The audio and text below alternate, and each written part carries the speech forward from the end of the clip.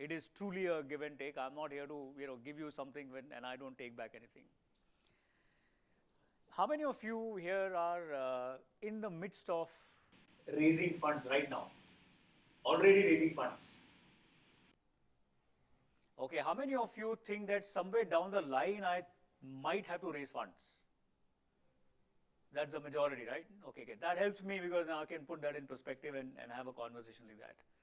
How many of you here don't want to raise funds? No, that's the right answer. Yeah, why not?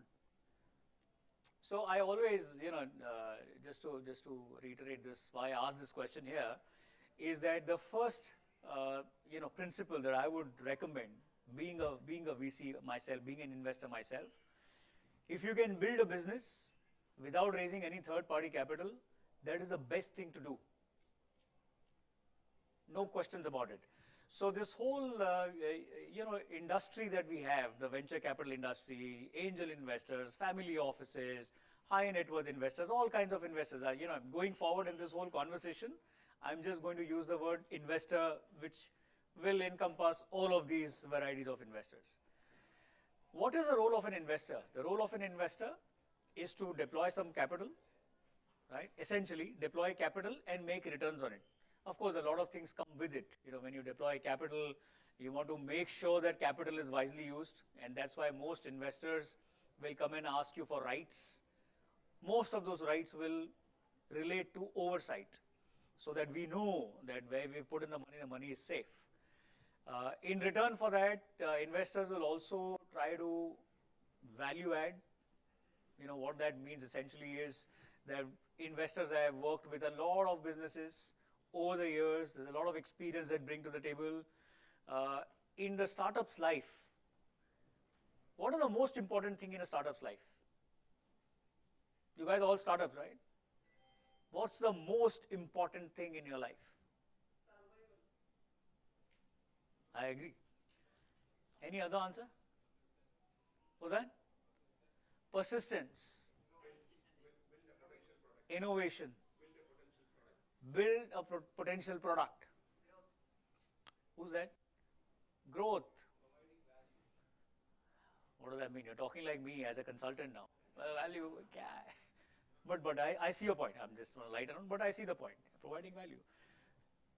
The most important thing in my view, right, from where I see, for a startup, is time. Right, and I'll tell you why.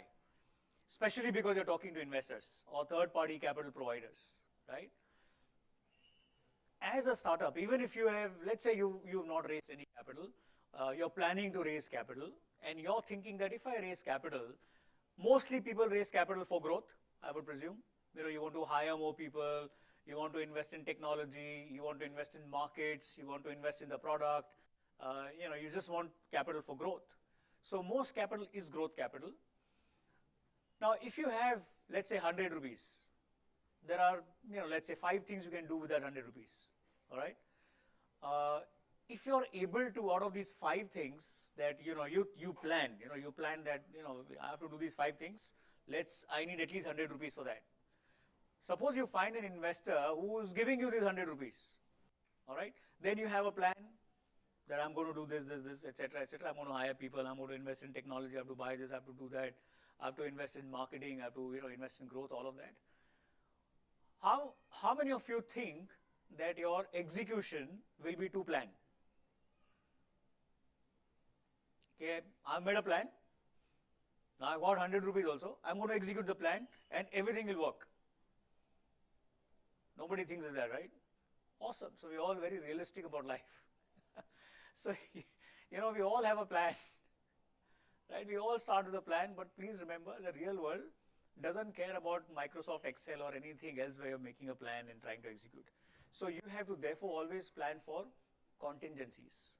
You have to always build buffers. No matter what business you are doing, no matter what scale you are at, no matter who you are or what your experience is, you will always have to build buffers. So now looping back to where I was at, so as an investor in your business, right, we are providing capital and we are looking for returns. What are you looking for as a founder or as someone who's building a business?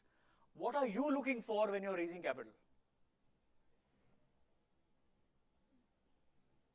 Most of you guys planning to raise capital, right? Other than the money, I know the money. Other than the money. Hey, guidance किसने बोला? Who said the guidance? Guidance, okay, all right. You listen to people's guidance or you just take it? Take it and filter it. Everything is out. Big RO filter. All advice gone.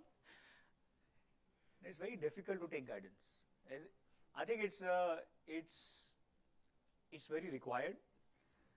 But you always have to remember as founders that please do not presume that the investor is going to be on the same page as you. Because our paths are very different. Your paths are very different, right? It is just that because of need, because of this necessity, our paths are converging at some point in time. You want some capital, we have that capital, that is why we are meeting. Otherwise, your lives and our lives are very different. And you have to remember that. We also have to remember that. So I always keep telling our team as well, all right, that the founder's journey is the founder's journey. You should never have a view on that, right? Because you will never understand their journey, right? So yeah, so what else? What else do founders want from investors? Making sure they align with your vision. Yeah, I'll come back to that's a very important point. I'll come back to that. What else? As founders who want to raise capital, what else do you want from investors? So which I presume now the majority here, let's say 95% just want bole paisa de do hai, baki sab we'll see. Just give me the money. We need the capital. So I think one of the things that you need to think as founders, sorry, I'm just speaking my mind. Don't take any offense. I'm not here to say anything good or bad about you guys or about us. I'm just speaking my mind freely. So just take it at that. So I think as founders, what you need to be very clear, right? And I'm coming back to your point of that vision and all of that, is that you have to try your best to share your vision not only with the investor, by the way, with your team first of all. Your team has to buy into your vision, right? And investors are very, they will always remain one step away from you. As an investor, I will never be on the same page as you in terms of your business. And that is by design, all right? Because if I try to get there, you will feel a lot of interference, right? That is something that an investor and a startup always have to avoid, all right? The day you feel that your investor is asking too many questions or is giving too much value add and gyan is a bad day, all right? So therefore, there has to be this healthy relationship. It's like a song and dance. It's that song and dance which has to be appropriate. You have to be close but not too close. You have to be away but not too away, both ways, right?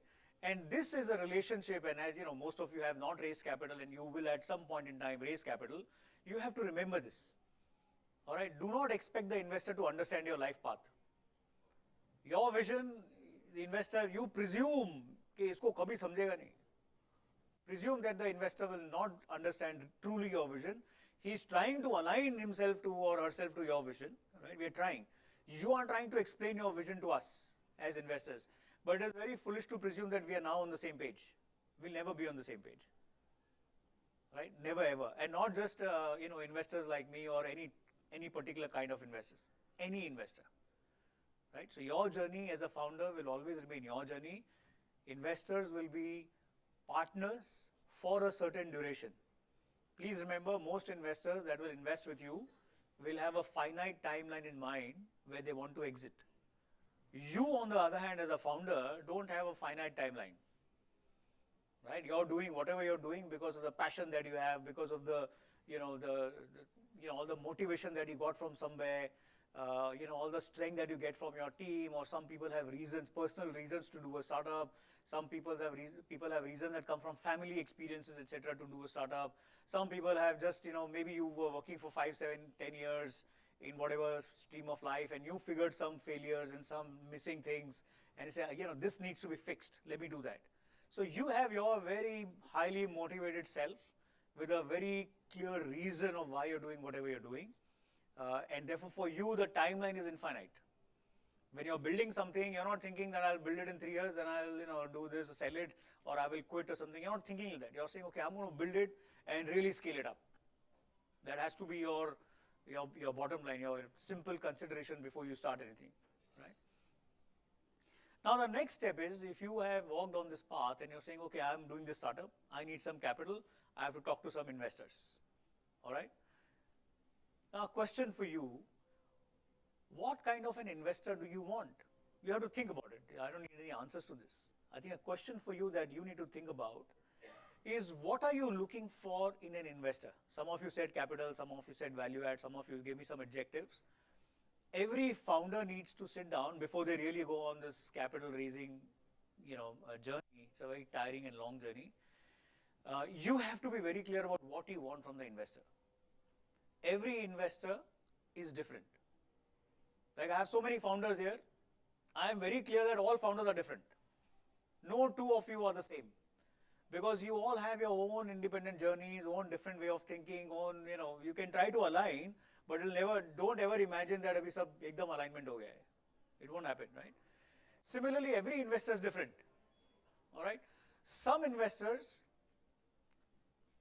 and I'll give you two extremes, right? Some investors will invest capital with you and say, I want to be 50-50 partner with you because I believe in what you're doing, I'm completely aligned, let's do it together. One extreme.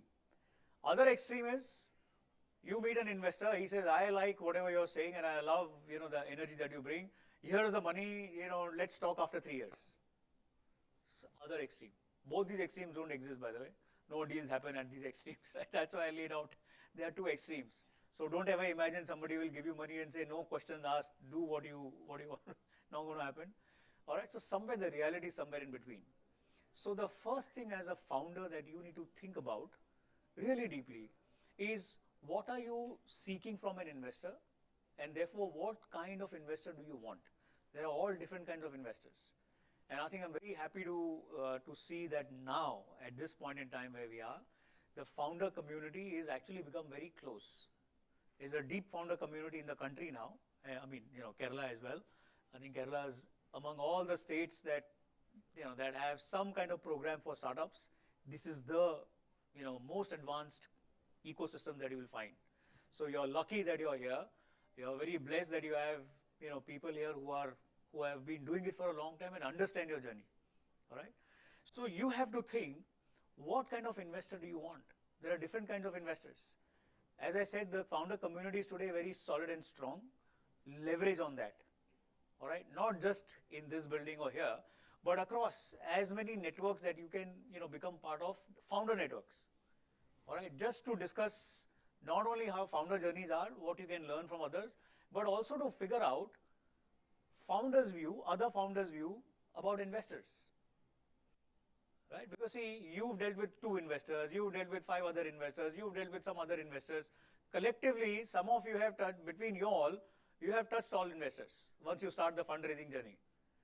Anybody who's raised capital will realize that it's a journey where you meet lots and lots of people and then you stitch together around. So it's a very painful process. It's not a very straightforward process. But because you have this network, these networks that you should, I always recommend, be part of, you will have more idea about the investing community. Now, if you are in your mind clear about what kind of investor you want, right, then you have to narrow down your search to those investors. You don't have to go out there, jiske paas paisa hai, I will meet them. It doesn't work like that. Right? So you have to be very clear. Because we do the same thing, by the way, as investors. We, for example, at Equanimity, we see 3,000 deals every year on an average, maybe little less, little more. How many do we invest in every year? Take a guess. 7. On an average over the last 7 years, 8 years now, we've invested 7 companies in a year. So imagine the level of selectivity, that filter that we are talking about, is there. You should have a similar filter. All right? You can't be taking money from anybody who has money. Right? The only time when you'll take money from anybody who's giving you money is survival. Somebody said survival here in the beginning, right? Okay, tomorrow I'll have to shut down, I can't pay my employees, I can't do this, I can't pay for cloud service, etc. Those kind of compulsions, then you say, abhi jahan se check aa raha hai, let's take it. But otherwise, be very selective about the investors you take on board. Why do I say that? Why do you think, I want to understand from you, why would you agree with what I'm saying now? That you have to be selective about the quality of investor. Why do you think investor quality or kind of investor matters? Sorry, I couldn't hear. No, I asked this question so I get time to have my tea or coffee. Sorry, who was that?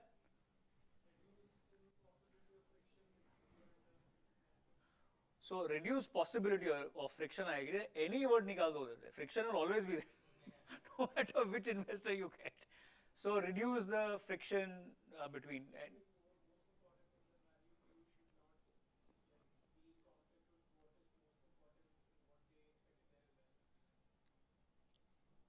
Okay, to the point, yes. Mental? Oh, I thought nobody will ever bring that thing up. I agree, and that's a very important aspect, by the way. See, when you have, uh, when you when you get into a partnership, essentially between investor and company, I'm talking about. But if most of you have never raised any capital, please, in your mind, think of any relationship you have, whether it is with your spouse, your boyfriend, girlfriend, father, son, whatever, some relationship. The minute you get into a relationship between founder and investor, there are expectations. It's a clash of two different ways of thinking, right? And the founder's journey, I've just alluded to that a few times, is a very difficult journey. It's not an easy journey, right? I mean, some of you would have already realized that. Others who have not realized that, I think, are very lucky, but you will soon get there, where you will realize, yeah, there are points in time when a founder always asks questions, why am I doing this in the first place? What was I thinking? You will have those days, right? Many of those days. And you also have equal number of days where you say, great, I did this. If I wouldn't have done this, it would have been such a mess. So you will have those days as well. So it's a mix of both. And therefore, the point that she's brought up, your mental agility, your mental strength, I think is one of the most important characteristics that will define you as a founder. Whether your business succeeds or not is secondary, all right? But this journey that you are on, I mean, I know founders who've been at it for 3, 4, 5 years, 6 years, and they still are to taste any success, any meaningful success. For 5, 6 years, if you've been a founder, means you've survived for 5, 6 years, means there were some successes along the way. But to really taste that meaningful success that everybody is chasing, that pot at the end of the rainbow, as they call it, most founders will not reach there. That's a truth. That's reality. All right, and I speak from statistics. It's not just my view. And you will read this everywhere. Thumb rule wise, I can give you statistics from our portfolio, but otherwise, even thumb rule wise, for every 100 startups, do you know how many succeed? Or let's flip the question. Do you know how many shut down? 100 startups on an average. How many? 95. Oh, VC पैसा ही नहीं बनाएगा 95 बंद हो जाएगा तो. But yeah, it's a very high number. It's between 80 and 85% shut down. All right, you know what that means? How many people are here? Nearly 100? Yeah. Roughly. What does that mean for you? So it's not an easy journey. All right. When you embark on this journey, you don't embark thinking, oh, I might fail. Is there any founder here who thought like that? No. You think you will win. This is it. That's why you're doing it. All right. So coming to your point about this mental resolve, I think it's the most important criteria for a successful founder, the mental resolve. Because your path is full of obstacles. Everything is an obstacle. Everything you can think of is an obstacle. But that's the whole thing. That's why you are rewarded at the end of it if you succeed. Right? So coming back. So we were talking about what kind of things that you should look for in an investor when you're raising capital. It is something that you have to think about very deeply before you go out there. And don't just think internally. Talk to other founders, as many founders as you can. Especially always talk to portfolio companies of that investor. Always. For example, if you're talking to Equanimity for raising capital and we are in conversation, you should ask me, introduce me to a few of your companies, I want to talk to them. Because that founder-founder conversation is a very different conversation. Right? The founder-investor conversation, that happens all the time and all that. But I can never imagine, a founder-founder conversation to be, where I am part of it. It doesn't happen. Those are very different conversations. But as founders, you should have those conversations. It will give you a lot of insight, not only into helping you run your business, how you think about everything, but into the investor that you're dealing with. And I can tell you right off the bat, nobody is going to give you a gloating, nice review about any investor. Because it's not an easy relationship. There are ups and downs. As a founder, whenever you have any down, whom do you blame? Answer is somebody else. You are never to blame. How many of you think you ought to blame if it is down? Okay, there's one guy. There are 4 or 5 people. Nice. Very nice, very nice. See, these are all, what do you call, elevated souls. They have reached one of the higher levels of the Maslow hierarchy theory. It's very difficult. It's not easy. It's not easy to blame yourself. All right? You may think, I should have done this different, that different, but to really blame yourself and take it on yourself, not easy. It's not an easy journey, right? So most of us, and there'll always be other reasons, no? For something that doesn't go right, there are always some other reasons because of that, because that should have come, that should have happened, this guy, that person, always, right? So really, congratulations to all those really feel that, okay, we should have. Yeah, are you familiar with this concept about internal locus of control and external locus of control? Huh? Sorry? No. So there are essentially 2 types of people in this world. Many types, but usually they bucket in, this is all psychology, but nothing to do with investing, by the way. Right? Psychology. There are 2 kinds of people. One set of people are people where they say they have internal locus of control, right? Which means everything good that happens is because of me. And everything bad that happens is also because of me. Internal locus of control, right? Then there is external locus of control. Anything good that happens, it's God or somebody else. Oh, my mother helped me, my father, it's because of society. External. Anything bad that happens is also God, right? Or somebody else, right? External locus of control. So all of us are somewhere in between these 2. There's a mix that we all have. Again, very important to know that. All right. As a founder, it's extremely important. By the way, I always, I really enforce it with my companies, but I make it a point to always share. If you're a founder, please do read at least basic psychology. Because one of the most important things for a founder is to understand himself or herself. Right? That's extremely important. If you have not done that, please do that. I know founder's life is very busy. There's really no time for doing much. As I said, the most important thing for a startup is time. I get that. But in your spare time, whenever you can, at least basic psychology types you should have. You should know. You should know who you are. Most important. Whether you're doing a startup or not. But if you're doing a startup, extremely important. Right? Now let's go to the next step. So you've reached out to some investors. Yeah. Thank you, I must say first, not because you're asking a question. I can take a sip. So you said we need to evaluate the investment. Yeah. Do we have some specific frameworks or anything particular that we need to do? You need to talk to people whom I funded. Suppose you're talking about Equanimity. What do you think? Talk to a few of our portfolio companies. How's your experience with these guys? Right? Because once we invest in a company, there's a lot of interaction, right? There's a weekly interaction, monthly interaction, board meetings, strategy meetings. There are things where me and the company agree. There are things where my partner and my company don't agree. Right? So there are good conversations. Everything is great. There are very tough conversations. I say, no, I don't think you should do that. No, no, I have to do this. No, but one of us have to convince each other. So it's a very deep kind of relationship. So once you talk to other founders, you get to understand the pros and cons. Right? As I said, it is not all hunky dory. Everything, if some founder tells you, "Arey, wo best hai," everything is great. Misrepresentation cannot be with any investor. So you have to understand whether what you're getting into makes sense or not.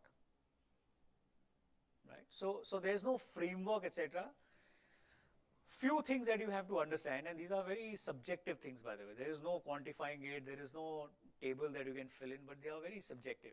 Right? You have to understand who are the people who work in the investor's business. There's the whole hierarchy people have, right? So who are the people? Who are the people you deal with, right? Companies who have dealt with that person, that individual, it becomes that important. Not just the firm's reputation. The firm's reputation is good, partners, etc. But the dealing executive, who's someone you're going to deal with? Performance. Have they really helped companies perform well? Right? Because every VC who you'll meet or every investor that you'll meet will always say, "Oh, we do a lot of value add. We'll guide you. We've done this, we've done that," and that's true. But does that translate into value for you? Are there really areas where we have helped our companies? You have to understand those kind of things. I hope that answers your question. Okay. So let's say now you are in talks with some venture capital investors. You're about to close your round, etc. And then there are all these terms that you have to sign off on. Are you familiar with some of the terms that you have to sign off on? Sorry? The valuation is obviously the number, right? Term sheet में क्या होता है? What is there in a term sheet? Sorry? ये तो text book definition दिया. तुम अभी तो पढ़ रहे हो क्या? What are you doing? You are doing a startup company. You finished your education. You are doing CS. I told CS. Yeah. मैं बोला ना ये स्टूडेंट है. टेक्स्ट बुक आंसर एकदम. I'm joking. Sorry? You're completing your CS, right? Yeah. Computer science. So actually company secretary. Oh, okay, good. Okay, good. So yeah. What are the terms? The term sheet has what? Who is that? Liquidation preference. Yeah. Sorry? Use of funds. Yeah, use of funds. About the shares and Exit clauses, yeah. About? shares and equity. Shares, equity, all of that. Okay. Drag. Royalty is not there. What power? Decision making power. So tag and drag, yes, you mentioned drag, there's tag as well. So I think I'm going to give you a lot of homework, I think. No, I think it's relevant because most of you said that you are planning at some point in time in the future to raise capital, right?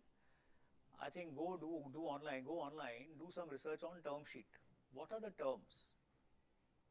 Because if in your mind you're building your business in a way that you think somewhere down the line you will need to raise money from investors, you will have to sign some documents to get that money, right?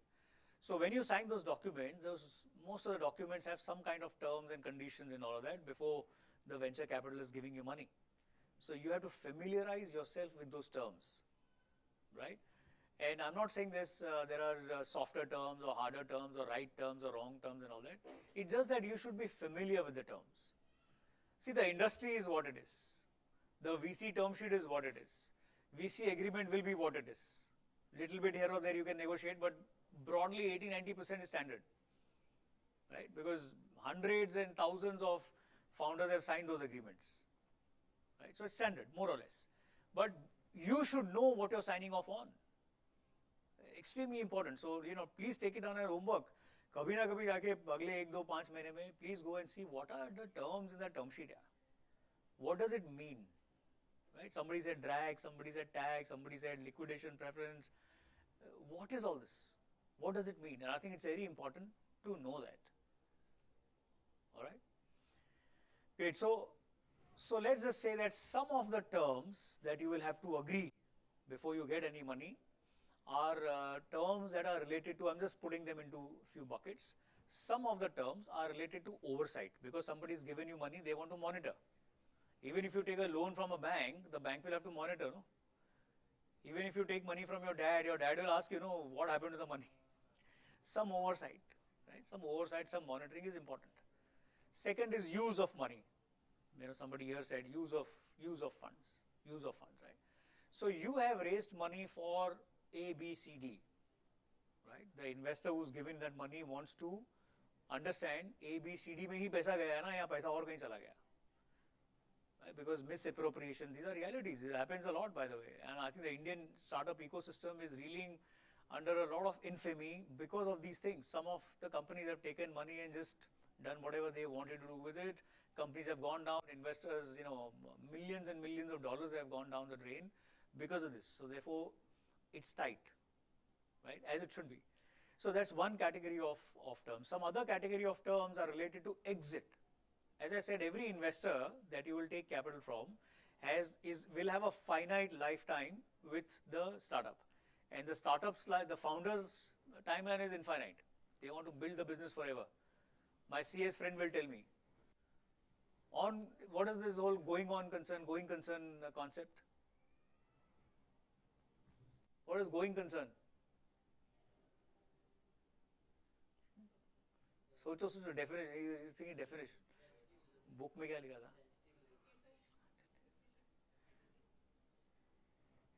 So going concern is the definition of a company or a business. A company is defined as a going concern entity, which means the company is different than you. All right, you are a separate entity, company is a separate entity. You may live, die, you may be with the business, not be with the business, but the business will be there. The company, that entity will be there. It's going concern. All right. So your timeline as a founder is infinite. Timeline of investors is finite, and therefore there has to be some kind of conversation about exits. Let's say 4 years, 6 years, 8 years down the line, the investor wants to exit. Your company is not listed on the exchanges. You're a private company. So how will an investor get exit? So those are also captured in that term sheet and the agreements that you sign. That's the other thing. So let's say you understood all this, you signed all this, you got the money from the VC. Okay, I'm just shortening the whole process. Let's not make it that short. So what do you think will be the big challenges in raising capital, according to you? Some of you have already raised capital, right? And some of you are planning to raise capital now, isn't it? So what do you think will be the big challenges? Really, if you've thought through the process, you should have questions. What are the challenges that you think you will face when you start out this journey of fundraising? Sorry? Where to find investors? That's a good question. How do you reach? See, today, given all this online and social media, etc., you have a whole, you go to SEBI's website, it will give you a list of all investors. That problem is solved. Question is, how do you reach? How do you get access? LinkedIn. See, talk to founders who raised capital. Many ways, but that is a big question. How do you reach the investor? And I think this is important, how you reach the investor, for a very simple reason, that there are some introductions which are called warm introductions and some introductions which are cold calls, right? Which one do you think will work better? Warm introductions. So how do you reach, if I have to reach you, who is that person here whom I should know so that he can introduce me to you, so that that introduction is warm and the conversation is not about, okay, why have we been talking? The conversation is about, hey, isne kaha hai milne ke liye, there's something, let me meet that guy. Right? Warm introduction. So you do always try to get warm introductions. What other challenges will you have? Convincing, who's that? Convincing the VC. How will you convince the VC? Good question.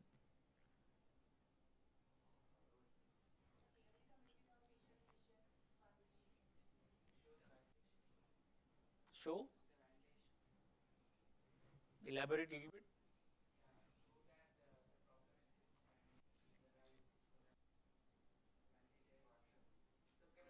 So, Traction or conceptual validation?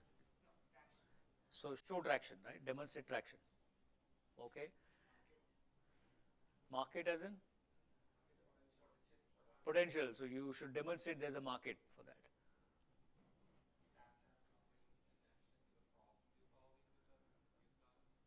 Yeah. So adding to what you said, what's the problem that you're solving, and you prove that there is a problem in the first place, and here is a solution. And not only that, there's a problem and there's a solution, here's a traction. Comparative advantage. What does that mean?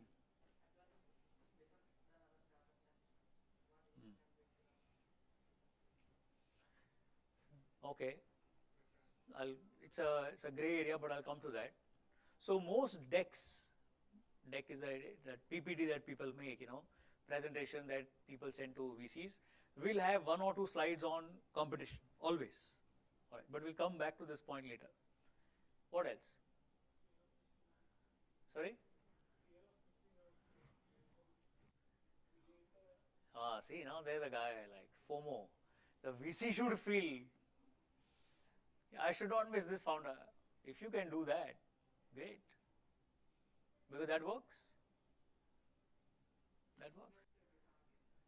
Which investors to target? We discussed that in the beginning. Yeah, which investors to target? It's a consideration, very important consideration. Okay, so these are broadly, I think, most of the things. There are many more, by the way, but broadly, these are things. Now, suppose you somehow figured out some very warm introduction and you send me a deck. All right, what should be there in that deck? What should be there in that PPT? Okay, let's go back to basics, right? And I'm not going to delve too much on that because this itself is a topic for a, 2-3 hour conversation. How many pages should be there in the deck? How many slides? 8 to 12. Sorry? 12 to 15. Not more than 15. Okay. 20. All right. Nobody here with 40, 50, 100 slides? And nobody with 2-3 slides? 5 to 6.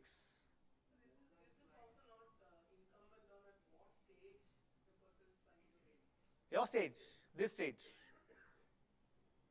A very practical conversation. We're not having any theoretical conversation. Practical. For you. You are trying to reach me. Now you figure out somebody who's, known to us. And so you have to send me a deck.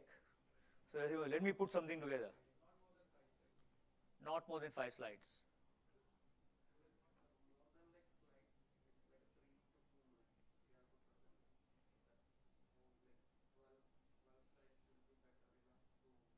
Nobody's presenting. You're just sending me an email.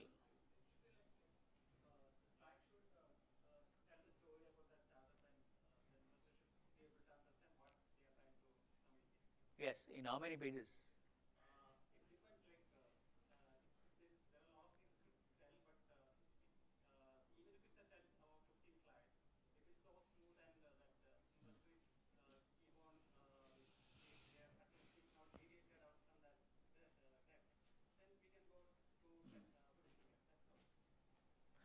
So I think there's no clear-cut answer here, by the way. Every founder thinks very differently. But the thumb rule here is very simple, that your presentation or the deck that you send, the pitch deck, should not be too large or too many slides that, I click on it, I see 100 slides and I shut that file. All right. It should also not be very, very small, like a few slides, because the minute I open it, I said, a few slides to understand all of this, I will have to work. Please presume everybody you're sending that email to is a lazy bum. Nobody wants to work unnecessarily. Right? So if you send me something where I am opening it and I'm saying, oh, I got to work a lot. What will I do? I'll say, okay, I'll come back to this later. When is later? Never. That's true. Later is never. In today's world, there's no later. If I open it, if I've seen it, great. If I've not, and this goes for your customers also, by the way. Everybody that you're talking to, your suppliers, your customers, everybody you're talking to, not only for investors. So you have to make it interesting enough right? First of all, interesting enough that I open it. All right? If I've got a warm introduction, interesting enough already. If I don't have a warm introduction, if you don't, not able to reach me through somebody, you just emailed me, make it interesting enough that I open it. Right? That's more, a lot of your work done. Then make it detailed enough that I understand the gist of it. Not too detailed that I'm going deeper into it. Why? Because when you meet somebody for the first time, right, how deep do you go about your life to the other person? Very little. First time, no? When you become friends and all that, then you will do a deep dive. Okay, where you grew up, what happened, your childhood, all of that. First time you're meeting. So not too deep. Also not too superficial that, oh, hi, I'm this, and that's done. No conversation. So, think of it like that. Make it interesting enough. Whether it is 5 slides, 15 slides, depending on what you're doing. There's no right or wrong, right? But keep it to that. So now you send me a deck, I've opened it up, and I'm interested. And I like what I see. At least it's piqued some interest. That, okay, let me understand a little bit more. What's the next step? Somebody reaches out to you, I reach out to you, say, okay, let's get on a call. Or if you're in the same city, let's meet. Right? Now, what is your agenda for that meeting? You got a meeting with a VC now. Sorry? Arey, how? Sell the story. Kaisa? What will you tell? Data. Okay. At this point in time, you're an early stage startup. How much data do you have? Limited. Current traction for sure. For sure. What else? So that is, I think, very important. One of the first things that any investor will see in you, all right, is your commitment, your level of commitment, your motivation. How excited are you about this, whatever you're doing? How you're able to, how are you so deep into it that in a first meeting also you're telling me that, you're exciting me. Right? That's your goal. I think if you're able to do that in your first meeting, right, you're really halfway through. Because remember, at your stage of business, which I presume is early stage, kuch hai nahi zyada. You don't have 5-year annual reports. You're not a public listed company. You don't have 5-year annual reports. You don't have detailed MIS for 4 years, 3 years, 2 years. You're new. Your business is just about taking off. You just about done a product market fit.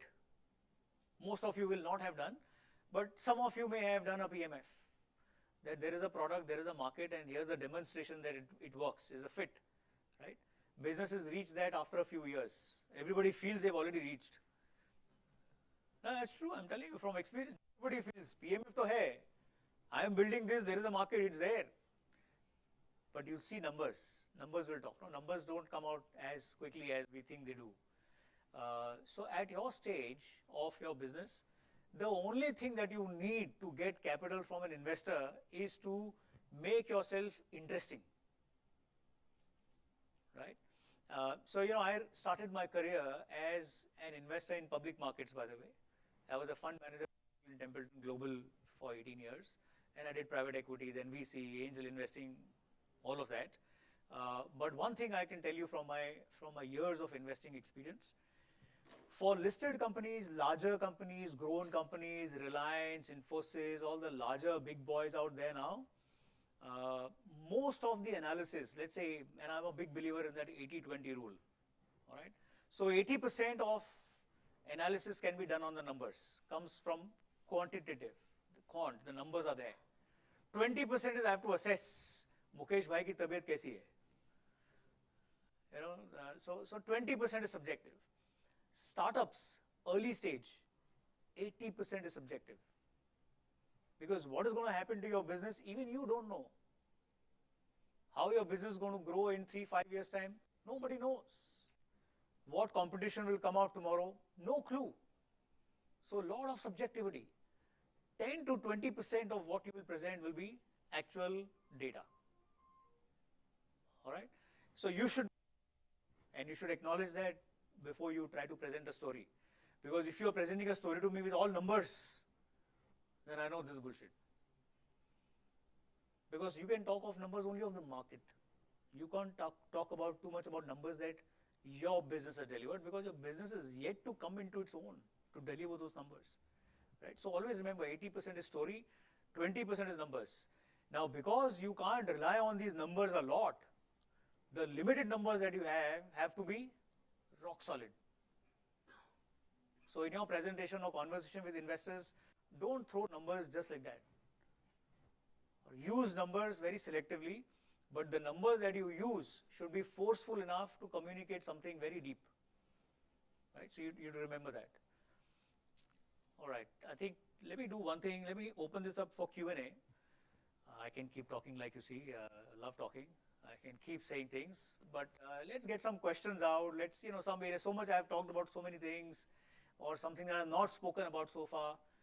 Any questions you may have, anything you want to ask, just make it a little bit generic. Don't ask about your startup. Your startup conversation we can have later, because 90% of the people will get bored otherwise. But generic questions, anything about this whole fundraising process, VC, investor, startup. Yes, let's start with the lady. So, apart from all the numbers, Yeah. as a seasoned investor, what gut instinct things do you look for? Oh, everything is gut at that stage. Truth, 80% is gut. I have to feel positive about what you do. You have to exude that confidence in that meeting. How long do you think you will get with a VC for the first time when you meet the person?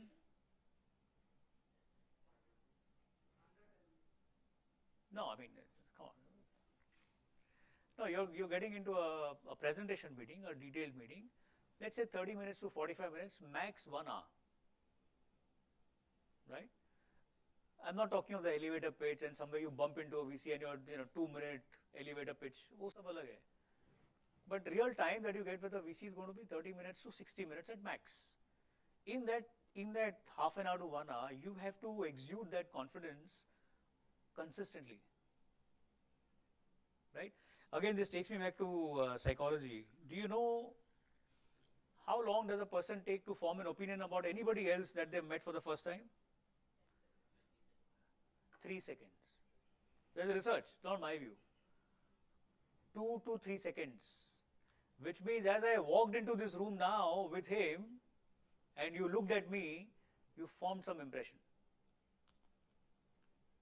That's why I asked him, should I wear my jacket or what? First impressions matter. All right? So with a VC conversation, your first impression will matter, which means dress properly. Don't be too formal. Don't be too casual. All right? This is all part of research. You have to figure out कि वो क्या पहनता है. You walk into an office with all ties and suits in your t-shirt, what do you think will happen? You're walking in with a t-shirt. Everybody in the office is ties and suits. What will happen to that meeting? Disaster. Because it's not a cultural mix. The guy on the other side of the table is thinking, culture he match नहीं होगा, बात कहाँ से होगी, धंधा कहाँ से बनेगा? How do you build businesses with people that you have no cultural connection with? So you got to figure out that culture. And you will, as I said, you have all kinds of investors. Vice versa, the investor, you walk into the office, everybody is casuals. And you have a suit and a tie. Again, gone, right? So first impressions count. So in this meeting that you have with this investor, the most important thing is the impression, right? Are you optimistic enough? Are you a positive personality? Do you smile enough? There are things you have to work on. Smile, right? You have to. No, I'm not joking. It's real. It's real. It works in the real life. So the one thing that you should have in your mind always, right? Please do this. Whenever you enter into a meeting, all right, doesn't matter what that meeting was about, doesn't matter investor meeting. See, this is a habit. You train your mind. It's not about investor meetings. We'll come to that. Any meeting that you want into, with your developer, with your partner, with your supplier, with customer, any meeting. Once you leave the meeting, just spend a few seconds to think, how did this meeting go? Consciously. We all know how meetings go and all that, but consciously you have to think about how this meeting actually went. What went right, what went wrong, what could I have done differently, what not, what could have other person done differently, etc. Were people prepared in that meeting? Just mental note, every meeting. Because when you get that investor meeting, that 30 minutes of your life, I mean, imagine you're meeting Sequoia or some very large kind of fund, Peak 15, anybody else, and you know, you're very well prepared. What happens? It's a great meeting. Same meeting, same people, you're not prepared. What happens? You don't know. You don't know what happened in that meeting. If they're calling you for the next meeting, you don't know why. Because you're not conscious about that meeting. So start getting conscious. These are all daily things we can do, Start getting conscious about meetings. So to answer your question, yeah, the most important thing is that impression that you leave. That's most important. It's not the numbers. The numbers will help the investor form an impression. Impression has to be there. They should feel that I should meet this person again and I should spend more time and we should delve deeper into this and understand this, which means you're on. Doesn't mean funding will happen, but at least your time is now useful. You're getting so much, closer to getting your funding. Even if the VC says no, for whatever reason they have. Right? This is how you succeed at fundraising. Sorry. What should be the traction?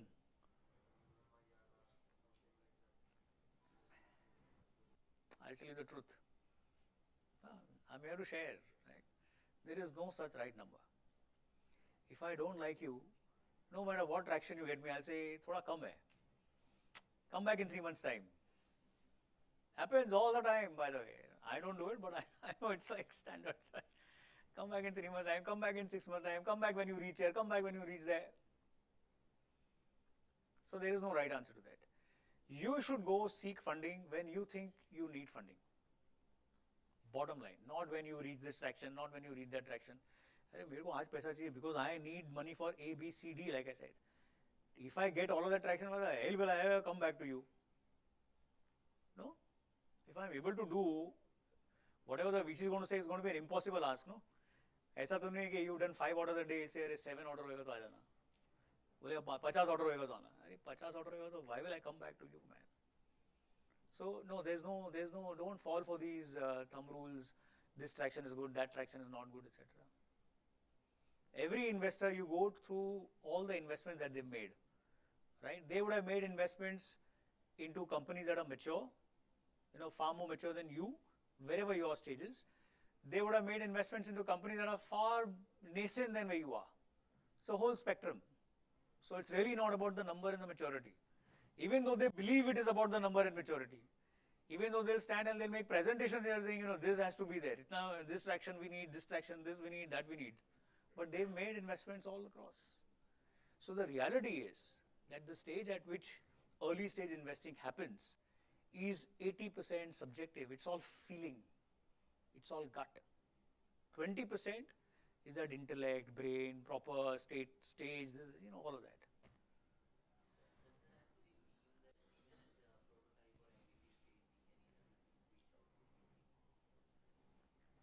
So VC is not, VC that you say is a very catch-all term, right? There are certain VCs who, so think of it from my perspective as a business, right? I am a large VC and I want to deploy only 10, 20, 50 million dollars in every investment. Prototype भी नहीं है, क्यों आओगे मेरे पास? I'm not going to give you 50 million dollars for that stage. So that fit is not there, right? But I bump into you on the golf course and I like you, I may still give you $50 million. Unfortunate reality of life, right? But if you pitch to me, I'll say, not my stage. Why are you coming to me, right? So you got to figure out within this catch-all phrase VC, some VCs like us who are early stage VCs. We look for businesses like that. If somebody comes to us who needs 10, 20, $50 million, there's no match. Because our funds don't invest at that scale, right? So you got to figure out within that VC catch-all term, which are the early stage VCs you should go to. And there are plenty now. See, the good thing about the Indian ecosystem is now there are plenty of founders and there are plenty of VCs. Unlike 10, 20 years back, where there were hardly any VCs and hardly any founders. So we are in a good space. So you figure out, do your research, figure out who are the VCs who invested in similar stage. Go to them.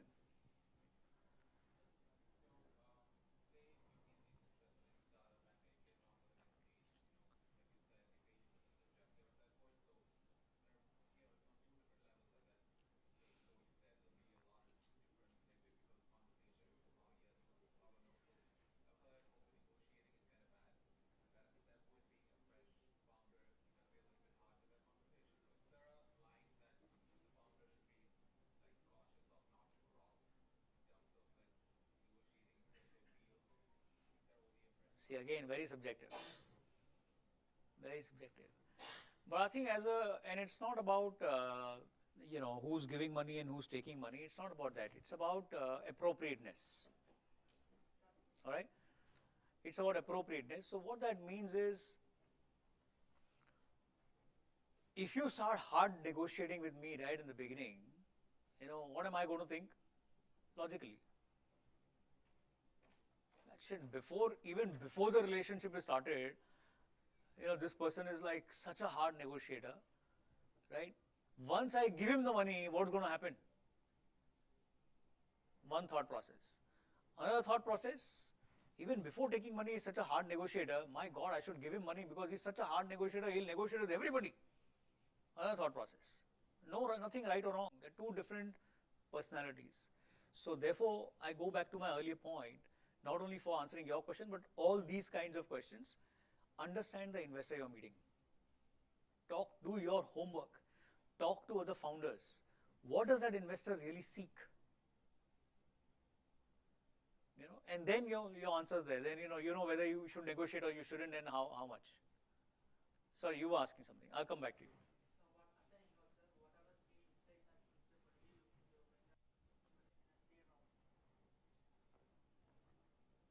When I'm investing in a seed round. Yeah, not many people do. So again, there's no one standard answer to that. Sometimes a seed round is for a company which is run by founders who have experience, who've done maybe 2 startups before this, or for example, they work for 10 years in a corporate, they understand how to build a business, something like that. So, or you maybe have a founder who's very fresh. It's a seed round in a company run by fresh founders who have enough and more degrees and all of that, IIT, IIM, etc., whatever you want, but they don't have too much experience. They work for 1 or 2 years and they want to start off something. So it depends on which kind of founder you're talking about, and the conversation is very different. But the basic expectation that remains universal is, do I see about the founder now only, not about anything else, because there are many other factors that go into deciding whether we want to invest or not. But do I see in the founder a kind of conviction that he should have, because I know for a fact as an investor that this is a very difficult journey, right? We started in the beginning, we discussed that 80 to 85% of the companies shut down, right? The number one reason for why companies shut down is lack of capital. It is, right? Take that out. What are the number 2, number 3 reasons for companies shutting down? Founder problems. There are 2, 3 founders, they have interpersonal problems, for example. That's one of the reasons. Or the founder just didn't want to, continue, shut down. All right, so it boils down to the people at the end of the day. Yeah.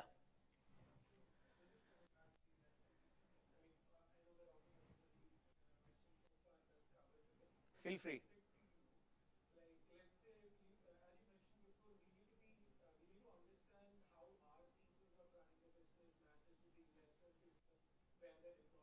Yes.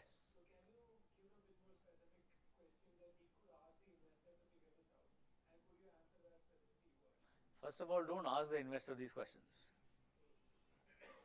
If you reach a point in life where you can ask questions to investors in the beginning, then you're no longer a newbie who's raising capital. You're in the ecosystem, you've been around for a while, you know people, you can ask questions. So you're not there yet. So the way to figure out about investors and their investment thesis, what they will do, won't do, first, basic, go to their website. Investors love to talk. See how I love to talk. Investors love to talk. They like to brag. They like to say. Go visit their website, go see social media, figure out ना ये बोलता क्या पूरा time. YouTube. You not only get to hear what they want to say or read what they want to say, you get to see their body language. There's a lot, no, I mean it. It's a lot that you can gather by the body language of people. Right? So you spend your time research using that. Then you talk to other founders who have experience with that investor. So this is homework. These are not questions that you ever ask before the meeting. See, it's like you going, are you married? Great example. So you're going to see a girl, right? तुम पहले उसको पूछेगा ये बताओ बताओ बता बता बता. You will not ask, but you will try to assess. You're figuring out. Like I said, the first 3 seconds, everybody is assessing each other, right? So you assess. You will figure out. You ask here, you ask there. Social media पे जाएगा ना? Investor के लिए भी जाओ भाई.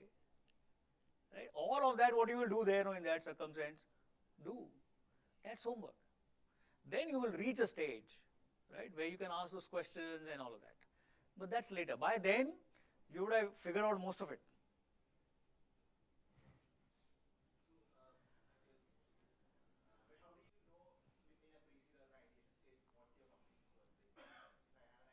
No one knows. So if I, let's say you are interested in my idea and we make a deal for X percentage of equity, and how do you figure that out? So valuation, how do you determine valuation, right? So first is there are benchmarks, right? They may be completely wrong, but they're there, right? For example, at your stage, people usually raise money at, let's say, 5 times sales. Thumb rule, depending on which sector is that, all that. Then you will be benchmarked to that 5 times of sales. If you want to raise capital at 10 times of that sales, you have to justify why. It's not that you will not be able to, but you have to have your justifications. Yeah, that's one thing. Right? Then there are many other ways to value you. Right? For example, there's a thumb rule for companies at your stage. For example, in your sector, typically companies get valued at, if there are no multiples, like keep the multiples out, at roughly 10 crores at your stage. We are very early, we're just starting off, 10 crore. Somebody going to give you 2-3 crores, 10 crores, they'll take 20-30% stake. Thumb rule. Yeah, because it will all be thumb rules. Everybody will try to justify using some method, but ultimately they're all thumb rules. Because your company is very nascent, it's very new, it's very young. It's like you think about Reliance 50 years back, right? Who knew Reliance was going to become this big in 50 years? Even Ambani wouldn't know. So they would have got valued using some benchmark. So it will be some benchmark. You have to live with it. I think one of the worst mistakes that I have seen both investors and founders do is negotiate too much on valuation. At that stage, it's not that big a deal, either for investors or for founders. You should not dilute too much as a founder, and I think if a VC is asking you to dilute too much, then the VC is also inexperienced. No experienced VC will ever ask you to dilute too much, because that works against the VC. Yeah.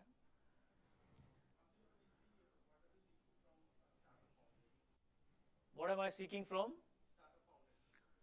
From startup founders. Oh, everything.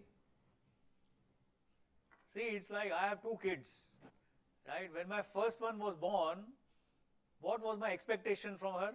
Everything. As the child starts growing, what do? I mean, I know not many of your parents, but I'll tell you, ye classes bhi karo, wo classes bhi karo, this also you have to learn, that also you have to learn, this reading, writing, everything you should know. So everything. It's wrong, but you're asking me expectations, everything. It's important confidence. I have to have confidence that you can do everything.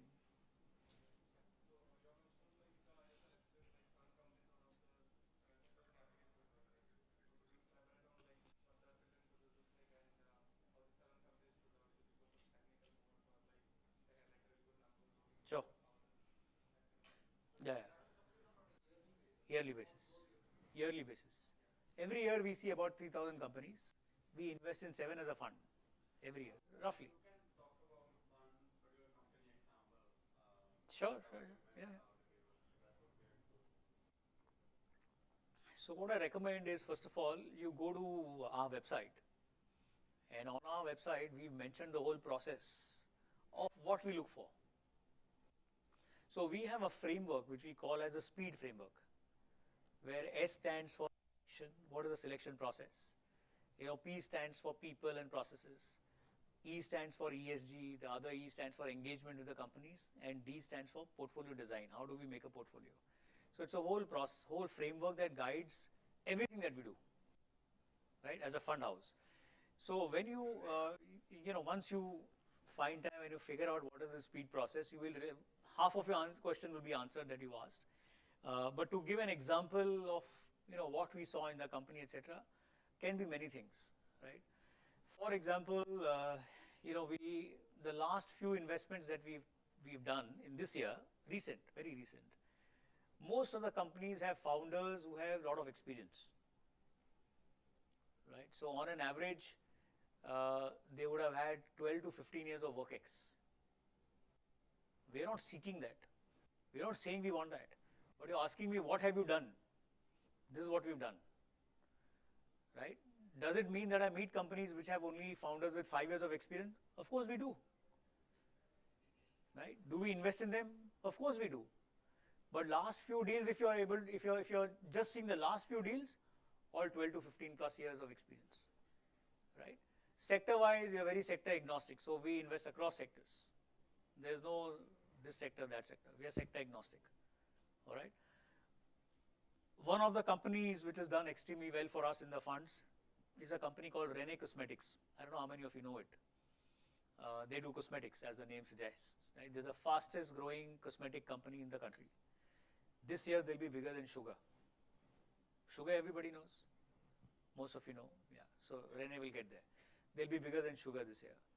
What we saw in the founders, experience and that passion, right? That, you asking me what you see in the founders, that passion was there. And they also had experience. So these are founders who actually started a company 10 years back called Beardo. You familiar with Beardo? They sold that company to Marico. After selling that company, they said, okay, now what to do? So they bought some fancy cars. Really, it's a true story. The Mercedes wagon? They bought Mercedes wagons. Was that? The G wagon, yeah. Two founders, two G wagons. Where? Ahmedabad. Ahmedabad में और किसके पास G wagon ही नहीं देखा होगा किसी ने पहले.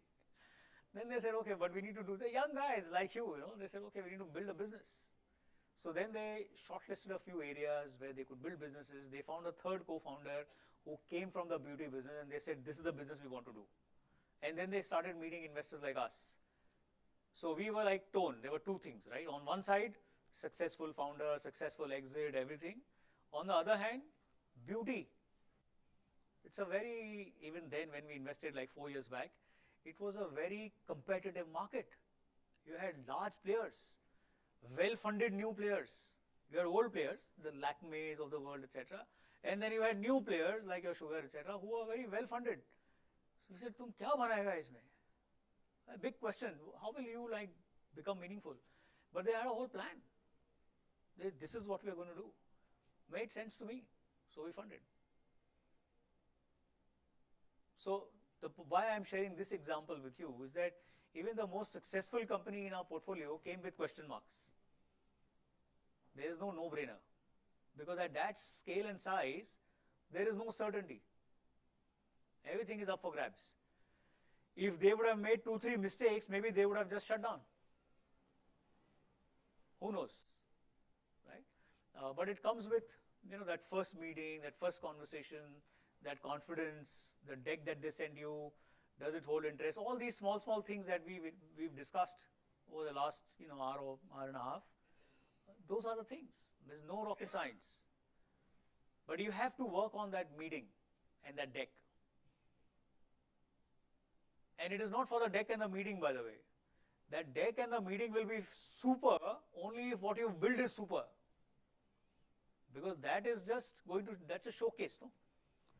What are you doing in a meeting? You're showcasing. What are you doing in the deck? You're showcasing. What are you showcasing? Your business. So first and foremost, focus on what you're building. Always remember that. If you have, two options today, that I have to finish that last thing that I'm building, that had to be done. Deadline was today. but I'm getting this very important investor meeting. What will you choose? Come on, be truthful. Come on, guys.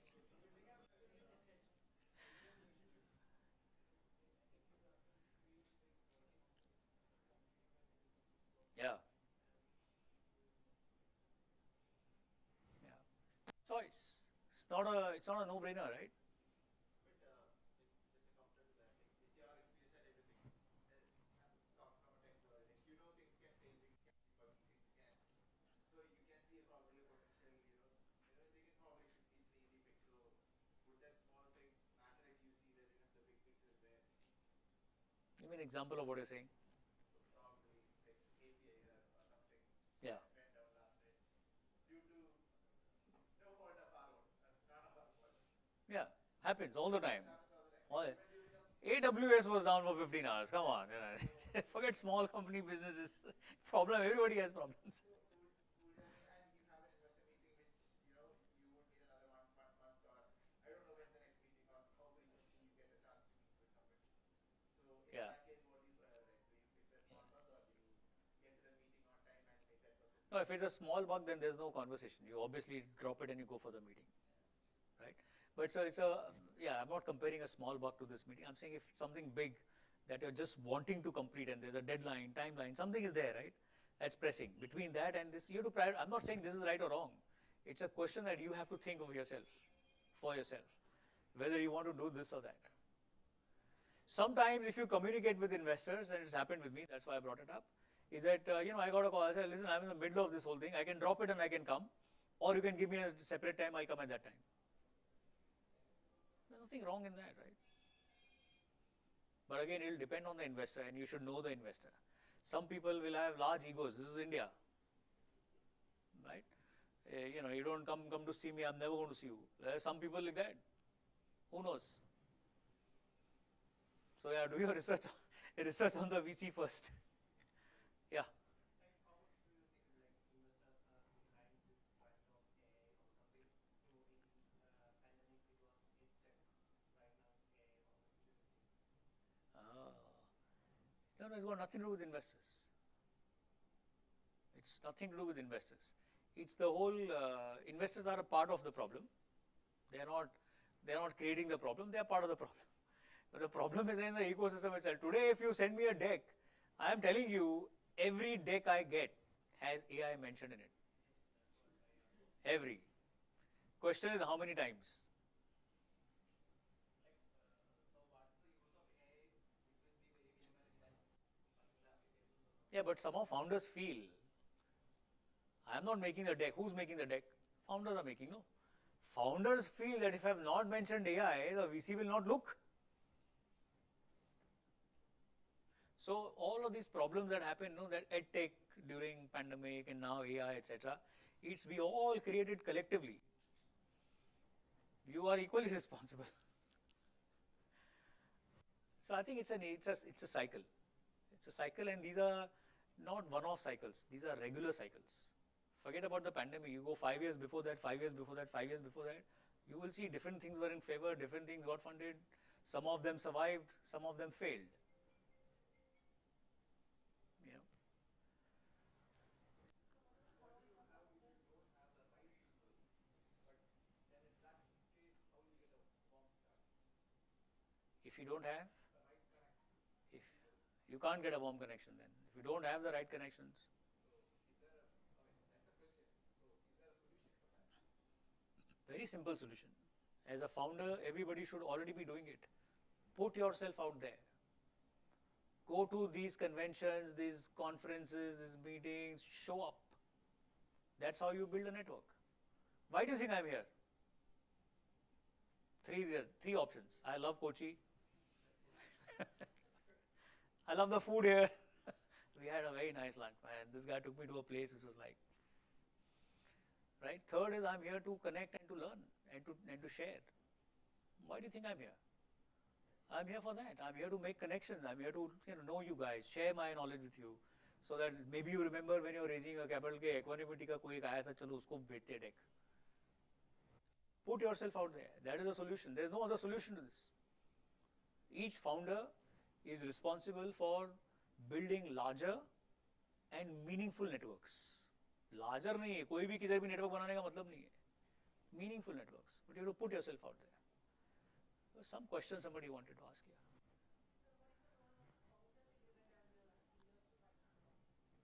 Founders agreement and IP, intellectual property rights. Okay. Founders agreement is most important. Most important. Founders agreement is an agreement between founders, nothing to do with me. So suppose there are 2 founders in a company or 3 founders in a company, they have to have a founders agreement. Because there's so much uncertainty, Out of 3 founders, one of them wants to go out, but he has 33% of the company. What do you think will happen if he can just walk with 33% of the company outside? What will happen to the company? No investor will fund it. Because 1/3 of the capital is sitting outside. Right? Nobody is going to touch it. So founders agreement is very important. It solves for these kind of situations. Not just this situation. There are many such situations that happen. One of the situations is this. So it's founders agreement typically lays out terms between founders. Like we discussed in the beginning, between investor and founder, this is term sheet between founders. What happens if things go wrong?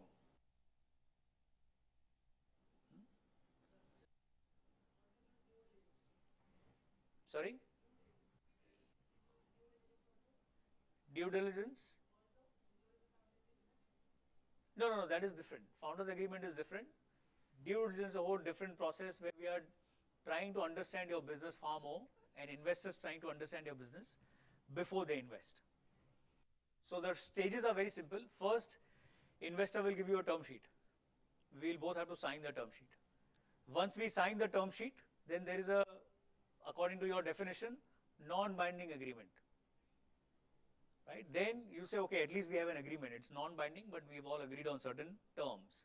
Now let me open up my books of accounts and my technology and my everything for you to look into it and satisfy yourself that everything is fine. That is due diligence. After the due diligence comes the whole shareholders agreement, which is the binding agreement. Right? Those are the 3 stages that happen. So it's a good valuation. Let's say it's an early founder and they do not have much experience. And so what traction will like, and also let's say it's a software company. Is it users? Is it paying users? What should be there before meeting VC or before getting into a fundraising round? So forget about the VC to answer your question, because it is not about the VC. It is not about the investor. It's about the company and you. What do you think should your business have, the software business have, for you to believe that this is good? What do you think? Whatever those 2, 3 things are, that's the answer. You're building it. You understand it. So what are those 2, 3 things or few things you think are relevant? Those things I will also ask. There should be co-founders too in a company, but if it's a single founder, like how does that factor come? Some investors don't like single founder companies. Some investors like us, we are indifferent. Single founder, 2 founder, 3 founder. Doesn't matter. But single founder increases the risk. Right? Because if you tomorrow feel that I don't want to do this, there's nothing I can do. Who knows, right?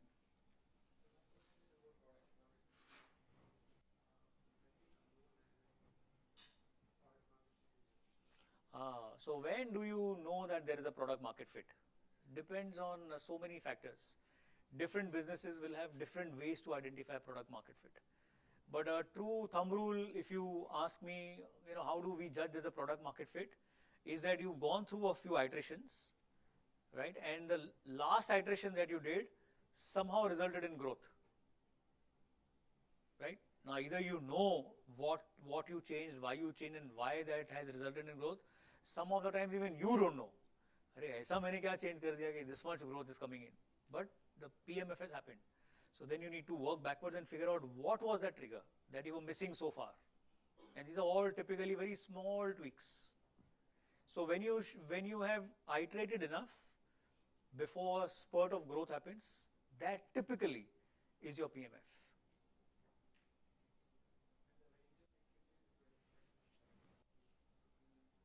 When we invest, so when we invest, our sweet spot is 15%. Sometimes we start with 5-10% and build it to 15%. Sometimes we start with 25% and build it down to 15%.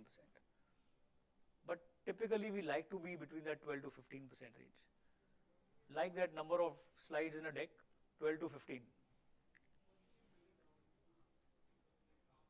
So we don't invest as much in the later on. Other investors come and put in. So we get diluted.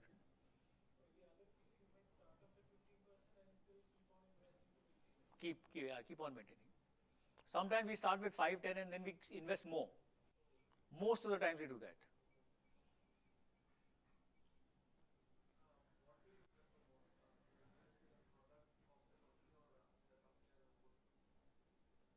I don't understand your question.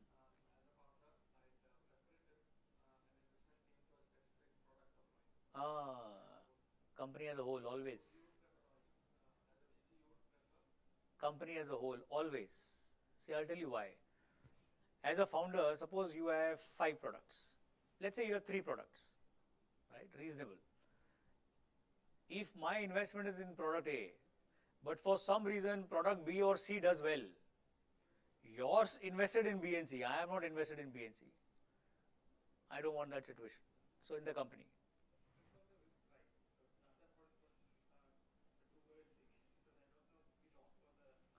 Yeah, which is okay.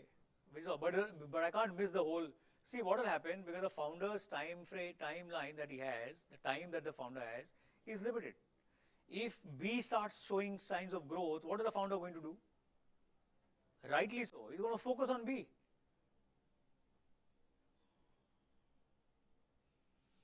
So I understand the downside of it, but A and C didn't work, which is okay, but B worked, right?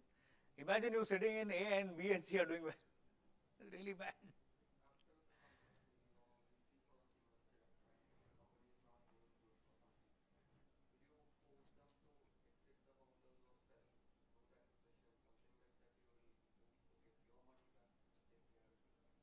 See, we are early stage investors. The thing that typically never ever happens is we get our money back.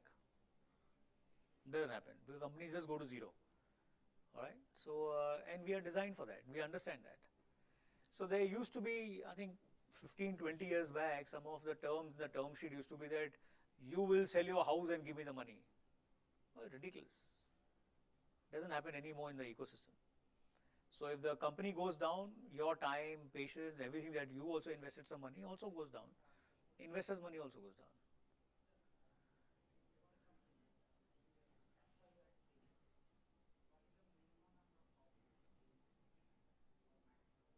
Minimum one. Number of founders, right? No, we invest in one founder companies. Some investors don't, but there is a risk, right? The business itself is a risk. You're taking a risk anyway, right?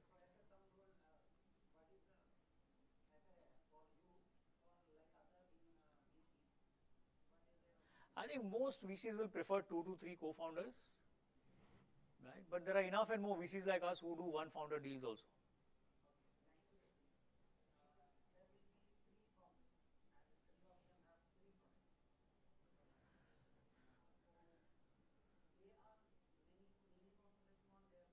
Then it is one founder, one product.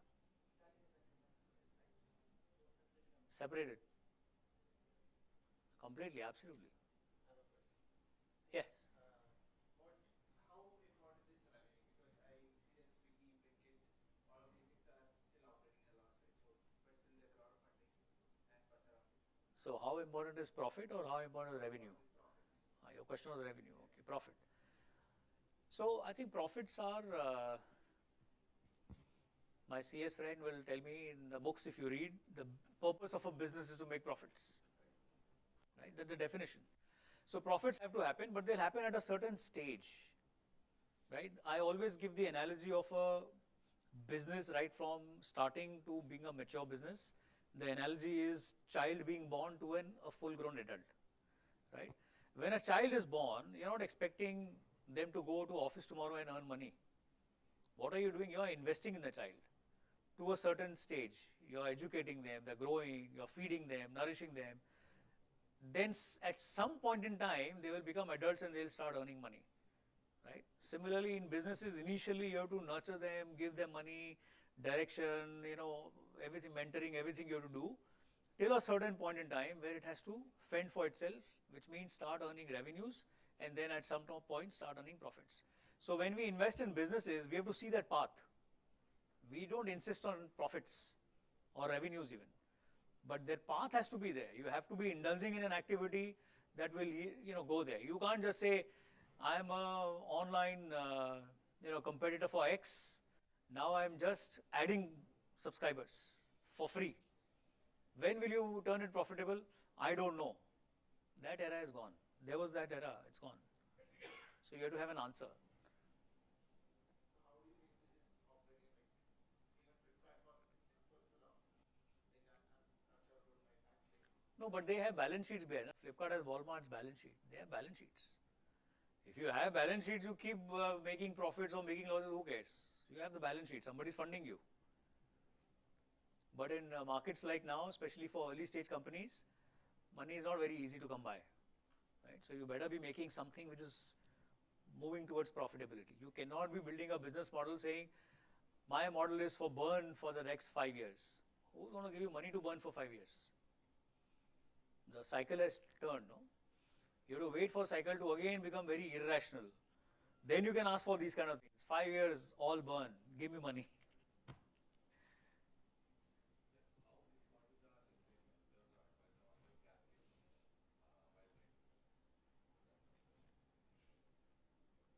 Not important at all. Mentors and advisors are very important. On your cap table, not necessary.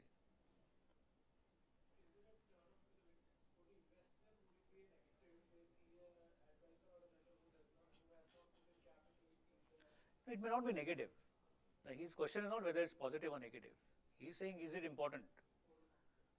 For the investor when they are evaluating, is it important? It's not important. But yeah, see, the point that he's making is also a very valid point. He's saying, I am a VC, I am putting money in your business. You expect me to give you mentoring, you expect me to open doors, you expect me to do everything, right? But they are not giving me anything in return. But the other guy is also doing something similar, maybe at a smaller scale, but you're giving him equity for that. So this was a model which works even now very well in the Western world, where large private equity investors who put hundreds of millions of dollars into every business, they take equity for advice, other than the equity for the money, separately. It works. In India, it doesn't work. It's not allowed.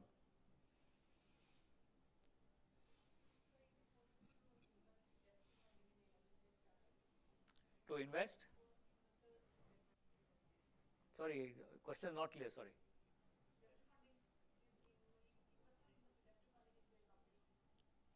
Yes, some investors do. They give debt. Most VCs don't. So there are venture debt companies who do debt. We have venture capital companies who do equity. Two different people.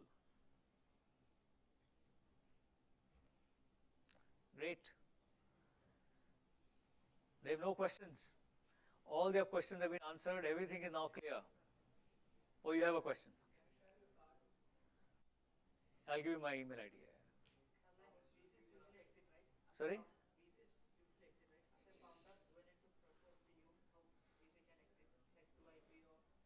Yeah, of course. Of course.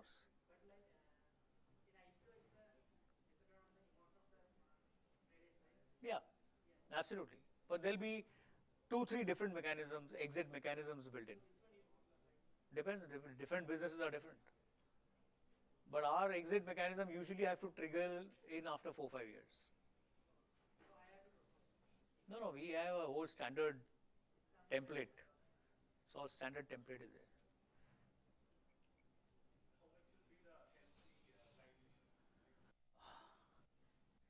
Healthy dilution. No right answer. I know some founders who are saying in every round I will not dilute more than 15%. Why 15%? No one knows, but it's their comfort level. There's no, but you have to make sure, so you have to work backwards, right? Now, it's a difficult, thing to do, but I'll just give you a very short snippet of that. So you work backwards. You say, okay, when I am a mature business, you define mature in terms of, let's say, when I reach $100 million in revenue or 100 crores in revenue, whatever your number is, what stake in the business should I have? That's a question you have to ask, right? Then you have to work backwards. To reach there, how much I have to invest? Today, in 1 year's time, in 3 years' time, in 5 years' time, I will have to dilute. There are 4 stages of dilution, as an example, 4 or 5, whatever it is. At every stage, if I have diluted X percentage, what is the percentage stake in the business I have when I'm there, right? So then, as I said, you work backwards from there to figure out how much you should dilute now so that it works according to that plan. And always make some buffer for the plan. The plan, as we know, nothing goes to plan, right? Make some buffer, but that'll give you a reasonable answer. But initial stages of the business, very initial, don't be too fussy. Very initial stages. Because if you are going to keep everything to yourself and you're not able to build anything, what's the point? Also, you can't give away everything and then build something fantastic. So there has to be a balance. So don't hold too close to your heart. You think about what you're comfortable with, what makes sense. All right? Sorry? It's not there only, yeah.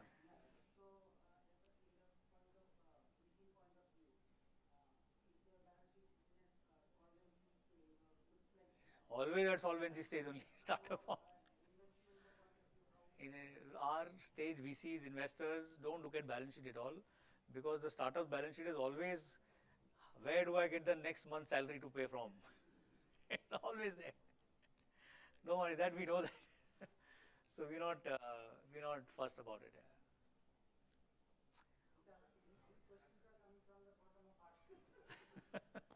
Yes. As a VC, how many years you are willing to burn your money fund? Burn, we don't. Yeah, yeah. Once you know that it is going to achieve the profitability. The company? You're sure that the company will achieve within 3 years, Right. maybe 2 years. Yeah, so we invest with a timeline about 5 years, let's say, right? So in 5 years' time, the business has to be at a level where our exit is possible. That's how we think.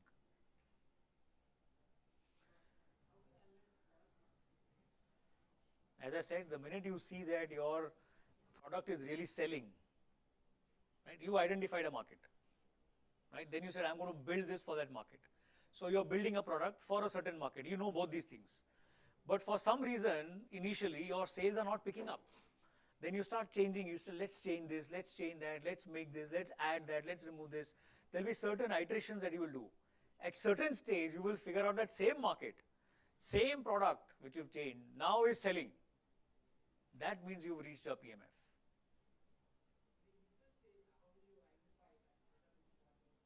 No way. Gut.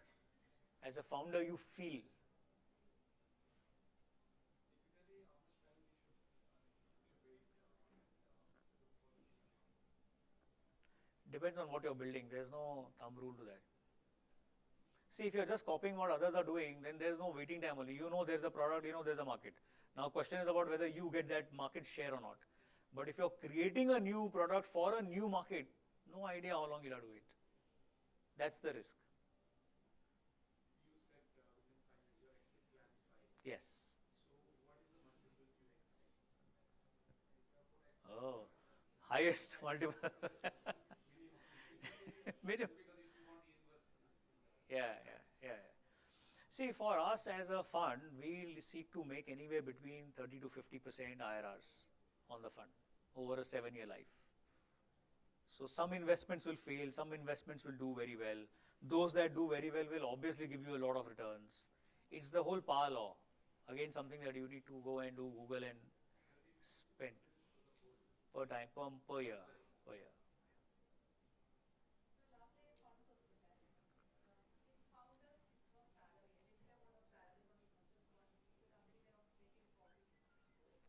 That's okay. I will always want founders to take salary, of course. If you're tomorrow going to think about whether I can run my household or not, how are you going to focus on the business? You won't. Should not be excessive, but reasonable salary always.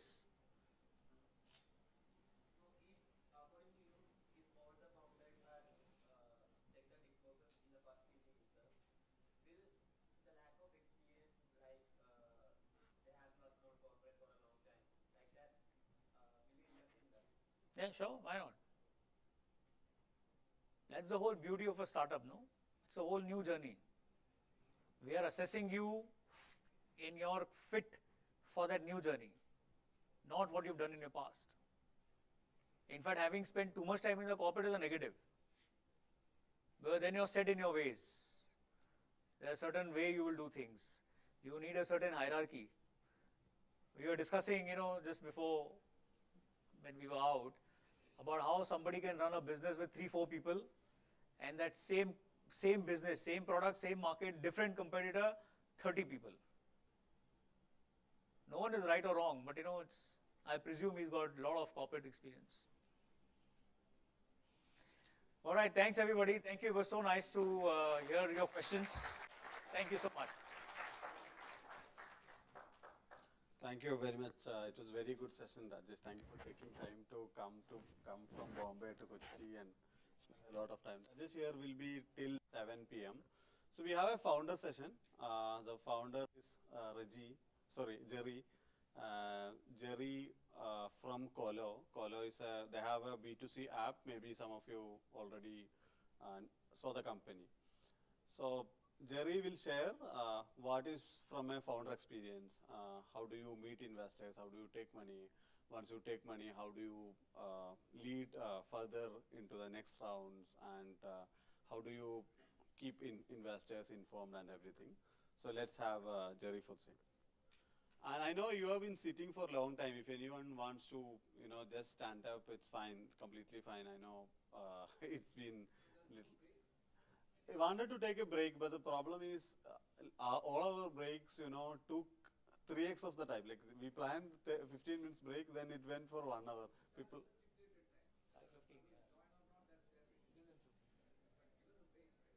Yeah, however you want. Like we are open. Jerry is also here. Like however you want. Like we are open. No, let's ask Jerry. Jerry has a question for you. Putting you on the spot. You want comfortable position sitting here for 2 hours, or you want them to be comfortable, but then the man has spoken in 10 minutes.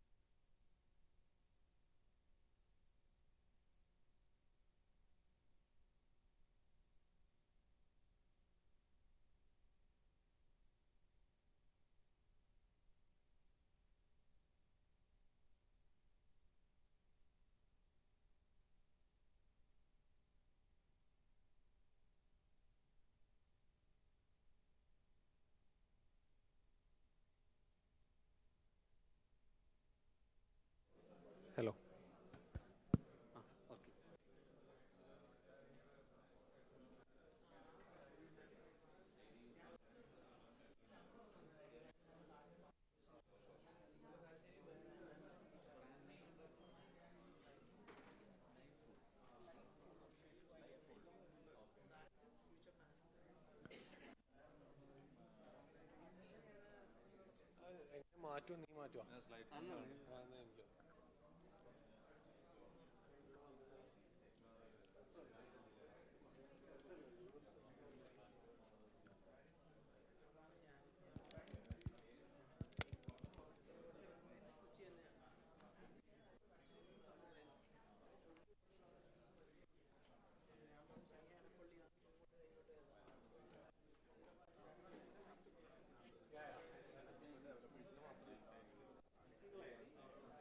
Start തുടങ്ങാം.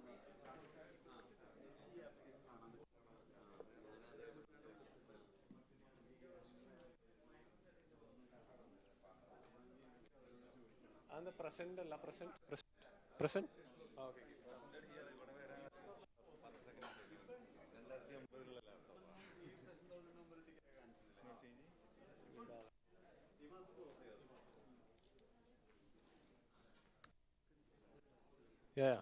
ഞാൻ just ഇതിന്റെ sticker move ചെയ്യുന്നുണ്ടോ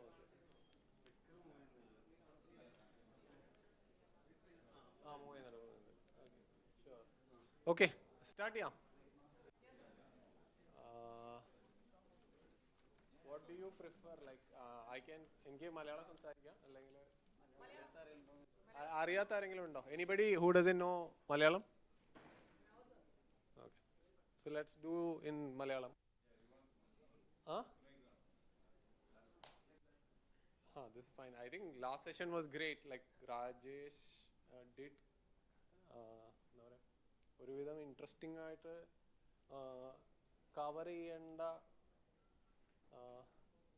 I would say ഒരു what matters പക്ഷേ often not discussed കാര്യങ്ങൾ he sort of covered.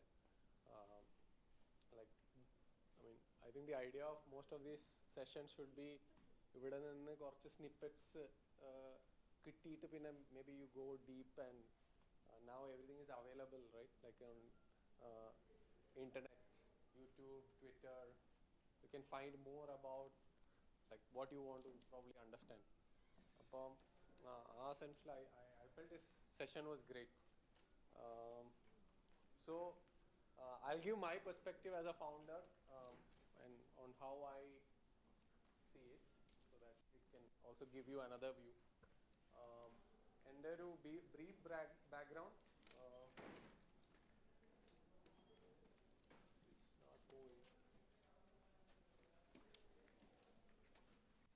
Sorry. You can change. Yeah, so actually I was in Startup Village back in 2013. Like early stage tech startups ആ ഒരു സ്പേസിൽ I have sort of I think all my career has been in that. Initially 2013 there was a startup accelerator called GSF.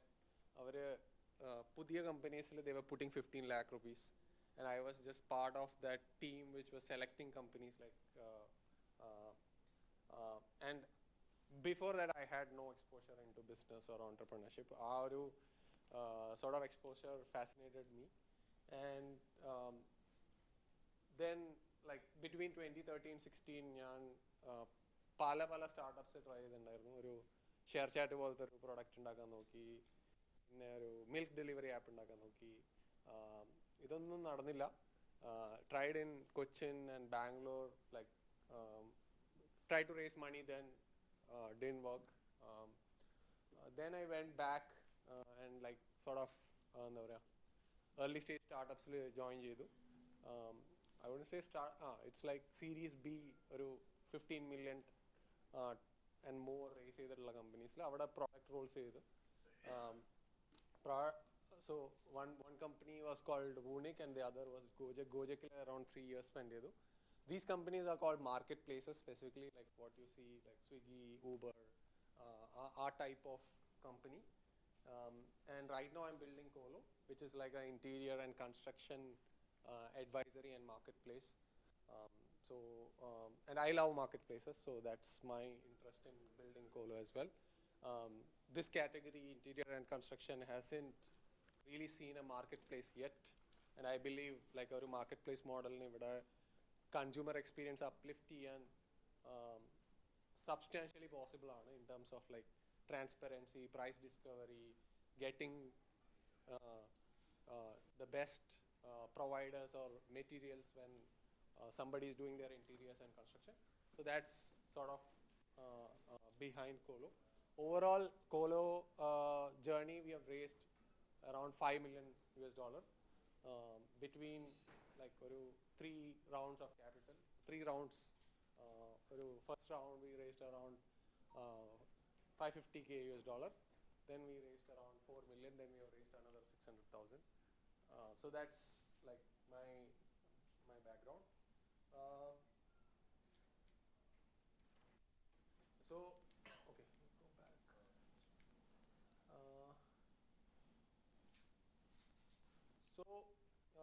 Yeah, I'm just using slides to just agenda setting എന്നുള്ള രീതിയിൽ, but let's make the session conversational as it was before, and like maybe collectively think about it than like just me giving some answers and you picking that. Because our agenda was around capital raising and specifically approaching VCs, I'm just taking a step back and asking like again some of the questions we covered. നേരത്തെ cover ചെയ്ത same question തന്നെ, എന്തിനാണ് നമുക്ക് പൈസ വേണ്ടത് എന്നുള്ള question, and how deeply like each of you would have thought about it, right? Let's hear some answers. ആർക്കെങ്കിലും പറയാം, can we get some responses? എന്തിനാണ് പൈസ expand ചെയ്യാൻ? Can you elaborate or what are you trying to build and why do you, okay, can you just stand like and address the audience? So what's your product little bit? I'm building an app called Best Loop. Best Loop, okay. Basically a travel app connecting passengers and users through seamless ticketing, tracking and insights. Okay. Bus so as a customer I can book buses to move from point A to point B. Yeah. Right. Sure. So again, where are you in the journey? MVP building. Okay. So then where do you need capital? If MVP ക്ക് expand future features extra feature product. Why feature needs capital? Coding. Okay. So you want to hire people who will build Better UI UX features smooth using user experience better automatic. Sure. And that will get you where? Only users attract you. Sure. ഇപ്പോൾ എത്ര user ഉണ്ട്? ഇപ്പോൾ start ചെയ്തിട്ടില്ല. Okay, sure. MVP build ചെയ്തു. Got it. Let's take one other example. Just ഞാനൊരു example ആയിട്ട് പറയുന്നതേ ഉള്ളൂ. Like anybody else? Yeah. So we're building ഒരു tech tool build ചെയ്യാണ്. Based SaaS ആണ്. So SaaS for what? ഒരു AI നമ്മൾ ChatGPT chat ചെയ്യുന്ന സമയത്ത് linear ആയിട്ടാണ് think ചെയ്യുന്നത്. So അതല്ലാതെ expand ചെയ്ത് branch off ചെയ്യാൻ പറ്റുന്ന like kind of reinventing the chat thing. Chat മാത്രമല്ല, നമ്മൾ എന്ത് knowledge എന്തിനെ പറ്റി research ചെയ്യുകയാണെങ്കിലും multiple 10 tab open ചെയ്തിട്ടായിരിക്കും topic നെ പറ്റി research. So അതിനെ എല്ലാം കൂടി ഒരു single canvasനുള്ളിൽ കൊണ്ടുവന്ന് whiteboard ചെയ്ത് നമുക്ക് നമ്മൾ brainstorm ചെയ്യാൻ പറ്റുന്ന ഒരു tool ആണ് currently വരുന്നത്. Sure. So and why do you need capital? So currently MVP stage-ലാണ്. MVP like about to launch in 2 to 3 days. So ഈ ഒരു സാധനം എനിക്കിപ്പം നല്ല മാർക്കറ്റിൽ പ്രോപ്പർട്ടി എടുക്കണമെങ്കിൽ I need to give freemium model. Freemium model. Yeah. Okay. Marketing like ആ kind of thing എനിക്ക് ഈ ഒരു capital കിട്ടിയത്. അതാണ് എനിക്ക് വരുന്ന need. Sure. Got it. I just said 2 examples. We just took 2 examples. Well, e question, I think people like in both of your cases, if you keep asking, like there might be ways where you can achieve the same thing without capital. Say for example, you are saying, and just for example, freemium model try cheyanengil maybe first 100 users to try freemium model, you might need like 50,000 rupees, right? that might be enough for you to get there. That just means that your answer of why do you need capital is not enough. And so, like, the point here for all of us is to really think about why do I need capital and where is that capital going to take us. In the last session, if you remember, like Rajesh said, the primary expectation of capital is certain returns in a period of time, right?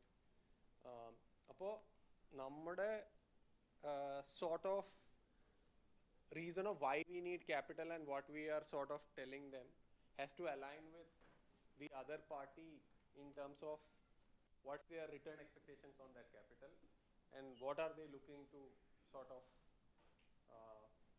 achieve through investing in you. About question, I would say that like it's not an easy question. Everybody will have their own answers. There is no one answer to that. So answer has to have a lot more depth or overall a lot of depth in terms of and it's a very contextual answer also. For example, you could say that like I am looking for a 300K. This will help me like get the full product out, and I am aiming for 200,000 free users through this.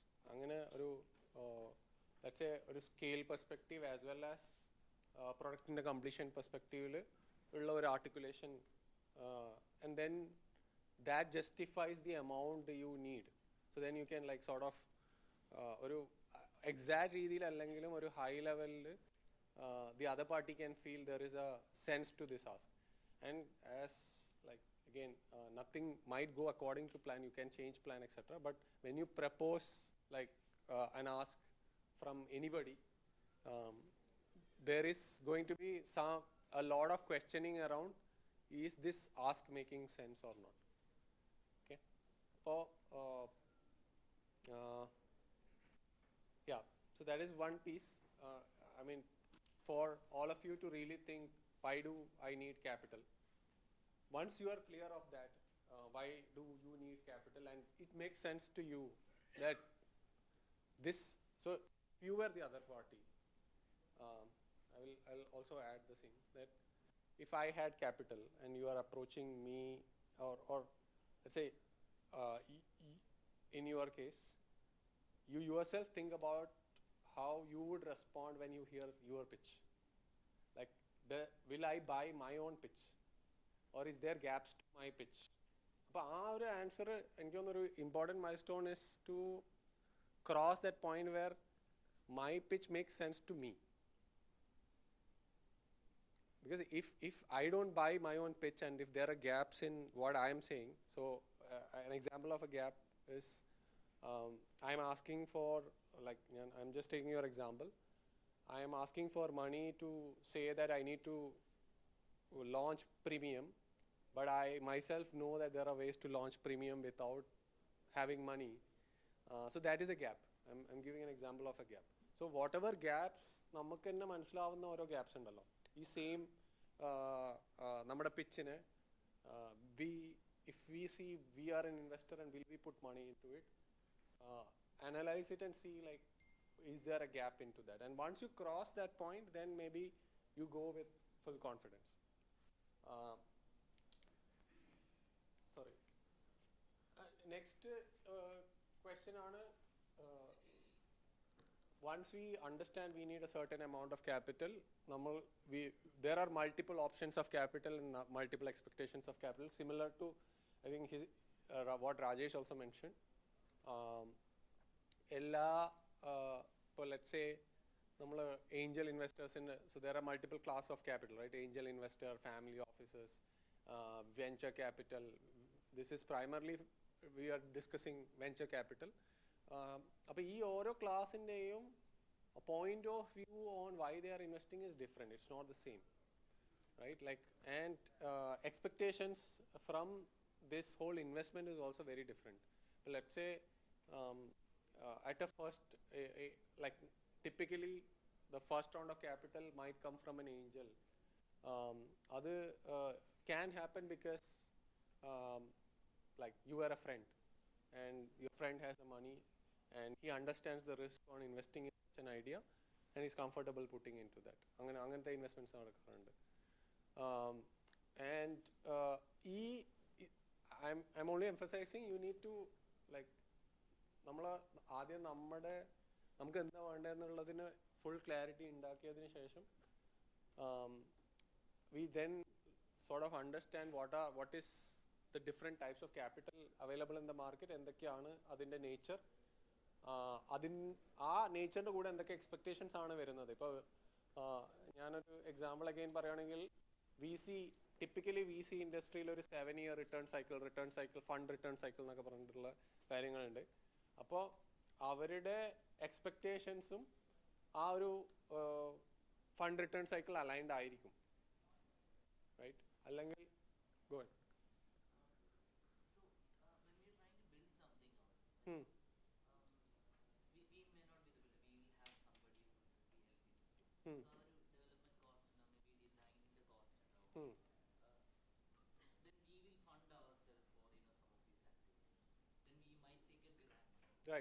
Right.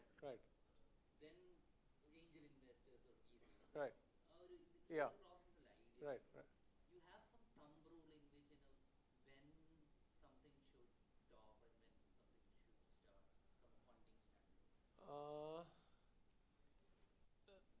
Right. So thumb rule. See, in reality, nothing is ഒരു ഫോർമുലിക്കല്ല ഈ ഒരു സംഭവം. Like if it depends. So one is, what are your options, right? Like usually for most of us, even for me, when I think I had some background in terms of like companies including Gojek, which at least investors definitely want to understand ഈ കമ്പനിയിൽ നിന്ന് quit ചെയ്തിട്ട് ഇവൻ എന്താ ചെയ്യുന്നതെന്ന്. Even then, like it's not very straightforward to get the first round of capital. It wasn't. So usually at the early stage, if you have a lot of customer love and the market is great and you are growing crazy, then most likely you will have a lot of options, right? Then the answer is very different. So for most of us, it's better to put more effort into like really creating that customer love and traction as a consequence of it, which then earns us opportunities to, like, let's say, discuss with investors. But like if you have more optionality, let's say you are a second-time founder who are already sold certain ventures, high credibility in the market, then VC or somebody might put money without even checking what you're doing. That's possible. അപ്പോൾ അങ്ങനെ ഒരു thumb rule ഇല്ല. മാർക്കറ്റിനെ it starts with, can you convince the market, and is this like is this an effective action for me at this point of time? So let's say with the package you have ഒരു പോയിന്റിൽ like അത് ഭയങ്കര contextual ആണ്, in the sense, let's say you have a hardware product which is very unique, globally nobody has built such a product and you believe it's truly interesting. വളരെ early സ്റ്റേജിൽ കുറച്ച് evidence ഉണ്ടാക്കിയിട്ട് maybe you can approach a VC. But if it's like a very easily, I mean, software product ആണ്, ഒരുവിധം എല്ലാവർക്കും ഉണ്ടാക്കാൻ I mean, from a build standpoint, it's very easy to build, then the expectations from the market will be that you will have to really show a lot more progress. അപ്പോൾ ഭയങ്കര category specific product specific ആണ് ആ ഒരു choice. പക്ഷേ ultimately founder has to take a call. There is no ഇതൊരു എന്താ പറയുക, ഒരു it depends kind of an answer ആണ് always. When if you need the money, you need the money, so then you have to find ways around it, or you have to change your strategy. Some or the other change has to happen. So now again, just going back, അതായത് ക്യാപിറ്റലിൻ്റെ expectations ഭയങ്കര different ആണ്. അത് നിങ്ങളുടെ dreams and aspirations will be one piece. piece, right? Like in terms of what do you want to build? It's not like somebody can give me money just because somebody gives me money ഞാൻ അത് എടുക്കണമെന്നില്ല. എൻ്റെ overall mission and direction and the capital need, all of it, does this particular option help me, right? Banks, for example, high risk, slightly risky ആയിട്ടുള്ള വെഞ്ചേഴ്സിന് suitable അല്ല. And family offices might be suitable in certain instances, പക്ഷേ they might also ask for more control. So ഈ ഒരു understanding ഓരോ ക്യാപിറ്റലിനും ഭയങ്കര different expectations ആണ്. ആ എക്സ്പെക്റ്റേഷൻസിലേക്ക് ആദ്യം നമുക്ക് എന്താണ് വേണ്ടതെന്ന് മനസ്സിലാക്കിയിട്ട് ആ എക്സ്പെക്റ്റേഷൻസ് മനസ്സിലാക്കിയിട്ട് then you try to match, right? Like which is yeah, then you try to match both of this. Now when you are actually racing again, once you have understood what are the expectations of different capital, and we are specifically talking about venture. Now venture സംസാരിക്കുന്ന സമയത്ത് I mean one important criteria is very high growth expectations. Very high growth expectations, including you have to be a Zomato, Swiggy, Instamart, or like Meesho, Flipkart. Like how many venture funded companies? You have like 30-40 known venture funded companies which have won, right? Like most of the companies, in spite of a lot of capital, would have failed. But venture and expectation is like domination in the category. Domination in the category, then a lot of things will come associated with that, because we are doing VC. Let's take an example like a Flipkart kind of a context. As a team, the Binny Vansal or the team would have to convince the investors that this opportunity exists. I'm the right person for the opportunity, and it will become big in certain period of time. And even if anybody else finds this opportunity, I will like beat all of these guys, right? Because once if you look at most categories, if one company demonstrates something is working, most likely out of multiple companies varum, until you have like a IP based way, which is very rare. Mostly നമുക്ക് മാത്രമായിരിക്കില്ല ഒരേ idea ഉണ്ടാവുക. ഒരു 5 ആൾക്ക് ഒരേ ടൈമിൽ ആ idea ഉണ്ടാവാനുള്ള chance ഭയങ്കര കൂടുതലാണ്. Or once that idea starts working, like there will be not like maybe you do in Kerala and then you'll find other guys who are doing it in other parts of the country. So and venture expects like again very large, in general ഒരു large outcome, എന്നാലേ അവർക്ക് ആ ഒരു വലിയ capital deploy ചെയ്യാൻ പറ്റുള്ളൂ. In the sense like they have to be able to deploy this $10 million to $50 million ആ ഒരു ഒറ്റ കമ്പനീൻ്റെ മുകളിൽ ഒന്നോ രണ്ടോ റിലേഷൻഷിപ്പിൻ്റെ മുകളിൽ ആ ഒരു ഇൻവെസ്റ്ററിന് ഇടാൻ പറ്റണം. That's the expectation from venture. Now അതിനകത്ത് പല ഗ്രേഡ്സ് ഉണ്ട്. I am just generalising. So then it becomes like, ഇപ്പം ഞാൻ ഒരു ഇൻവെസ്റ്റർ ആണെങ്കിൽ, if you I see one company, I believe in the opportunity, and I see that this opportunity makes sense, but I may still decide to wait because I don't know I should put the money on this company or some other company which will come like this company. So that's where I think a lot of what I would say, you see a lot of herd behavior, right? അതായത് ഒരു let's say ignored sector ആയിരിക്കും കുറേ കാലം, but once it starts getting funding, every company in that space starts getting funding. Like electric vehicles, probably like last 3-4 years start getting funding, everybody will get funding. So PropTech was like that for some time. No, I don't think PropTech is yet there. Like we are Starting, yeah, very slowly starting. let's see.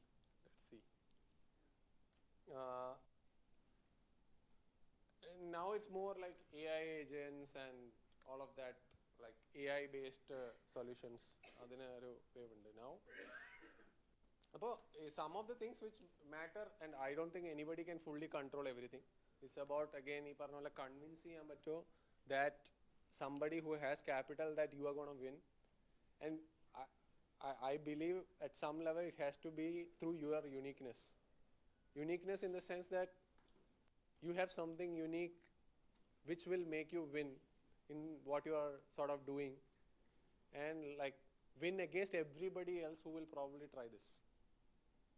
So that's where again founder background, like what they have done, why they are doing this, how like how much they will fight, to what extent they will fight, whether they'll fight if it requires the government, or like the industry. Like you saw, how many of you guys have seen Super Pumped? Like there's a Uber story. Like it's an interesting Netflix, not Netflix, right? I think you can just check one documentary. You can see how Travis sort of fought the taxi industry at that time, and like how it's almost like moving the world to the view the founder wants, right?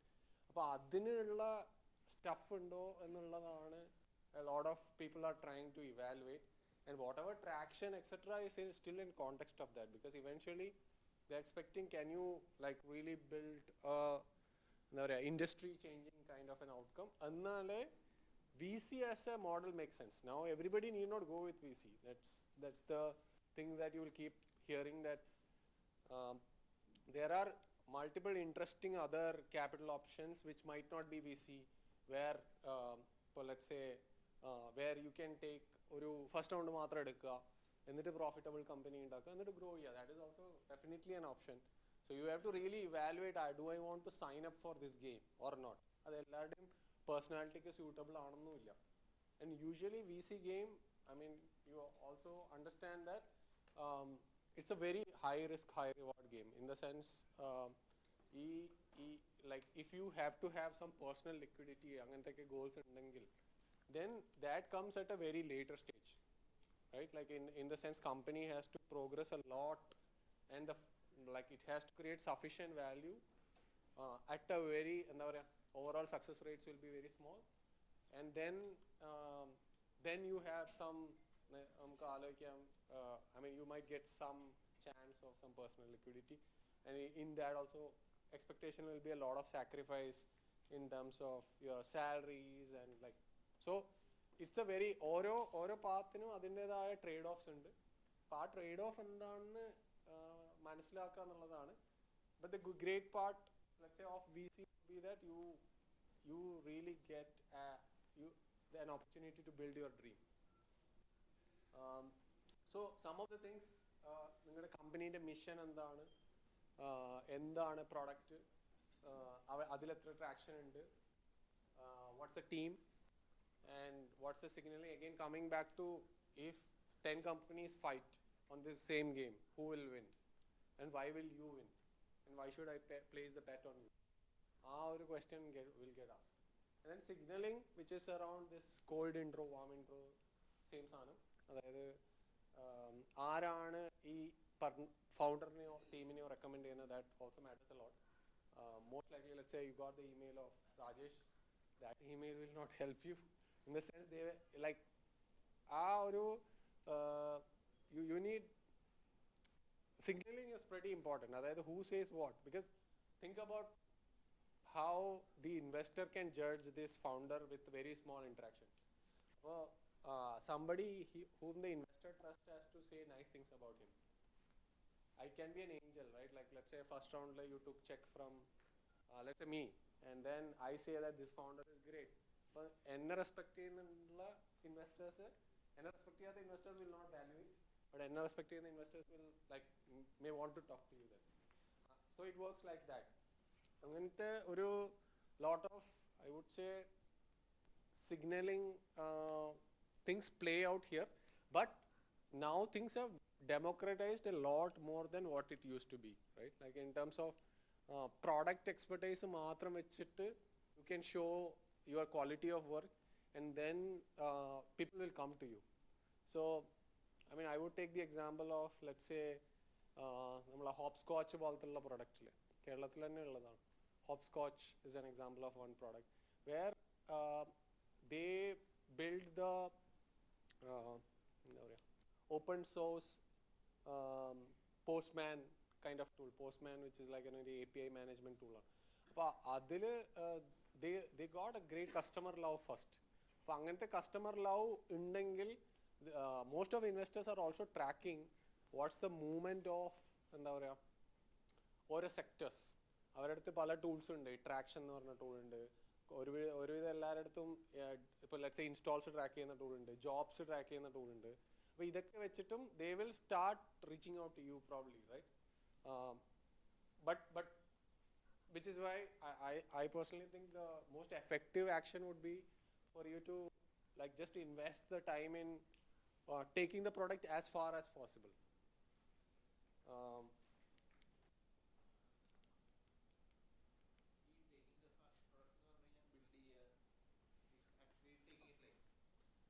So, like, yes, taking it live, taking it to customers, taking it to, see,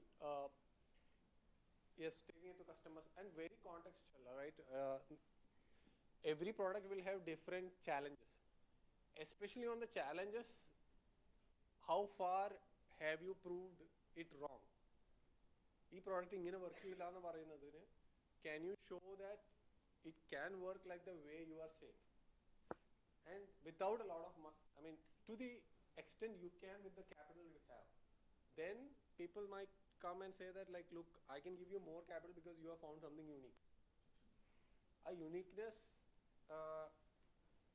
like once you have found something unique, then more people will sort of support you, or the markets itself will start supporting you. Like that's where there is already some users and paying users, etc. Now getting to VCs, രണ്ട് രീതിയിൽ പോവാം, which I think Rajesh also mentioned. ഒന്ന്, ഇതൊരു match making പ്രോസസ്സാണ്. Like in the sense they have some expectations and you have some expectations and you primarily want capital. ഇത് രണ്ടും match ചെയ്യുന്ന ഒരു ഇതാണ്. So if you are to go for a match driven kind of an approach, you have to spread your idea, meet people who think. Most Korea VC firms in the website, like you can find out what they think and what they want to invest in, and like sectors they want to invest in, how they see the world, how they see the future, etc. You can find. Maybe you can use some ChatGPT type of tools, I think, which can be used to research across all the available options and then see like ഞാൻ ആലോചിക്കുന്ന idea ആയിട്ട് similar ആയിട്ടുള്ള think ചെയ്യുന്ന investors ഉണ്ടോ. അപ്പോൾ അങ്ങനെ ആലോചിക്കുന്നതിൻ്റെ ഗുണം എന്താ വെച്ചാൽ, ഇപ്പോൾ for example at least like for us ഇത് രണ്ട് ഇൻവെസ്റ്റ്മെൻറ്റ്സും ഭയങ്കര നമ്മൾ ആലോചിക്കുന്ന രീതിയിലായിരുന്നു ഇൻവെസ്റ്റർ ആലോചിച്ചുകൊണ്ടിരുന്നത്, അറ്റ്ലീസ്റ്റ് സെക്ടറിനെ കുറിച്ചും ഈ സെക്ടറിൻ്റെ പ്രോബ്ലംസിനെ കുറിച്ചും. അപ്പോൾ then it's a very easy match that look I see the way this space should evolve in the same way as you see.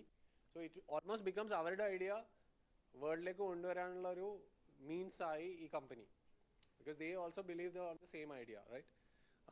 And like let's say they have acceptable signals across the every other thing.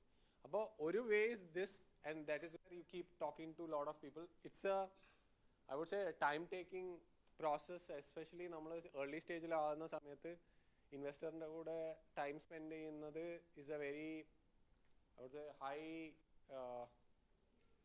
high cost from a startup perspective, because ആ ഫേസിൽ you are deciding ഇത് നടക്കുമോ ഇല്ലയോ, എനിക്ക് എത്രത്തോളം ചെയ്യണം, ഇങ്ങനത്തെ ഓരോ ഡൗട്ട്സിൻ്റെ സമയത്ത് then you are also meeting investors. Investor will say ഇതൊന്നും നടക്കില്ല, then you are again like doubtful, ഇത് ഞാൻ ചെയ്യണോ വേണ്ടിയോ, അങ്ങനത്തെ ലൂപ്പിലേക്ക് പോകാൻ ചാൻസ് ഉണ്ട്. So that's one way. The other way is like you announce that you have a round, right? Saying that, look, I am ready for a round and this is my goal of the round. This will take me from, so at least my way would be to say that you will have to always say end state endanu. If we are really successful, where are we going to land, right? And the first point is that, right? Then you have to say more about where you are and where this money will take you. ഇത് രണ്ടും തമ്മിൽ connect ചെയ്യാൻ പറ്റണം. So for example, Flipkart can say that, look, I have raised $1 million, launched a mobile category, got to 100 crores. ഇനി എനിക്കൊരു 100 million തന്നാൽ I will launch 10 categories and I will reach like 5,000 crores. ഇങ്ങനെ ഒരു simple, it can be whatever in your sector, അത് പറയാൻ പറ്റണം, right? And Flipkart will also say that I will own the e-commerce in India. The e-commerce in India they will also make the statement that e-commerce will in India will be how everybody will buy everything. അപ്പം ഇതൊക്കെ ഈ ഓരോ statement will translate to how much market they are looking to capture, whether അവരുടെ approach is believable or not, and then today where they are with the money where they will be, right? Like most of the investments will happen around the mission, not around like where you are and where എന്താ പറയുക ഒരാൾ മിക്കവാറും investors, if they are really excited about the idea and the price is not too expensive, like if you have already ഭയങ്കര mismatch വന്നാൽ they will not participate, but if you are not too expensive, mostly they will find a way to join this because it's in their interest. It's very rare that somebody intersects their point of view of the world also. ഒരു കുറച്ച് അത് ഒരു sector level അല്ല, it has to go more detail, like in our case as I mentioned, നമ്മുടെ ഇതിൽ there are multiple, let's say D-Life, Live Space അങ്ങനത്തെ പോലത്തെ companies ഉണ്ട്, where at least like our current investors sort of believe that those models are not very scalable, ഭയങ്കര എന്താ പറയുക operationally intensive, technology അത്രയും leverage ചെയ്യാതെ, എന്നാൽ കസ്റ്റമർ ഈ കാറ്റഗറിയുടെ കസ്റ്റമർ എക്സ്പീരിയൻസ് സപ്പോർട്ട് ചെയ്യാത്ത രീതിയിലുള്ള മോഡലാണ് അതൊക്കെ. And at least the prevailing sentiment was that those are the only models available. അപ്പോൾ ഒരു alternative model is possible and somebody really believes in it, there is high chance that an investor would bet on such a model. And see, ഇതിലൊന്നും formula ഇല്ല, so it's a lot of luck, not a lot of luck, like universe has to conspire and make it happen.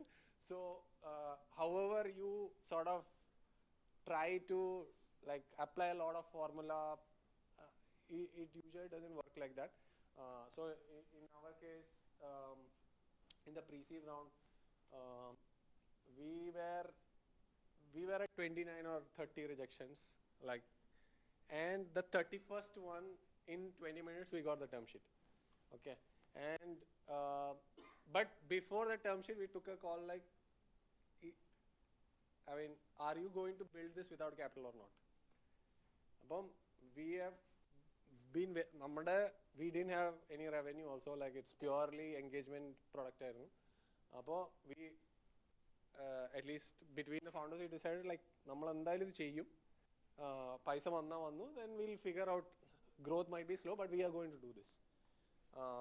And then like let's say 31st conversation, we got a term sheet. Similarly, when I tried to raise the next round also, same thing happened. Almost we got rejection from all corners, and then an inbound mail came in, and then in 2 weeks we got the next term sheet. So already pre-seed fund തന്ന ആളുണ്ടല്ലോ, അവരെന്തായാലും invest ചെയ്യുന്നുണ്ടാവില്ല. they will invest, പക്ഷേ that doesn't mean see ഓരോ ആളും അവർ invest ചെയ്യും, that's called എന്താ പറയുക pro-rata invest ചെയ്യും, പക്ഷേ you still need a new, because ഇത് ഭയങ്കര റിസ്കി അസറ്റ് ആയതുകൊണ്ട് the investor also wants to see validation at some level. അപ്പോൾ ഇപ്പോൾ let's say next round if you want to get, we need a new guy. The existing guys will like, they will not, ideally they would want to see new belief coming in, more people joining the mission than them sort of do. That is another problem. They cannot price it. So if I am just pricing it, there are VCs who do that. For example, A16Z, I think in multiple firms do that. It's a very rare. But A16Z can do and still others will follow. Huh. But if a tier 3 VC to tier 2 VC is doing that, then it is very tough. Right. Then you have to have that kind of conviction on the team. Very rare. Like Just generally. to make clear, like if ഞാനിപ്പോൾ pre-seed 1 million valuation 1 million raise ചെയ്തു, അടുത്ത റൗണ്ടില് same Jerry coming and say that valuation is 20 million. Jerry already 10% own ചെയ്യുന്നുണ്ട്. Then it's a problem. Yeah, because അത്രയും ownership വന്ന the investors' influence on the company will be very high. Then again, like who is running the show will become a problem. And the third person is hard to believe. നിങ്ങൾ തന്നെ നിങ്ങളുടെ സാധനത്തിന് 2 തവണ നിങ്ങൾ already വാങ്ങിച്ചു, പിന്നെ നിങ്ങൾ തന്നെ അപ്പർ പ്രൈസ് ചെയ്യുമ്പോൾ ഇറ്റ്സ് വെരി ഡിഫിക്കൽട്ട്. അപ്പം A16 US അല്ലെങ്കിൽ വേൾഡിൽ തന്നെ top VC ഫേമാണ്. Maybe they can do that, but Yeah, so they can break the rules. So everybody breaks the rules. So there is no rule, first of all, in any of these places, but it's not a standard thing. Generally, people will want to see somebody else. എത്രയൊക്കെ yeah, and in very rare cases it will happen. So once, let's say, some investor firm has so much confidence on the founder, etc., it can happen. So that starts like once you have again, you go inside the like you take some money, through that you build some relationship which gets you like more confidence on the other side, and then the other side decides. ഒരു കുറച്ചും ഈ investor side mind set പറയുകയാണെങ്കിൽ it's actually convenient for investors to invest a lot of money in one company. They prefer that because ഓരോ കമ്പനിയും വലിയൊരു റിലേഷൻഷിപ്പാണ്. Again ഇവർ like ഫൗണ്ടറിൻ്റെ psychology manage ചെയ്യണം, team manage ചെയ്യണം, ഈ റിസ്ക്സ് ഒക്കെ മാനേജ് ചെയ്യണം. So they most firms like more than capital actually look for do I want to work with these guys or this like this guy, right? Like particularly the co-founding team inde kuda work cheyano ennallathu oru veliya decision aayirikkum. And then so that's I think one of the key things they would be looking for more than the money. If they are fine with that, then they will figure out the money. So that's why you see, like, let's say even if there is a $200 million fund, where a day investments will be like $15-20 per, like, let's say, company. So that and they are looking for that kind of leverage also. It is scalable alla. From an investor side, they cannot put, usually if it's a fund, they cannot put money in a lot of companies. It's because it will become very painful to manage. They prefer to invest a lot. But at the same time, it has to balance with the company's interest that like investor cannot hold a lot of shares, because then it becomes like control issue, etc. will come into place. More details. Yeah. Now, idakke kazhinju you pitched and you start the process. Our objective is how can you get that FOMO triggered? Somebody mentioned in the previous session. അപ്പോൾ ഒരു term sheet കിട്ടുക എന്നുള്ളതാണ് ഒരു, because this is an industry where it's very difficult to price. Pricing is a very difficult challenge. There's no revenue, everything is a story, there is no real numbers, there is some sort of multiple etc. people try to do like based on public markets. Typically ഒരു revenue multiple, earning multiples ഒക്കെ ആയിരിക്കും valuation ചെയ്യാൻ വേണ്ടി ഉപയോഗിക്കുന്നത്. അത് ഇന്നത്തെ ആ ഒരു സ്റ്റാർട്ടപ്പിൻ്റെ സ്റ്റേജ് വെച്ചിട്ട് you cannot really predict, or if you are valuing just based on that, it will not be fair also, because companies at a very early stage, it has not shown its potential. Hence it becomes like who is giving you what price, and then that happens usually where somebody says yes to your investment, then everybody will start saying yes. And both on price and whether, like രണ്ട് സൈഡിലുണ്ട്, price എന്നുള്ള component ഉണ്ട്. Should I bet on this or not, bet on whether the category, the idea, the founder, all of that. So generally ഈ ഒരാളടുത്ത് നിന്ന് term sheet കിട്ടിക്കഴിഞ്ഞാൽ മിക്കവാറും multiple ആൾക്കാർ ഇൻട്രസ്റ്റഡ് ആവാനുള്ള ചാൻസ് കൂടുതലാണ്. Process gets fast tracked, everything will happen. So if you find one guy, let's say, who is really excited, then you can start like a bidding process. Not really. You will, you can maintain, you can just say that I got one term sheet. You don't need to say that who, etc. They will know, but you don't need to say that. No, so see, if that route in generally ഇതെല്ലാം trust based very relationship based long term choices ആണ്. There will be people who fake and like fake with a high confidence, but I mean it's a personal call. Like investor ke check kiyam, but it might work also. I'm just saying for you, if you are just trying to create form, it might work, but chances of it working is low because it's not like yeah, and once reputation is damaged, you will not be able to recover. Word spreads fast. So in at least Indian ecosystem, in terms of early stage, now there are a lot of companies. Early stage എന്ന് പറഞ്ഞാൽ ഒരു 1 million അടിയിൽ, പക്ഷേ ഒരു 3 million plus there are only like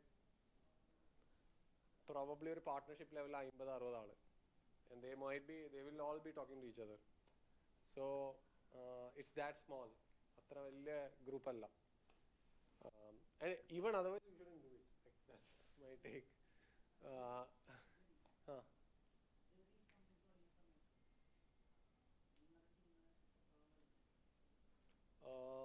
ഇല്ല, so ആദ്യം just founders and നമ്മളൊരു ഇന്റേണിനെ higher ചെയ്തു.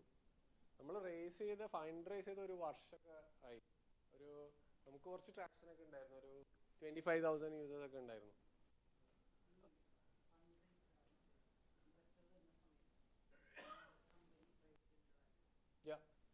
All of this doesn't matter. Company വേണമെന്നൊന്നുമില്ല. അതൊക്കെ കമ്പനി വേണമെന്നൊന്നുമില്ല. അതൊക്കെ സ്ട്രക്ചറൽ കാര്യങ്ങളാണ്. സ്ട്രക്ചറൽ സെക്രട്ടേറിയൽ കാര്യങ്ങൾ is like it doesn't matter.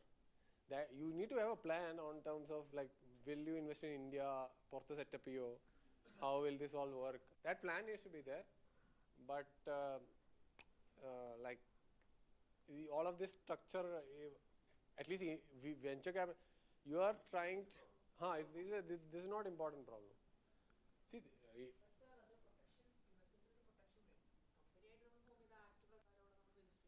that is technicality. Technicality comes secondary. നമ്മൾ ആദ്യം like we are trying to operate a level in which can you change the world, can we together attempt to change the world. ഇതൊക്കെ കഴിഞ്ഞിട്ട് അതിനനുസരിച്ചുള്ള structure, when they will invest, they will have their own, let's say SHA will have terms, so it includes everything to say that like your full attention to be on this, you can't do anything else, if you quit, അങ്ങനത്തെ എല്ലാ ടേംസും അതിൽ already investor side പ്രൊട്ടക്ഷന് വേണ്ടിയിട്ടുണ്ട്. Legal ഫൗണ്ടർക്ക് ഒരു protection വേണ്ടി, company register ചെയ്ത് കഴിഞ്ഞാൽ limited liability എന്നുള്ള protection. Sure. So for that reasons you can do. I am not saying don't do it. I am only saying it's not important in context of fundraising.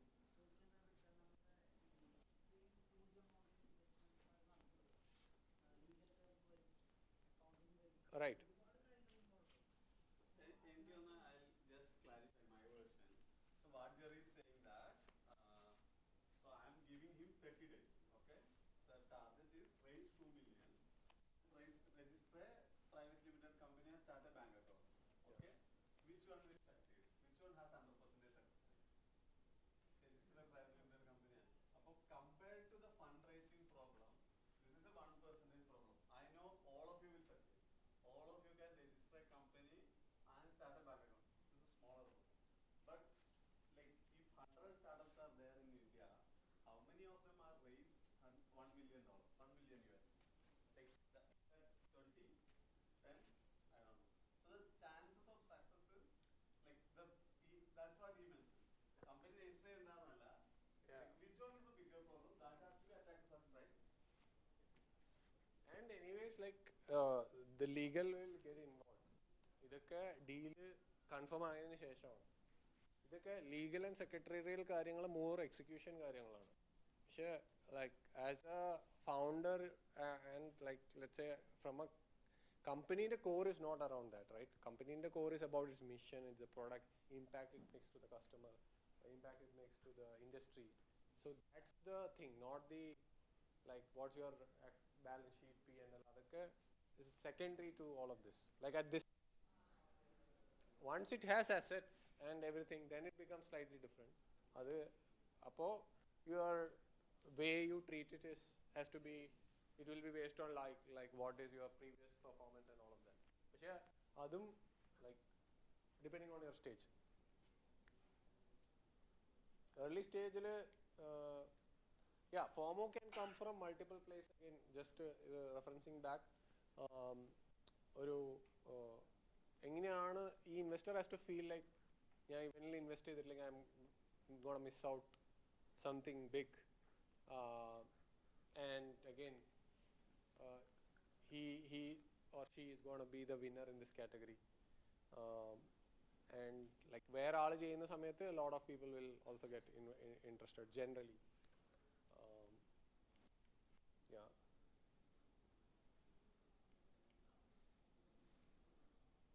Yeah, pinne as a founder, I would say my one key learning is നമ്മൾ ഈ പറഞ്ഞ കുറേ ആൾക്കാരെ കാണും, ഇവരെല്ലാവരും അഭിപ്രായം പറയും. ഈ അഭിപ്രായത്തിനനുസരിച്ച് നമ്മളുടെ ഒരു what do you say? There would be a reason why you all started, right? Like why you all started what you started.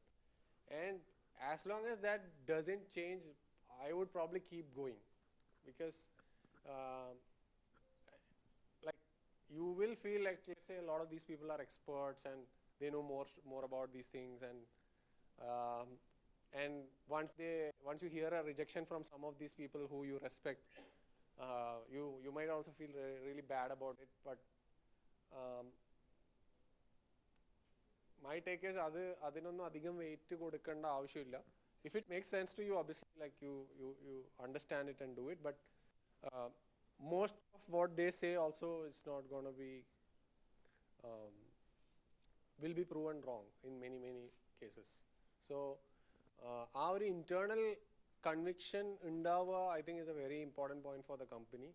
And that also translates to നമ്മൾ ഒരാളെ മീറ്റ് ചെയ്യുമ്പോൾ അവരോട് സംസാരിക്കുമ്പോൾ that sort of comes through, right, in terms of like when they ask questions. You might not know all the answers, ഇന്ന് നമുക്ക് അറിയില്ലായിരിക്കാം, പക്ഷേ ആ ആൻസർ കണ്ടുപിടിക്കും, അതിനുള്ള ഒബ്സഷൻ ഉണ്ട്, ഞാൻ I figure out a way എന്നുള്ള ആ ഒരു ആ ഒരു spirit gets transferred. And I think like everything that you hear from the other side, don't read it in the direct way. In some ways they'll always be judging, right? Like in the sense that from the moment that you meet to the email that you send, so yeah, avada nammade oru mission and product and whatever you are pursuing, adil confidence undava, I think is very central to your whole journey. Yeah. Go back couple of slides in terms of reaching out. See, ഇന്നത്തെ വേൾഡിൽ reaching out അത്ര ഡിഫിക്കൽട്ടാണെന്ന് എനിക്ക് തോന്നുന്നില്ല. At the same time it's also noisy for the investor side. കാരണം പണ്ട് reach out ചെയ്തതിനേക്കാളും heavy വോളിയത്തിലായിരിക്കും ഇന്ന് ആൾക്കാർ ലിങ്ക്ഡിനും ലെറ്റ്സ് എ ഇമെയിൽ ടൂൾസ് ഒക്കെ ഉണ്ട്, ഇമെയിൽ ടൂൾസ് വഴിയൊക്കെ റീച്ച് ഔട്ട് ചെയ്യുന്നത്. So there you have to like be creative in your own ways in terms of like how will you attract attention from investors. The best way is again product, customer love, all of that. If you are not doing that route, then you have to aalochikanam engane like reference is one way, but ideally you want a situation where the VC is chasing you. That's the like desired situation, and then you are like at some level saying enikku veliya interest illa, right? So our situation, if there are creative ways to do that, nothing like it. Again, Super Pumped is a very good like watch, where you can see our Travis and Bill Gurley, our conversation, where they don't try to meet each other, and then like at the end, yeah, there are so many interesting things in that. Like yeah, that's the ideal. But and usually when you sort of outreach, your chances of you appearing desperate and they will like, a lot of people will hear you and like will not give you any, or give some explanation which is not really useful to you. Anganekka you will waste a lot of time. So again, with let's say ഇപ്പോൾ start ചെയ്യുന്ന സമയത്ത് 3 ആളാണെങ്കിൽ you have to really think എങ്ങനെ ഞാൻ എൻ്റെ ഒരു total progress create ചെയ്യുന്നു against my direction, whether it's like mission, product, sales, fundraising. Then you have to choose from this. That's the tough trade-off. No easy answers. Yeah, last slide. We can take any questions. I can answer. You're actually നിങ്ങൾ company തുടങ്ങിയ സമയത്ത് എത്ര രൂപയാണ് invest ചെയ്തത്? അത് എത്ര നാളെടുത്തു ഇതിലേക്ക് എത്താൻ? എപ്പോഴാണ് നിങ്ങൾക്ക് We are not break even. We are burning money. We have still burned a lot of money.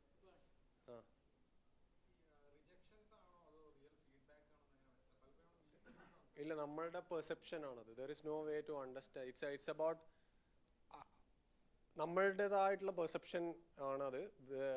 Like you will have to form theories. At least how I do is like I will form my own theories on why this doesn't happen.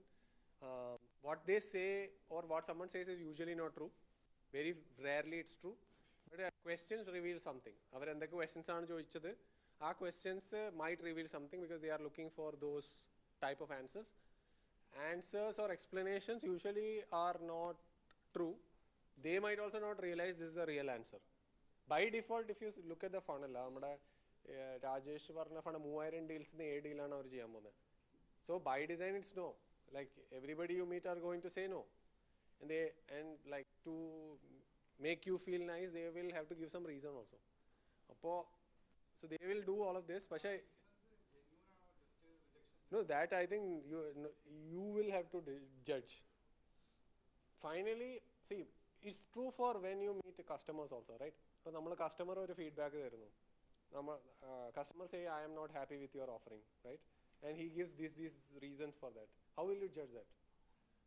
It's still based on how you view what's the right journey, right? And then you say that like based on that journey, what he's saying is correct and I might fix it. I will also do the other way, saying that look, he is not getting some part of it and I'm not going to do any action on it. അതേപോലെ തന്നെയാണ് ഇൻവെസ്റ്ററിൻ്റെ കേസിലും. Investor is just like one more stakeholder there. Yeah.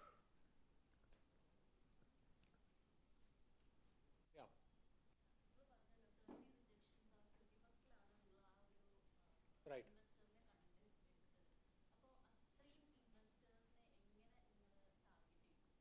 അതാ ഞാൻ പറഞ്ഞ ഇപ്പോൾ like ഒരു tactical ലെവലിൽ പറയുകയാണെങ്കിൽ ഇപ്പോൾ സെബിൻ്റെ you basically have to find list of people who have done some investment. ഇപ്പോൾ ഇപ്പം tools like tractionൽ പോയിട്ട് you can take a subscription and then say that like Indian angel investors who have done $100,000 or more, ആരൊക്കെയാണ് പേര് കാണാം, email അടക്കം ഉണ്ടാവും. പക്ഷേ again you have to then figure out how do I reach out to these guys. അവിടെ ഈ founder driven like let's say ഫൗണ്ടേഴ്സുമായിട്ട് connect ചെയ്യുക, ഇത് ഭയങ്കര കുറച്ച് എഫേർട്ടുള്ള കാര്യമാണ്. അതായത് ഫൗണ്ടേഴ്സിനെ മീറ്റ് ചെയ്ത് അവരെ ട്രസ്റ്റ് ബിൽഡ് ചെയ്ത് അതിൻ്റെ മുകളിൽ റിലേഷൻഷിപ്പ് ലൈക്ക് റെഫറൻസ് കിട്ടുക എന്നുള്ളത് ഒരു വേ ആണ്. Sometimes founders will do, for example let's say I have few connects and like a new founder comes, I found it relevant to my connect, so adinu vendite I will also just forward.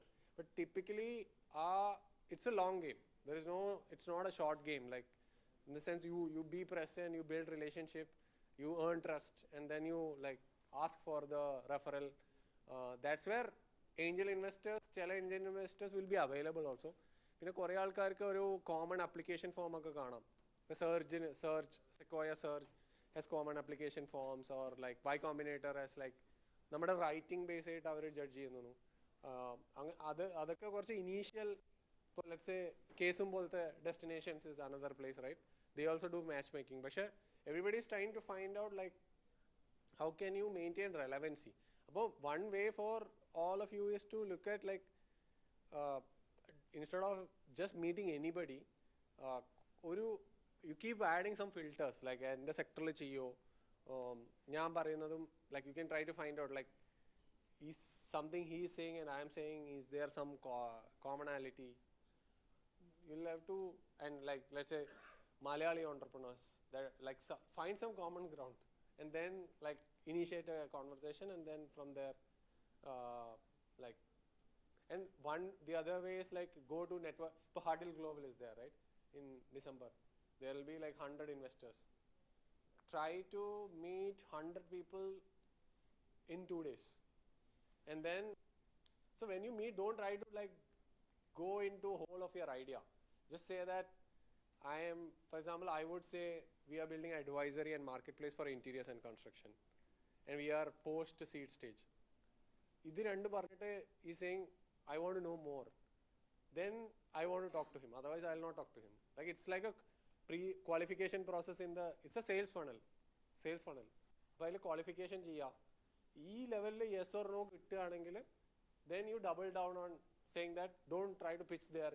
Tell him like, can I send you details and like can we talk later.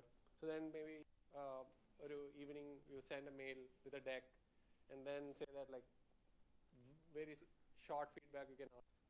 If he likes it, then he'll probably schedule a meeting. അങ്ങനെ അപ്പോൾ networking events, definitely if you look at Bangalore, luma.bangalore for example, you can find ഒരുവിധം എല്ലാ investor ഗ്രൂപ്പ്സും എല്ലാ ആഴ്ചയും they have some party or like evening events. You can join them. So those are like the ways you can like be known in the network. And once you get one term sheet, right, then you say that like, yeah, I have one term sheet, then everybody is interested. Once you have one term sheet, your name will spread in the market. So our first term sheet is hustle. Like you be present everywhere. But again, early stage you have to balance your priorities.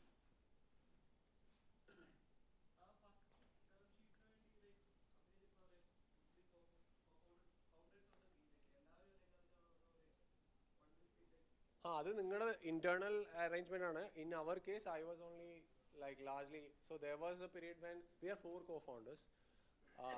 For half the period, 2 of us were doing it. Then we said like, this is not going to work, and like I was just doing it. Then last 3 years I am only doing that piece. അത് നിങ്ങൾ തമ്മിൽ ഉള്ള ഒരു agreement പോലെ ഉണ്ടാവും.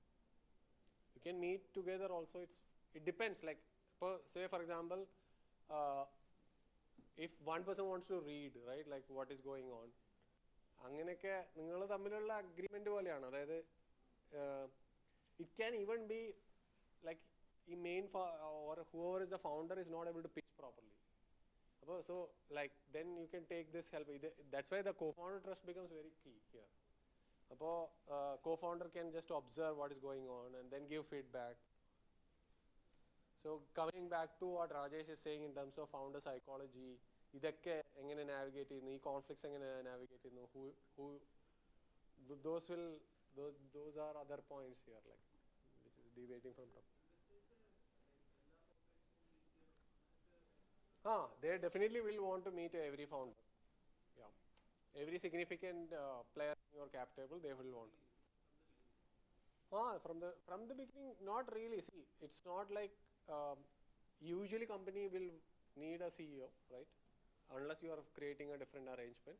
A CEO will be the key, and the other folks are also there at some level to understand what's the overall dynamic.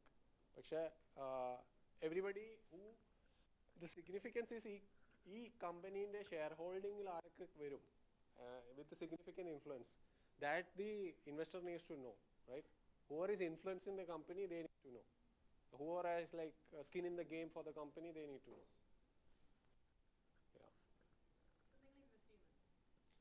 ഞാൻ ഇപ്പോൾ ചെയ്യുന്നില്ല. ഞാൻ ചെറിയ രീതിയിൽ ചെയ്തിട്ടുണ്ടായിരുന്നു. പൈസ ഉണ്ടാകുമ്പോൾ ഞാൻ ചെയ്യുന്നുണ്ടായിരുന്നു.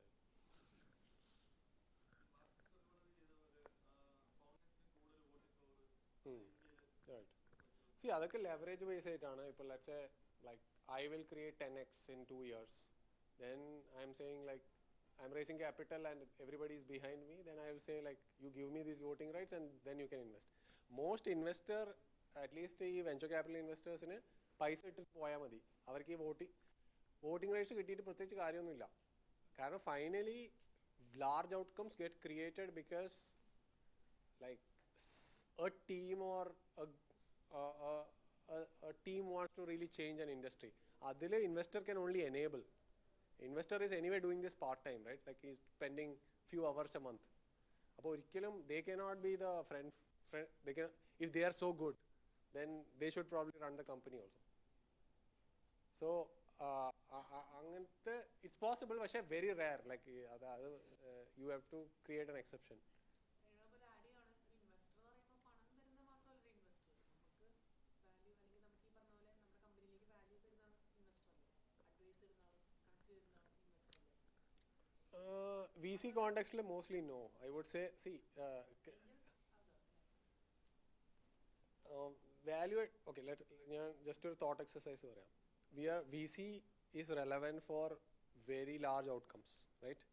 You are saying that like somebody outside knows a lot more. Value addition in, let's say, primarily capital introduction, ആ പെർസ്പെക്റ്റീവിൽ ചെയ്യാൻ പറ്റുമായിരിക്കും.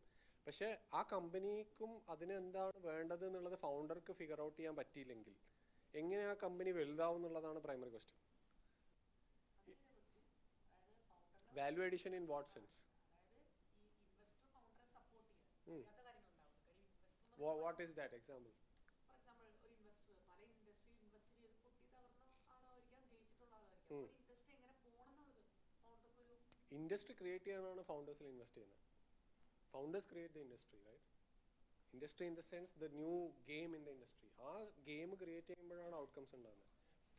There was never e-commerce in India before sort of Flipkart, right? Flipkart created e-commerce in India. അങ്ങനത്തെ stories വരുമ്പോഴാണ് VC level outcomes ഉണ്ടാകുന്നത്. You can create like let's a industry ലീഡേഴ്സിന് ചെറിയ outcomes create ചെയ്യാൻ പറ്റുമായിരിക്കാം.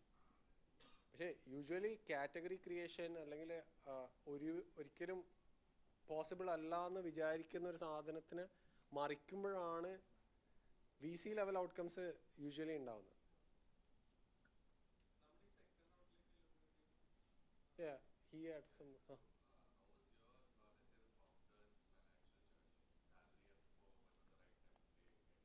Yeah. No liquidation. We are, I think. So I mean, we had some savings. എനിക്ക് കുറച്ച് savings ഉണ്ടായിരുന്നു. Previous company Gojek. So we put some money into that. I got some liquidity from one of ഒരു മെഡിബഡി എന്ന് പറഞ്ഞൊരു company ഉണ്ടായിരുന്നു. അപ്പം ആ company 2013 എനിക്കൊരു ചെറിയ ഷെയർ ഹോൾഡിംഗ് ഉണ്ടായിരുന്നു. അപ്പോൾ and once we raise some money, we take some salary. Like at a stage in answers, there is some market standards.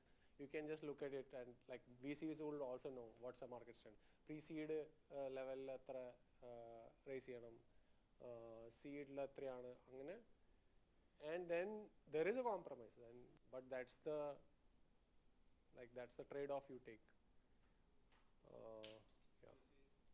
Founders might have a lower salary than the employees. Definitely, mostly. അത് ഒരു expectation in the sense like what's especially revenues ചെറുതാണെങ്കിൽ കേട്ടോ. Once you are scaling and revenue is substantial, nobody will have the issue. But when somebody has to make a bet on you, then they will typically will ask. Not every case, there are companies which will pay well also. പക്ഷേ ഇപ്പോൾ let's say if you raise let's say ഒരു റേസിൻ്റെ എത്ര ശതമാനം founder സാലറിയിലേക്ക് allot ചെയ്യാൻ പറ്റും എന്നുള്ളതാണ് question. അപ്പോൾ if you are saying നമ്മളൊരു 500,000 ഒരു 10%, 15% ഒക്കെ ഓക്കെ ആയിരിക്കാം. ഇപ്പോൾ അതിലും മുകളിലേക്ക് പോയാൽ നമ്മൾ ഈ റേസ് ചെയ്യുന്ന എമൗണ്ട് സാലറീസിലേക്ക് ഭയങ്കരമായിട്ട് അബ്സോർബ് ചെയ്യാൻ തുടങ്ങും.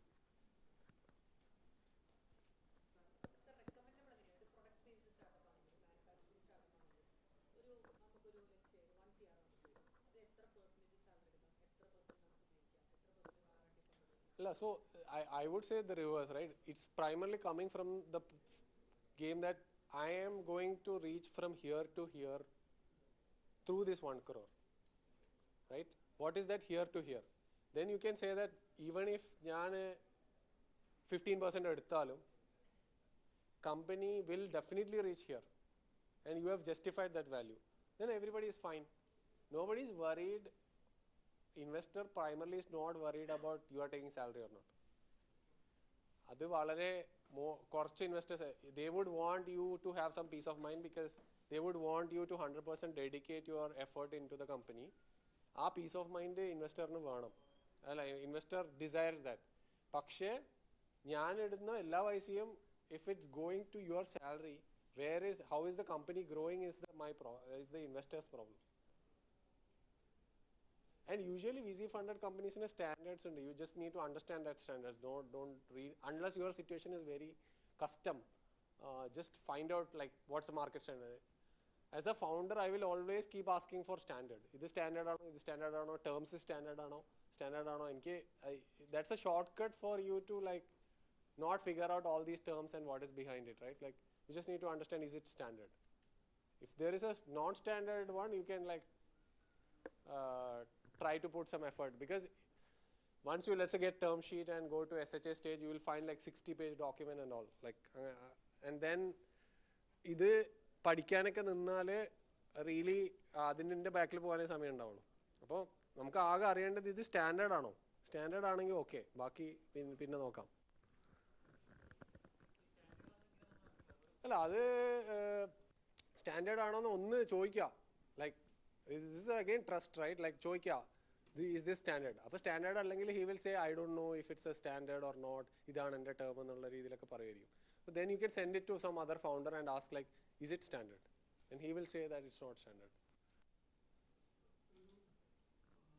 Software product development startup outsourced product development VC Yeah. do you find negative? Engineering is not fully Right. Usually that will be negative because other but it's not like there are, it depends on what's the like other piece that let's say that company brings. Is it unique enough that I can ignore this negativeness? Like ideally I want like a great vision, as well as an investor would want great vision, as well as എന്താ പറയുക, a great CTO and engineering team, everything, right? Now it's just like scoring wise, I will give some negative points to this. But if the founder is so good and I know he'll take care, then they are fine with it. അങ്ങനെ ഒരു set അതൊരു negative point മാത്രമേ ആവുള്ളൂ, പക്ഷേ it might not become a rejection.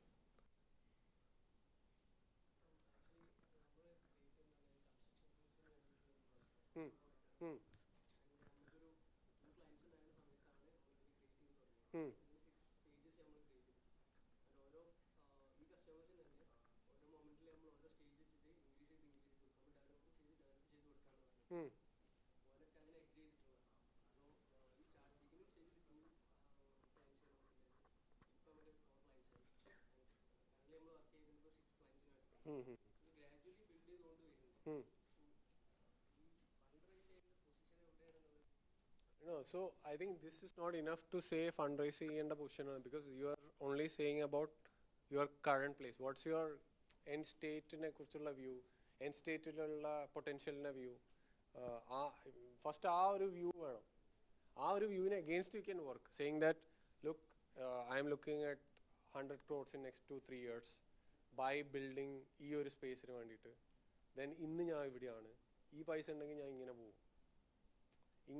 Like ഇതില്ലാതെ just because I mean you are doing something is not enough, right? Because think of നമ്മുടെ ഇൻവെസ്റ്ററിന് വേണ്ടത് എന്താ, returns in A time period. അപ്പോൾ ആ returns in A time period അവർക്ക് imagine ചെയ്യാൻ പറ്റണോ അതിൻ്റെ ഒരു റഫ് എന്താന്നുള്ളത്. അപ്പോൾ അവർക്ക് സ്റ്റോക്ക് മാർക്കറ്റിനെ ബീറ്റ് ചെയ്യണം. This is a higher return asset class, like ഒരു higher risk asset class, sorry. അപ്പോൾ അവർക്ക് ഈ ഒരു സെക്ടറിൽ ഉള്ള return expectation will be like 25% IRR and all, but we don't need to really understand all of that. പക്ഷേ like ആ ഒരു പേസിന് ഹി വിൽ ബി കാൽക്കുലേറ്റിംഗ് ഈ കമ്പനി ആ പേസ് പോകും.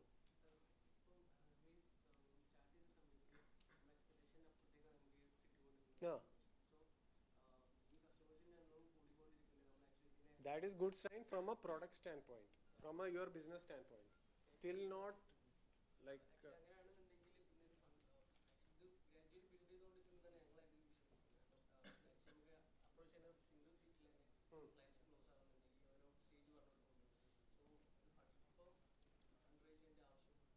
that's your call. ഇതാണ് what I was saying in the first, like it's all about you, how you want to do it, how you see the world, what are you looking to create. Nobody is going to tell you the answer on that.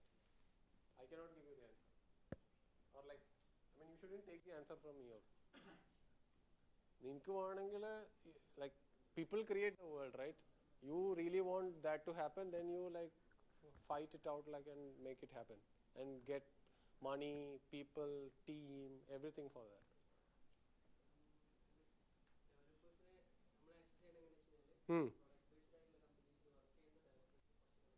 That is all fine.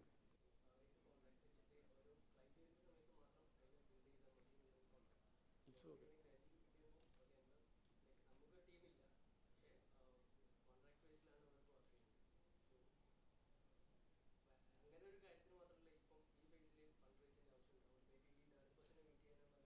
We can discuss in one-on-one if you want, like that.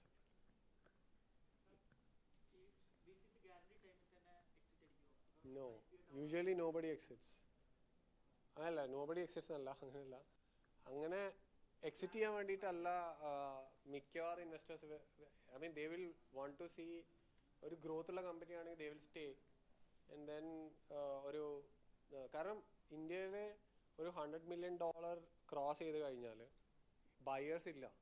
So you have to sell to the public market. Sequoias have sold going to sell Pine Labs in 14 years. Like 14 years. And like there are, I think Stripe is still not sold for like 15 years. So അങ്ങനെ ഒരു റൂളൊന്നുമില്ല.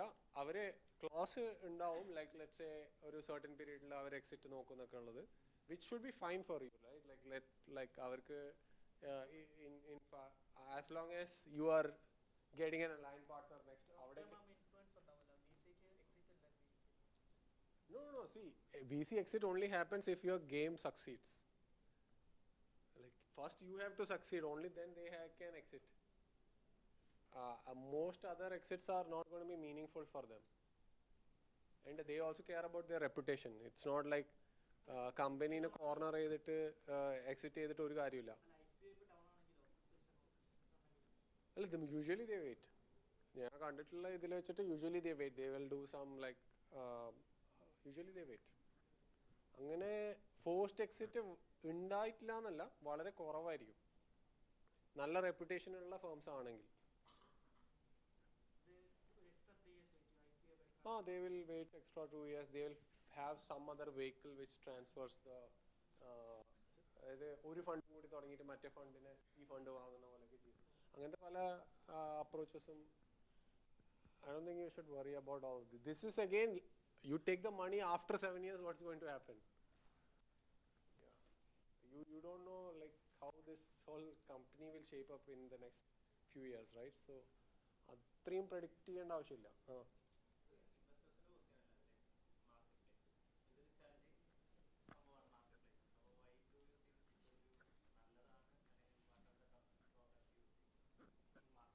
Yeah, see, marketplaces in the advantage. I mean, if you look at എല്ലാ category എടുത്തു നോക്കിയാൽ ഇപ്പോൾ consumer oriented ആയിട്ടുള്ള എല്ലാ കാറ്റഗറിനെയും reinvent ചെയ്തിട്ടുള്ള market places ആണ്.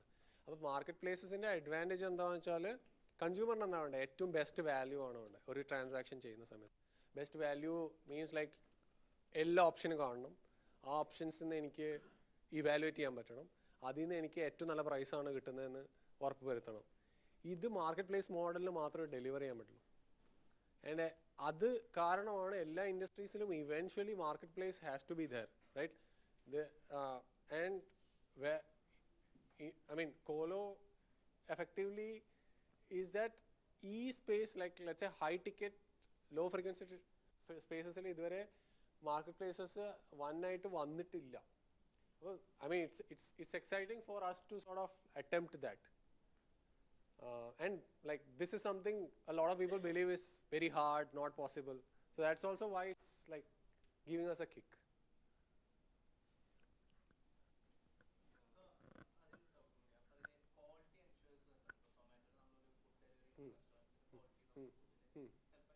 Right.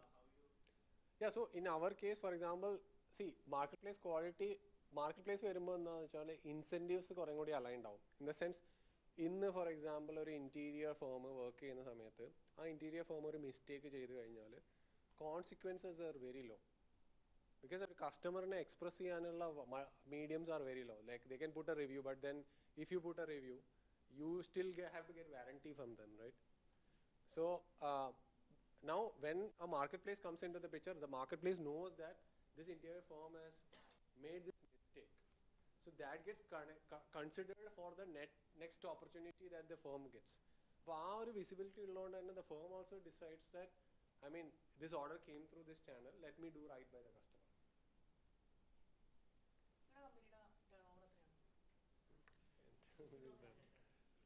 Currently we are നമ്മൾ പ്രോജക്ട്സ് ആണ് നോക്കുന്നത്. എത്ര പ്രോജക്റ്റ്, നമ്മളിപ്പോൾ ഒരു 500 പ്രോജക്റ്റ് ഹാൻഡിൽ ചെയ്യുന്നുണ്ട്. ആവറേജ് ഒരു project will be like 10 lakhs. We are looking to add another 1,000 projects in next 6 months. Yeah.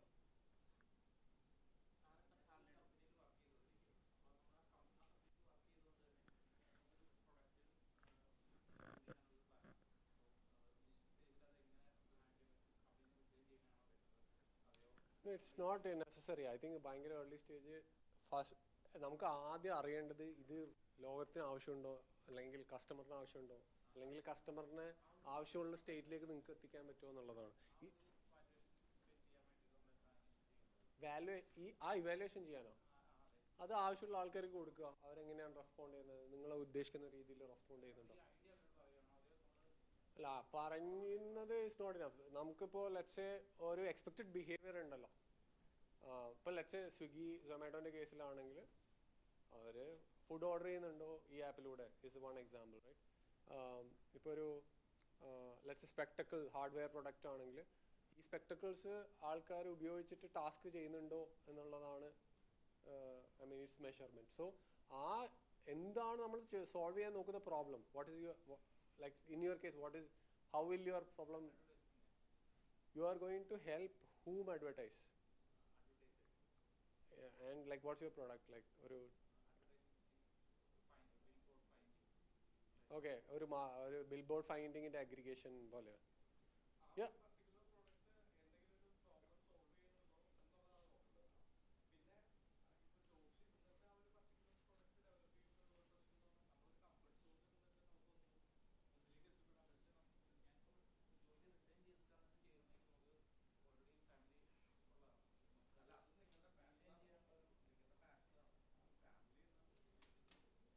yeah, these are hard. I mean, there is no answer.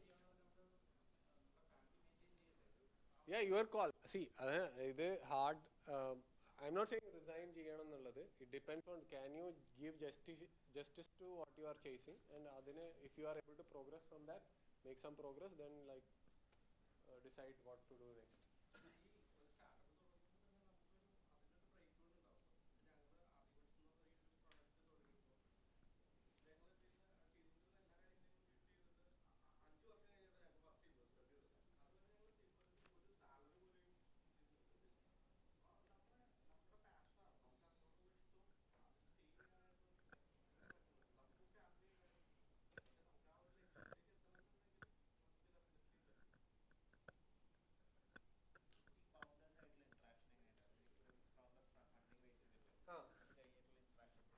ഏത് founders നമ്മൾ ഇൻവെസ്റ്റേഴ്സുമായിട്ട് അത് again ഓരോ ആളുടെ ഇതൊരു റിലേഷൻഷിപ്പാണ്. So how would you manage relationships? Monthly weekly see അത് ഒരു രണ്ടാൾ തമ്മിൽ ഫിഗർ ഔട്ട് ചെയ്യണം. There is no answer to that. ഇപ്പോൾ എനിക്കുള്ള രണ്ടിൽ ലൈക്ക് കീ റിലേഷൻഷിപ്സിൽ രണ്ടുപേരും we mostly chat on WhatsApp, എന്തെങ്കിലുമൊക്കെ ഉണ്ടെങ്കിൽ നമ്മൾ ഇങ്ങനെ ഇത് ആലോചിക്കുന്നുണ്ട്, ഇത് നമ്മൾ ചെയ്യാൻ പോവാണ്. Whatever important things they should know, we update. And then if we need an opinion, some help, upper reach out to him. With one investor I have like regular there was a catch up. But finally you have to run your show and they can only support you. So like good and bad, everything is on you.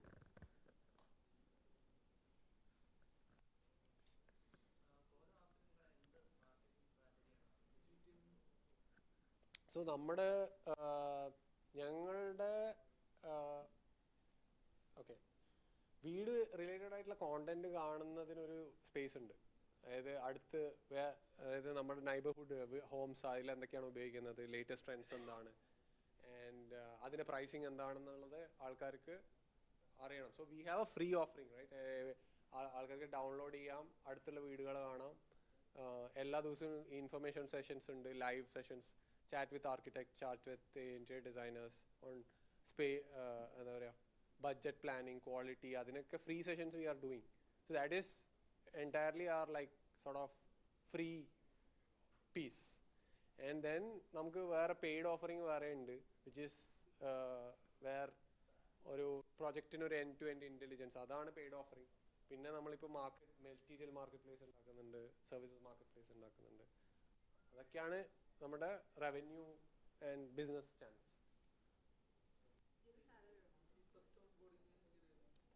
First on boarding app, free app, you can download and just login, OTP. Okay, when I started, what we did, so actually we did നമ്മൾ Facebook ads use ചെയ്തിരുന്നു ആ സമയത്ത്. But നമുക്ക് ആ ഒരു content lead ആയിട്ട് ചെയ്യുന്നതുകൊണ്ട് ഭയങ്കര ചീപ്പായിരുന്നു. So it's not okay. നമ്മൾ കുറച്ച് എമൗണ്ട് ഇൻവെസ്റ്റ് ചെയ്തിട്ടുണ്ട്. We would have, before we got our first check, we would have put like 25 lakhs between the co-founders. നമ്മൾ 25 lakhs നമ്മൾ like ഒരു 6-7 lakhs per person we have put, and we put some money into the market. Yeah. കമ്പനീൻ്റെ കേസിലാണ്. No അത് investment വന്നതിന് ശേഷം.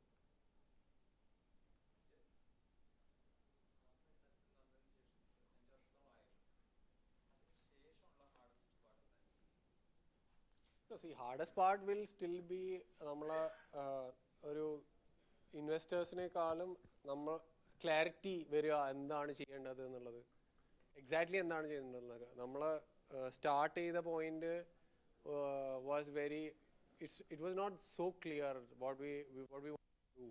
You discover that over time. നമുക്ക് high level വീട് പണി ഇൻറ്റീരിയർ സ്പേസിൽ ഒരു മാർക്കറ്റ് പ്ലേസ് ചെയ്യണമെന്നായിരുന്നു. അതിൻ്റെ എക്സാക്ട് ഫോം ഫാക്ടർ എന്താണ്, പിന്നെ ഇത് ട്രഡീഷണലി ഭയങ്കര ഓഫ്ലൈൻ മാർക്കറ്റാണ്, അപ്പോൾ അതിൽ നമ്മുടെ പ്ലേ എങ്ങനെയാണ്.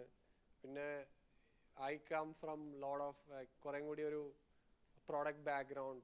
പക്ഷേ this industry needed a lot more operational play. അപ്പോൾ more internal battles, I would say, not really investor സൈഡിലുള്ള battles അല്ല.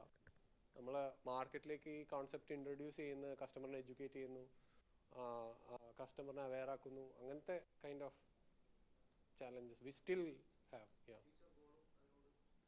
Yeah. So future goal, our mission is basically എങ്ങനെ homeowner centric ആയിട്ട് ഇൻഡസ്ട്രീനെ കൺവേർട്ട് ചെയ്യാം.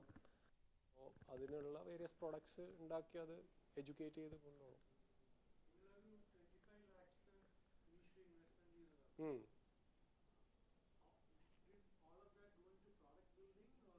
It was across marketing, product building. നമുക്ക് Android developer ഉണ്ടായില്ല, so we like paid Android developer. So like we had a view on what we need, right? Like so at every point we are iterating, saying that like look, നമുക്ക് there is no certainty, investment കിട്ടില്ല എന്ന് അറിയില്ല. ഈ product ചെയ്യണമെങ്കിൽ നമുക്ക് ഈ Android app വേണം, Android ആപ്പിൽ ഇന്നത്തെ ഫീച്ചേഴ്സ് വേണം, അതിൽ ബാക്ക് എൻഡ് നമ്മുടെ കോ ഫൗണ്ടിങ് ടീമിന് ചെയ്യാം, പക്ഷേ ലൈക്ക് മൊബൈൽ ഫ്രണ്ട് എൻഡ് ചെയ്യണം, ആൻഡ് അതിന് ഫ്രീലാൻസറിനെ ഹയർ ചെയ്യണം, that will cost us like probably like 1 lakh per month. That's one piece. Pinne idine we need like, this is again at that time we said like we need like a consistent growth so that there is certain network effects, because either more people joining will make it interesting, because content app aanu, you need regular stream of content. So adine we had like a 3,000 per day marketing spend. അങ്ങനെ ഓരോ ടൈമിലും നമ്മുടെ strategic aligned ആയിട്ടുള്ള ഒരു investment എന്നുള്ള രീതിയിൽ. പിന്നെ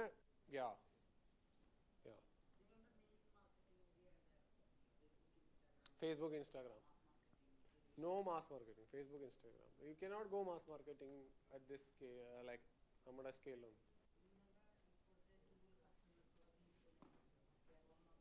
കേരളം.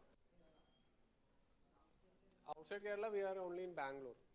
ഡൽഹിയിലുണ്ട്, പക്ഷേ ഡൽഹിയിൽ we are not putting a lot of effort right now. ഇപ്പം കേരള ഡോമിനേറ്റ് ചെയ്യാന്നുള്ളതാണ് ഒരു, and a little bit Bangalore. See, if Kerala is Kerala നമുക്ക് crack ചെയ്യാൻ പറ്റിയാൽ, in a very deep way, that itself will take us to a very, പിന്നെ നമുക്ക് next round we'll say that we'll replicate this across India. No, so ideally, like, so we'll always think what's the fastest route, right? Adile and depends on many variables. ഇപ്പോൾ നമുക്ക് എത്രത്തോളം capital നമുക്ക് available ആണ്, വേറെ ആളെ convince ചെയ്യാൻ പറ്റും, അങ്ങനത്തെ കാര്യങ്ങളൊക്കെ വെച്ചിട്ട്. അപ്പോൾ ഇന്ന് നമ്മൾ ഉദ്ദേശിക്കുന്നത് like, if we get a very good lift off in Kerala next 6 months, then we will go and raise and probably expand to multiple states in one go. നമുക്ക് ആ സ്ട്രക്ചർ കിട്ടിയാൽ പോരാ. സ്ട്രക്ചർ മോഡൽ എല്ലാം clear ആണെങ്കിൽ പിന്നെ അത് പോയിട്ട് ചെയ്യാന്നുള്ളതല്ല. ഇത് ചാലഞ്ചസ് ഈ പറഞ്ഞ PMF എന്ന് പറയുന്ന പോയിന്റ്, അത് ക്ലിയർ ആണ്, അതിലൊരു സ്കെയില്, അതിൻ്റെ what you have to tell to the market, what you have to do, how is the team, ഇതൊക്കെ ക്ലിയർ ആണെങ്കിൽ why will it take a lot of time? And once you are like let's say Uber works in San Francisco, they can try little bit എന്താ പറയുക, ഇവിടെ work ചെയ്യോ, അതായത് ന്യൂയോർക്കിൽ work ചെയ്യോ, Seattle work ചെയ്യോ, അങ്ങനത്തെ 1-2 ട്രൈ ചെയ്ത് പിന്നെ അവർ ഒറ്റയടിക്ക് 100-200 സിറ്റീസ് പോലെ will also do that. So that's why things, at least hyperlocal companies might look very small initially, and when they push the pedal they can go all out because everything is clear, right? നമുക്ക് എന്താ അറിയണ്ടേ, ഈ problem ഉണ്ടോ, solution work ചെയ്യോ, ഇതിന്ന് പൈസ കിട്ടുമോ, പൈസ ബേൺ ചെയ്യേണ്ടി വരുമോ, പൈസ ബേൺ ചെയ്യേണ്ടി വരുമോ എന്നുള്ള ക്വസ്റ്റ്യൻ ആണ് very important question, especially for investors. Because like അത് സ്കെയിൽ ചെയ്യാൻ, because again 2 type of products ഉണ്ടാവാം. ഒന്ന് where you burn money initially and then you are recovering after long period of time, or if you are profitable on the first transaction. If you are profitable on first transaction, why will you not scale max? Burning money ഈ model work ചെയ്യോ, അങ്ങനത്തെ doubts ഉണ്ടാകുമ്പോഴാണ് ഈ പ്രശ്നം വരുന്നത്. അല്ലെങ്കിൽ you can also convince lot of people, right? If you have done certain volume in Kerala, you can show that I know how to do it. These other markets are also open. This is making money. Why don't you put it? അത് VC ആവണം തന്നെ ഇല്ല.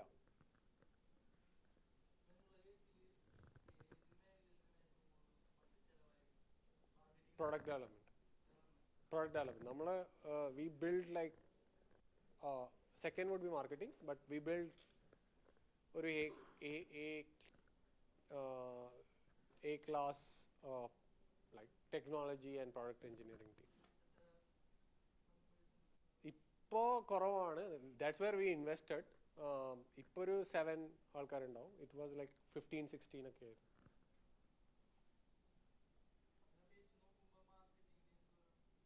Marketing would be like 30%. Next line ആയിട്ട് marketing.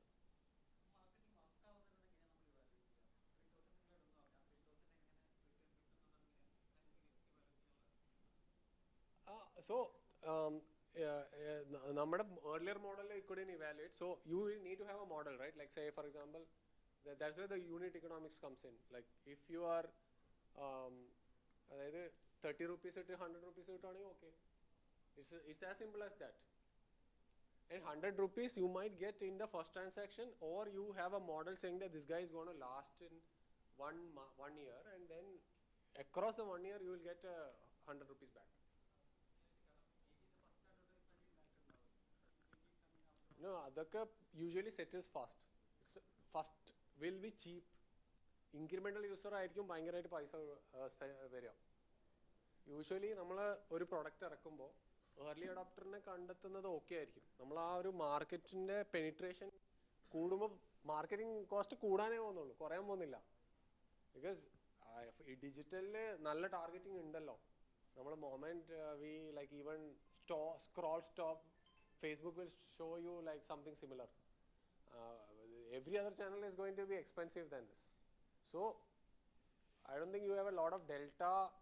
Marketing കുറയൂല, mostly അവിടെ നിൽക്കാനാണ് പോകുന്നത്.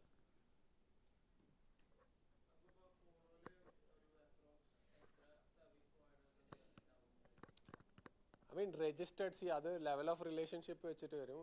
Registered level we are like 2 lakhs or something. പക്ഷേ അതിന് users will be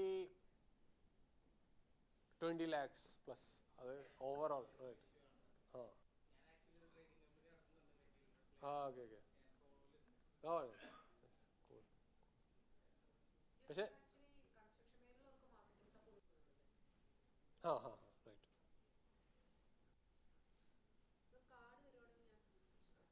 Yeah, sure. And Jerry at koloapp.in, JERY at koloapp.in.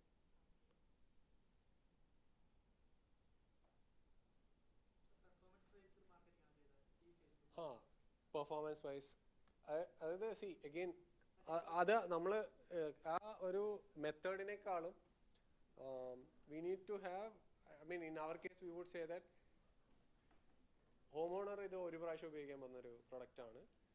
Awareness ഭയങ്കര കുറവാണ് in general. Hence like there will be some spend to every customer you bring in. പക്ഷെ ആ spend കുറക്കാം എന്നുള്ളതേ ഉള്ളൂ. അത് എല്ലാ കാറ്റഗറിയിലും അങ്ങനെ ആവണമെന്നില്ല. ഇന്നത്തെ വേൾഡിൽ I think mostly you will have to spend.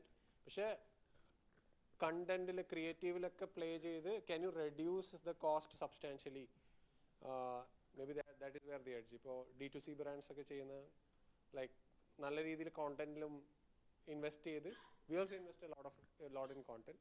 പക്ഷെ നമുക്ക് ഒരു പ്രൊപ്രൈറ്ററി പ്ലാറ്റ്ഫോം ഉണ്ടല്ലോ where users are coming in, that also gives us an edge.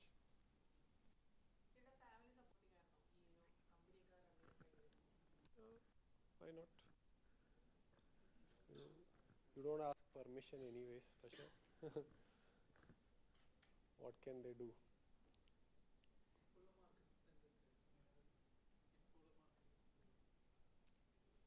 Marketing spend, yeah. I mean, അത് നമ്മുടെ ഓരോ ടൈമിൽ എന്താണ് നമ്മുടെ ഗോൾ എന്നുള്ളതാണ്. Right now our goal, we already have lot of customers which we have not touched. അപ്പോൾ അതിനെ touch ചെയ്യുക എന്നുള്ളതാണ് നമ്മുടെ പ്രൈമറി ഗോൾ. ഒരു ബ്രാൻഡ് മാർക്കറ്റിംഗ് രീതിയിൽ മാത്രമേ നമ്മൾ ഇന്ന് ഇപ്പം അത് നമ്മൾ ഭയങ്കരമായിട്ട് ചേഞ്ച് ചെയ്യും. We currently Kerala we spend like $10,000 type, 7-8 lakh.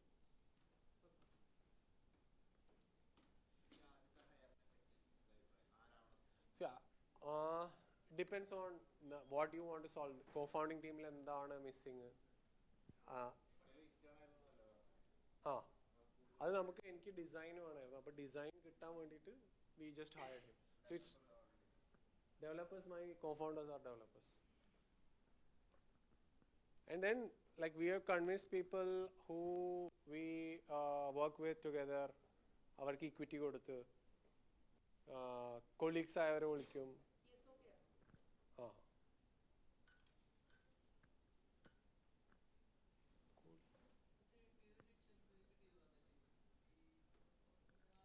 Overall rejection will be a lot. Like I'm just saying, our first process is 30 കിട്ടിയത്. See, hard is about how you take it, right? Like I'm saying, how you take it might not be how I take it. The same rejection.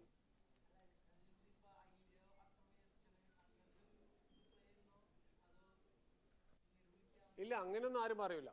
Most people will be saying nice things only. Like, this is great. This is great. Show me more. കുറച്ചും കൂടി ചെയ്യ്, ഈ സ്റ്റേജിൽ നമുക്ക് വരാൻ പറ്റില്ല. If you hear hard feedback it's usually good. ഞാൻ പറയാം ഓൺ സത്യം പറയുന്നത്. ബാക്കി മിക്കവാറും ആൾക്കാർ like I'm not saying his hard feedback is something you should accept, but is trying to be honest. Most of the nice feedback is like not helping anyone. ഇല്ല നോക്കില്ല.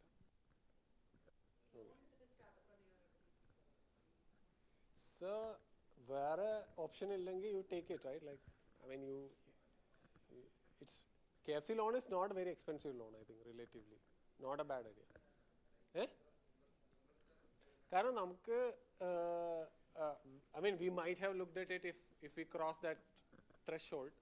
നമ്മൾ ആ thresholdൽ we had some money, right? Like and we put it on the market and അപ്പോഴത്തേക്ക് investment വന്നു. Option ഇല്ലെങ്കിൽ എടുക്കും. I mean I would have taken it. എനിക്കറിയില്ല. I don't know.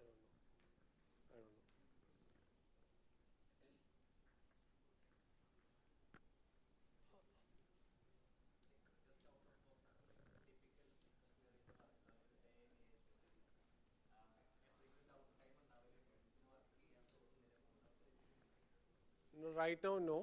Downtime illa. Because basically there is no separation. You are always like trying to do something. പക്ഷേ it depends on like again, how do you move forward and what can I do for that. So if sales team needs some help, I go and like try to support that. If company needs money, then I try to go and like spend time on fundraising. അങ്ങനെ ആ സമയത്ത് urgent agenda എന്താണോ, if there is a fight, then you try to get into that. അങ്ങനെ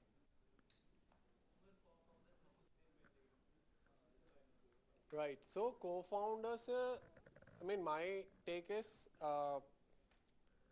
it's one of the most important decisions, like investor decision. നമ്മൾ ആ ജേർണിയിലൂടെ discover ചെയ്യും ഓരോ ആൾക്കും എന്താ വേണ്ടതെന്നുള്ളതും. ഐഡിയലി ഇപ്പോൾ ഇതൊരു മാരേജ് പറയുന്ന പോലെ എങ്ങനെയാണ് it's very hard for you to predict everything upfront, right? And then once you realize, then you like discuss again. Probably that has to be the way here also.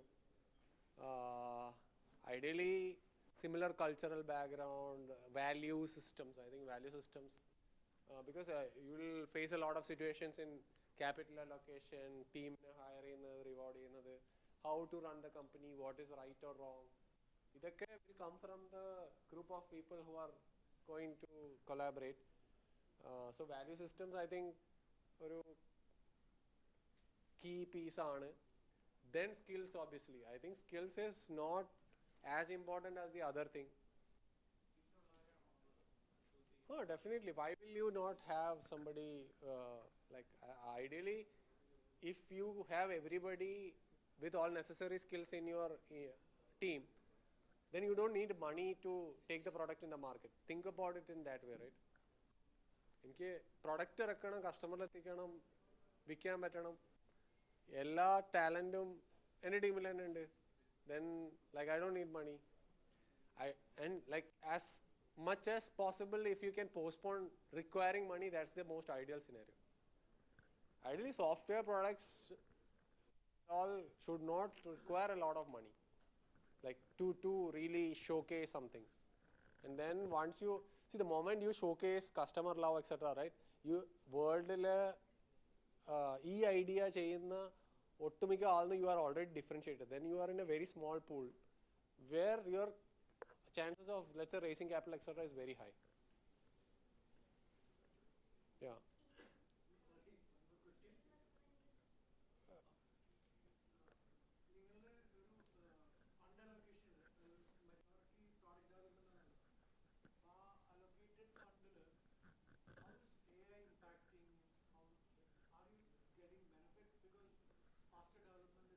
Right.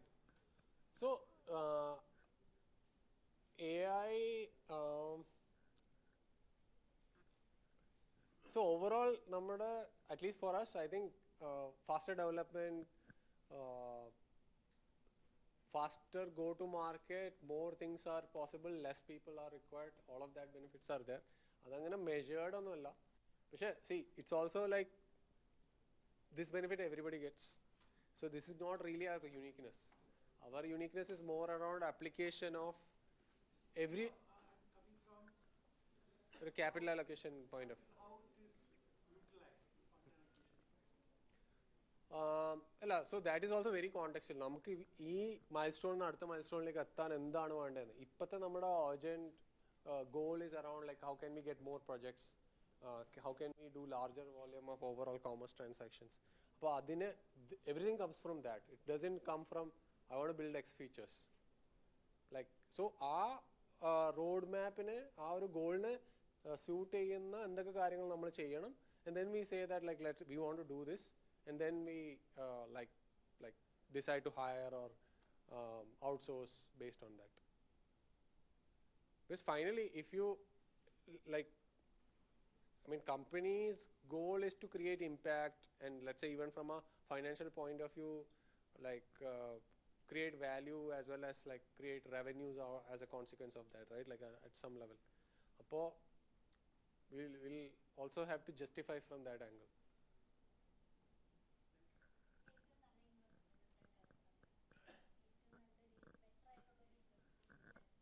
Terms of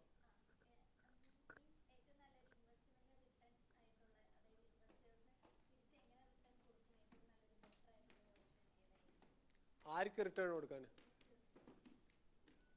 സ്റ്റാർട്ടപ്സിൽ invest ചെയ്യുന്നോ അതോ any asset?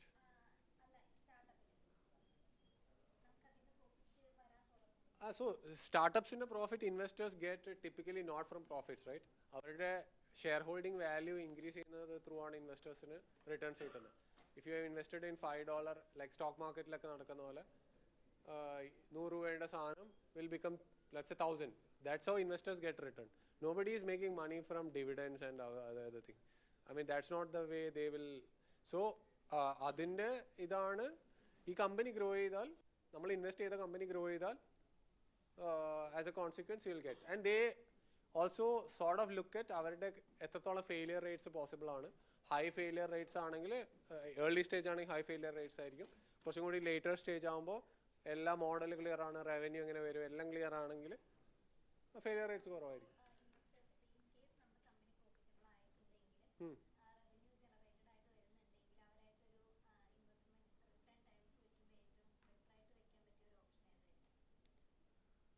Revenue already, see terms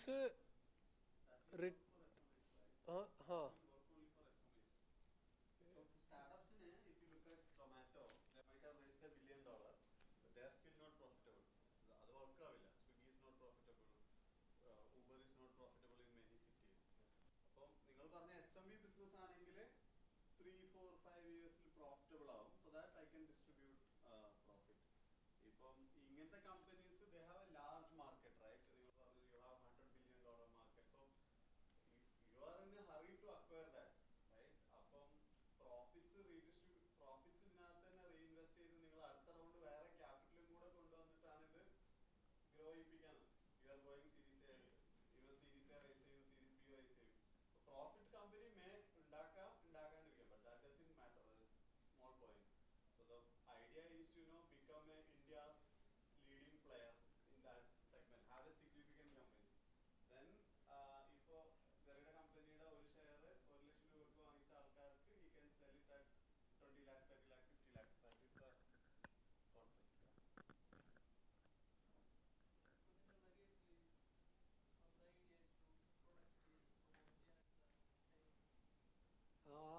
See അത് നമ്മളെ പ്രൊഡക്റ്റൊക്കെ multiple iterations പോയിട്ടുണ്ട്.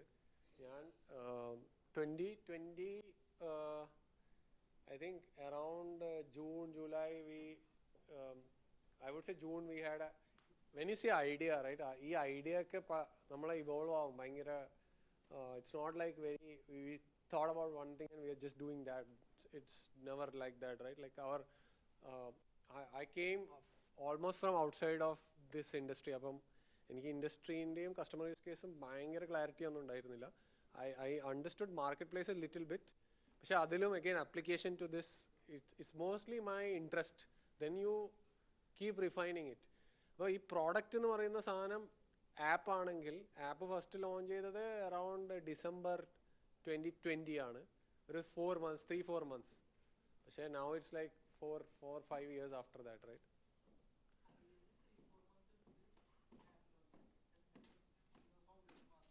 No, right. You don't need more than that. Like if that's a... it can be done faster than that. Faster than that. 2 weeks requirement clear aanengil, see, most of, I think that it's more requirement clear. First main issue is going to be when we start out, we are not clear what we want, and we'll like ingane paradalayirikkum. Appo that's going to be the challenging phase. It's not a development problem. It's like we are not clear what is it about, right? And you do something, it will not, nobody wants it, indifferent. Those are the challenges you will face. Development, I don't think will take a lot of time. Or your developer is like giving you a wrong estimate.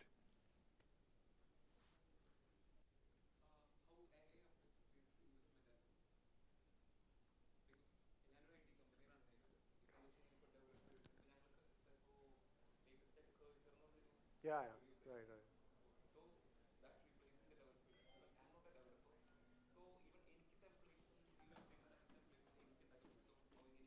Right.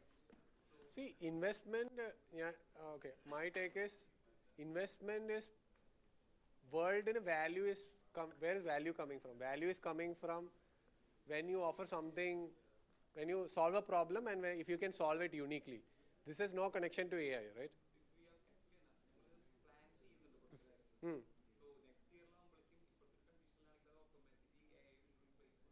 If you feel that way, then you should probably not build that, right? Like that's up to you. But I'm saying investment primarily is a return on capital gain.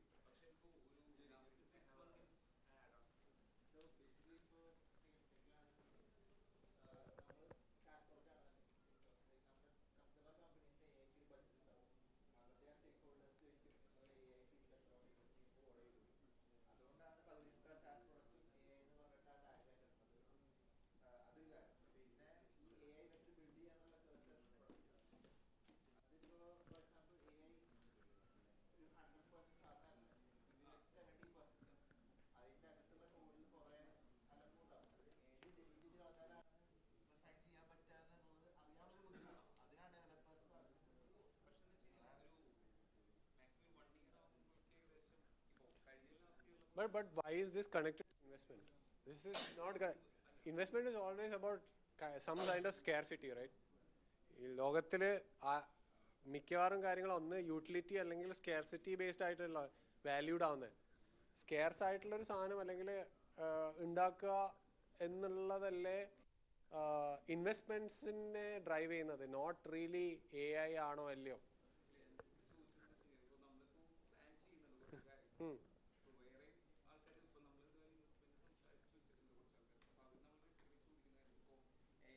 That no, I mean you have to have your own point of view. But I'm saying, how is that connected to? I didn't understand. No, investments will follow returns. Evada return kittum, evada innovation nadakkum. If let's say quantum computing is the next thing, like then investments will follow that. If crypto is the next thing, investment will follow that. If AI changes the world in certain way, lot of robotics, investment will follow that. I don't know. So adana people who know, who believe, who bet on it, then they get rewarded. Nvidia was sitting on GPUs for gamers for a long time. They believed a lot of opportunity in that. World didn't see that until like 2020, right? So changed it.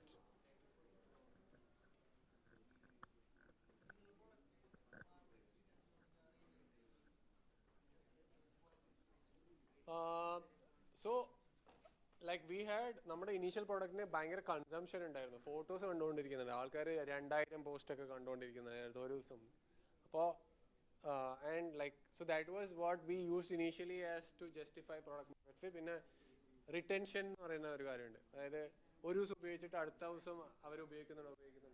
അത് നമുക്ക് ഇപ്പോൾ software പ്രോഡക്ട്സിലൊക്കെ measure ചെയ്യാം, ഇങ്ങനെ mix panel, clever tap എന്ന് പറഞ്ഞിട്ടുള്ള tools ഉപയോഗിച്ചിട്ട്. So you like understand through that, then you also understand if it makes sense. ഇത് മൂന്നും ഓക്കെ ആണെങ്കിൽ product market fit in the sense that നമ്മൾ ഉദ്ദേശിക്കുന്ന കാര്യമാണോ അവിടെ നടക്കുന്നുണ്ടോ. That will not solve probably everything. In our case, for example, let's say the engagement model itself doesn't answer how are these going to power business and going to make money. That's a different question. അത് answer ചെയ്യാതെയാണ് നമ്മൾ actually first round raise ചെയ്തത്. There are investors, very few investors, who will bet on pure engagement. Globally തന്നെ വളരെ കുറച്ച് ആൾക്കാരേ ഉള്ളൂ. So you have to like find them and like convince them.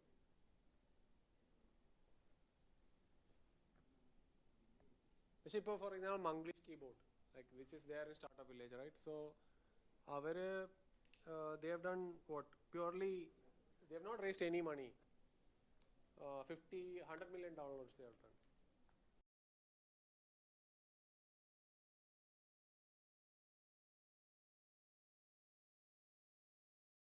I don't know about everybody. അല്ല, fund raise ചെയ്യാണ്ട് purely monetize ചെയ്യുന്ന multiple companies are there. This is not a VC route. That's why options you have.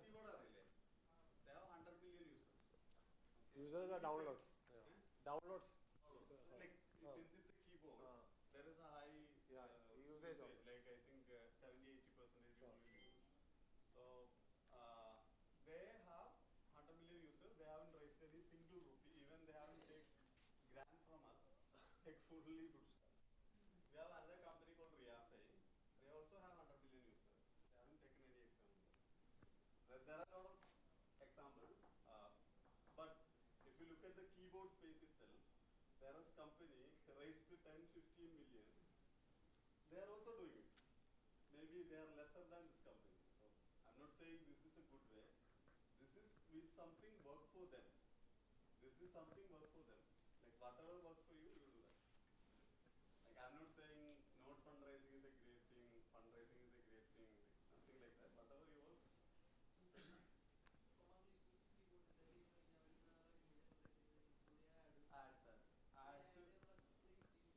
Keyboard typing. You take Paytm, they will show Paytm, and then Suggestions അതെല്ലാം advertise ചെയ്യും. app installs. App install will give you 50-60 rupees probably. And they have very low acquisition cost. There are a lot of companies who are indie hacking. So that's what our second slide was. Understand options and expectations of capital. You don't need everything, doesn't need VC. You have to figure out VC kalichale. It's like then you have to run. There is no idea. I mean that's the expectation. It might or might not happen. Because people like Rajesh to take capital from Muthoot or MRF and capital they are investing. Rajesh 2% or 5%, more than 5% usually will not come. 95% of the money they have taken from Lulu's or Microsoft, like wealthy, rich DLFO, and the families they're taken. So they have to return the capital, not just capital, like 3x, 4x of the capital. So that's why he said 30 IRR. Okay, you calculate, 1 crore rupees എടുത്തു 5 year കഴിഞ്ഞിട്ട് 30 IRR into 1 crore എത്രയാണെന്ന് ചാറ്റ്ജിപിടിയോട് ചോദിച്ചാൽ മതി. അപ്പം ChatGPT പറഞ്ഞു എന്താണ് return expectation. നിങ്ങൾ ആരെങ്കിലും പബ്ലിക് മാർക്കറ്റിൽ ഇൻവെസ്റ്റ് ചെയ്യുന്ന ആൾക്കാരുണ്ടോ? പബ്ലിക് മാർക്കറ്റിൽ നിങ്ങൾക്ക് എത്ര കിട്ടും? അല്ല പബ്ലിക് മാർക്കറ്റിൽ പൊട്ടാത്ത ഒരാൾ Mutual fund 15-16% you can. 15% കിട്ടും, right? 15-16%-ല് ഡബിൾ ആവാൻ എത്ര സമയം എടുക്കും ക്യാപിറ്റൽ?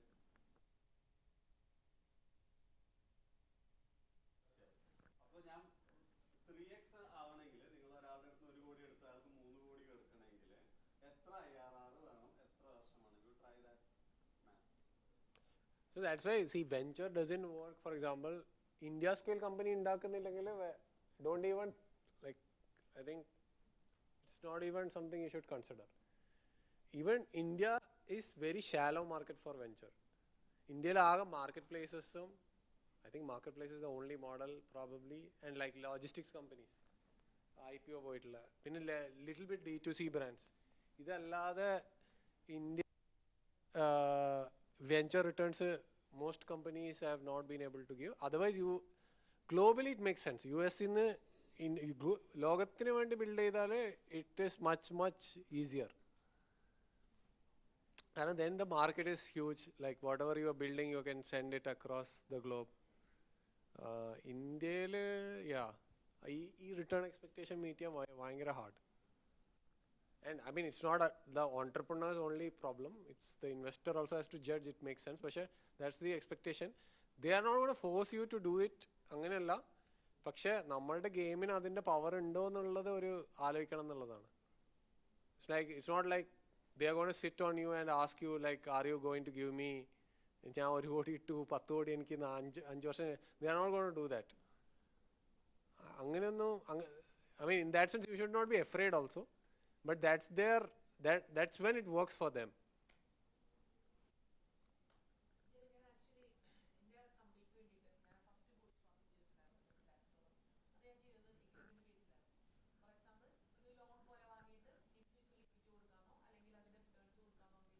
Sure.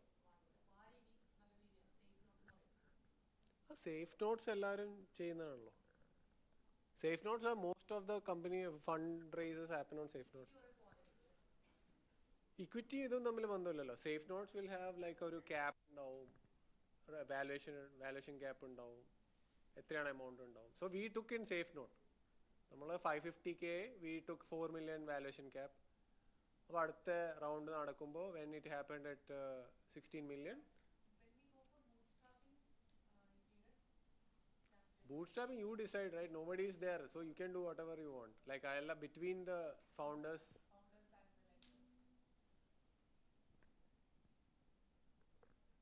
What else?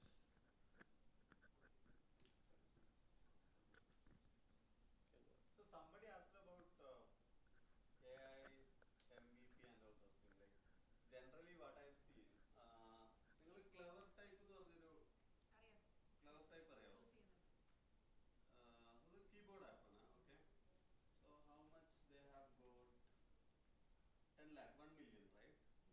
ഈ കമ്പനിയുടെ ടീം സൈസ് എത്രയായിരിക്കും? ഒരു $1 million ഉള്ള ആപ്പ് ഉണ്ടാക്കാനായിട്ട്. And it is paid also. It is not free. There is no free version for this. Maximum 5 all. Any other guess? So I'll tell you, they have only 1 employee and 2 founders. Yeah. He's a Malayali, based out of Kochi. നിങ്ങൾ reach out ചെയ്താൽ ഞാൻ പറഞ്ഞ സാധനം നിങ്ങൾക്ക് verify ചെയ്യാം. Okay. He came to me and asked, like ഞങ്ങളുടെ ഓഫീസിൽ കുറേ വലിയ കമ്പനിയൊക്കെ ഉണ്ട്. And he said, what they are really doing. Okay. So he said, in 2020 he took 3 months to build a prototype. If you are taking more than 2 weeks, so I am going to come and ask you, what are you really doing? Like, what is your developer and your team? Are they watching reels? Are they really developing? If they are, like, how many screens your app has? Like, then only നിങ്ങളുടെ MVP is too big. It's not an MVP. It is a super app, right? That could be the problem. Otherwise, they are watching reels. Manglish keyboard 100 million എത്ര ആൾക്കാർ?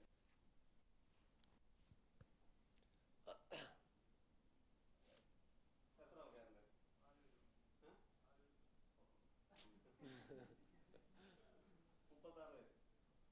including everybody. See, engineering teams are not usually, you need one Android, one iOS. See, keyboard is the toughest thing, right? Yeah. Keyboard should work, right? Keyboard work ചെയ്തില്ലെങ്കിൽ the moment it will uninstall, right? Nobody will like until കഴിഞ്ഞ് നോക്കാം, try again. That option is not there, right? So keyboard has to work. So that you need really good engineering, really good QA, right? But there are only 36 people. Only 36 people. വാക്ക് പോട്ടെ, WhatsApp പണ്ട് അവർ വിറ്റപ്പോൾ എത്ര പേരാ ഉണ്ടായിരുന്നു? 55 പേര്, right? എത്ര valuation? 19. $19 billion company. Think about it. Whether are we overdoing it? Whether are we really utilizing the resources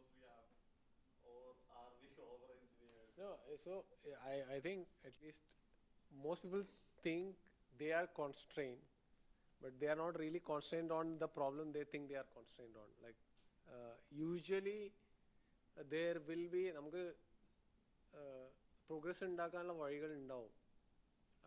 same principal പക്ഷേ may be different ഡയറക്ഷനിലായിരിക്കാം. അത് kind of നമ്മൾ തന്നെ ഒരു എക്സ്ക്യൂസ് പറയുന്ന പോലെയാണ് മിക്കവാറും. ലൈക്ക് ഇത് ഐ മീൻ വഴിയില്ലാതിരിക്കാനുള്ള ചാൻസ് കുറവാണ്. There will be some way. It's not applicable for companies involves operational. Ah. Operational companies different ആയിരിക്കും. അല്ല, ഓപ്പറേഷൻസ് ഉള്ള കമ്പനിക്കും I'm saying the idea should be to show one example, right, which the or let's say founding team can do to some extent. Then you can say that look, എൻ്റെ അടുത്ത് model ഉണ്ട്, ഈ മോഡലിൽ പൈസ ഇട്ട് കഴിഞ്ഞാൽ it will work. So then any investor can also understand like look, എനിക്കൊരു model ഉണ്ട്, ആ മോഡലിൽ it is working out, so let me put money. And then you can show like this guy put 10 lakhs, I took the model here and asked for 1 crore. So there is always a way.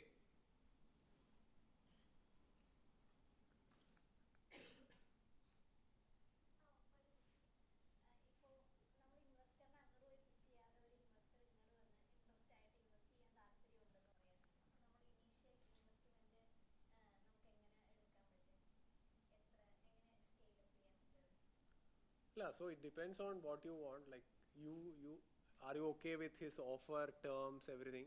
You can understand. Like if your plan is, നമ്മൾ comparable companies-നെ കണ്ടെത്തി നോക്കുക. If somebody has gone through a similar journey, ask him like what is fair, and then like decide based on that. Comparable companies-നെ കണ്ടെത്തുക എന്നുള്ളതായിരിക്കും ഒരു good proxy. ഇപ്പോൾ find people like you, ask, then figure out what. If they have cash flows or balance sheet like that, we just negotiate them. Is it possible? It's not because of cash flow or balance sheet, right? We need to, that is one എന്താ പറയുക piece of the game. You need to understand why is that guy interested in this company, her company, and what is she willing to give. I mean, say you are ready to give 5% if you put 50 lakhs, which you think can be used to as a buffer for the company. You also need an answer to that. അങ്ങനെ ആവുമ്പോൾ you can take.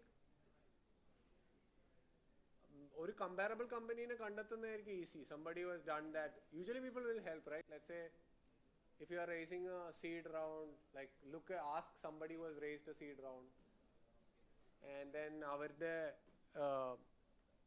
അവർ ഉപയോഗിച്ചിട്ടുള്ള വഴികൾ നോക്കുക, അവർ ഉപയോഗിച്ചിട്ടുള്ള CAs-ൻ്റെ CA, I mean actually അവരുടെ അടുത്ത് തന്നെ ചോദിക്കണം. I would say don't get it.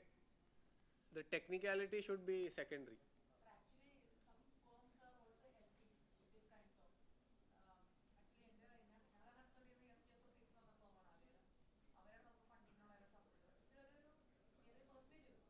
അവർ ചോദിച്ചില്ല, നമ്മൾ ഇൻവെസ്റ്റേഴ്സിനെ കണക്ട് ചെയ്തു. ഫോർമലി ഇത് ചെയ്ത് കൊടുക്കാറുണ്ട്. പൈസ അനുസരിച്ച് commission. No, that is called investment banking. That is pretty typical 2 to 5% of deal people take. Again, avarthe problem is again you have to find out who is a good banker, and so if you again get signaling from a bad banker, that is also an issue. Because everything everybody is judging you. So if you came from a bad banker, the good investor will also say that like this guy is so desperate, he's looking for this banker, and then I'll not for example then I'll not probably meet him. So the best intro would be portfolio company founder. Like Yeah. Jerry can introduce you to his VC. Yeah. That would be the best intro. Right, but I will not introduce until like there is because every time I'm introducing there is a social capital I'm putting behind it. Appo I have introduced a lot of people and many times they will also not respond now. Because over time ഞാൻ introduce ചെയ്യുന്ന quality മോശമായാൽ ആ channel തന്നെ break ആവും. അപ്പോൾ only if I keep my channel like to some quality, I can ensure somebody who come to me, I can help them. Generally, how it works, you usually tend to introduce people like you. Right. Like Yeah.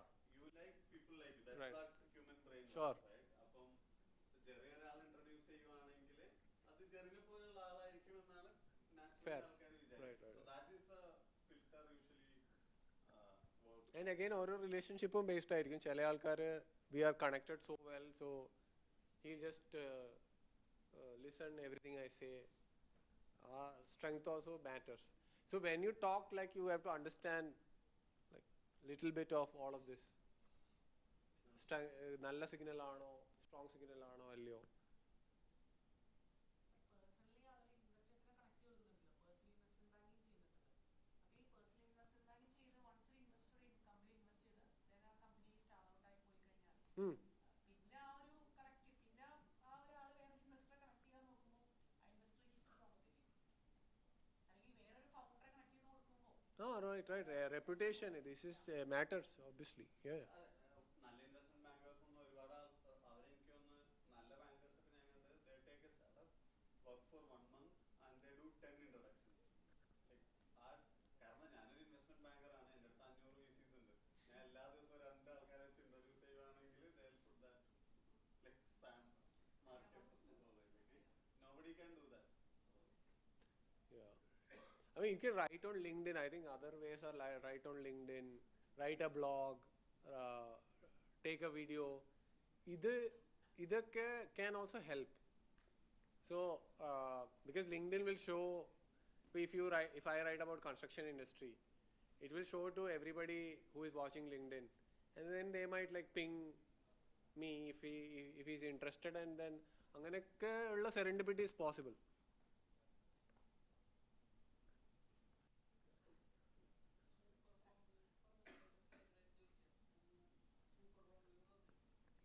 Super pumped, yeah.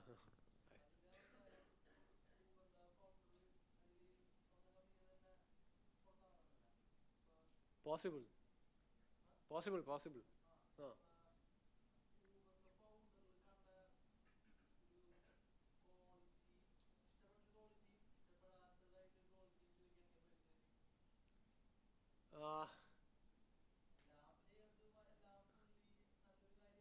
No, it's he is what he is. I mean, he's taking over the game, right? Like, and doing anything to take over the game. I mean, എനിക്ക് interesting ആയിട്ട് തോന്നി.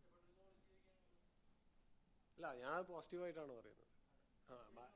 ഇഷ്ടപ്പെടാത്തത് culturally, I think they have a lot of challenges, right? Like, that's my personal take in terms of how they.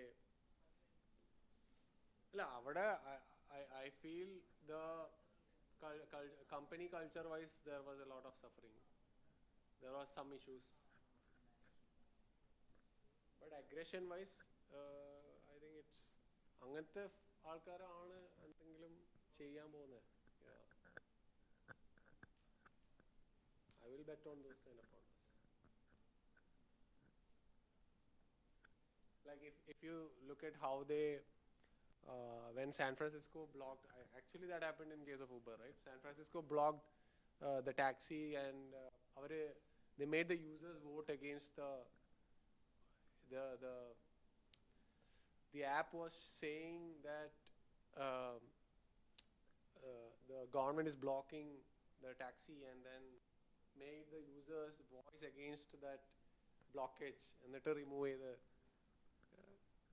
very rare.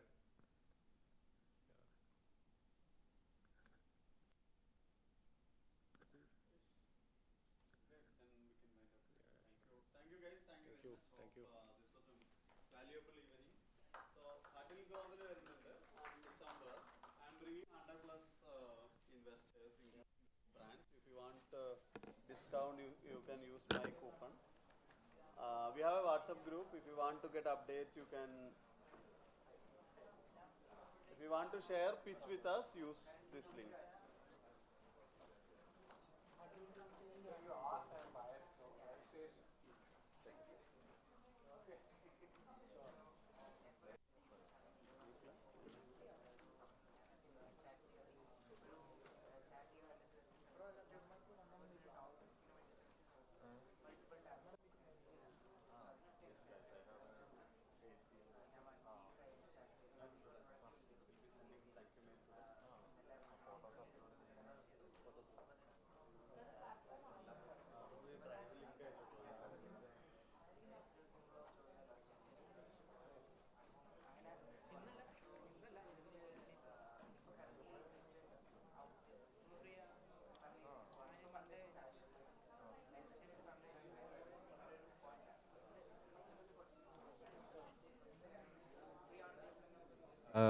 ഒരു കാര്യമുണ്ട്, നമ്മളിവിടെ tea and snacks arrange ചെയ്തിട്ടുണ്ട്, അത് കഴിച്ചിട്ട് പോകണം എല്ലാവരും.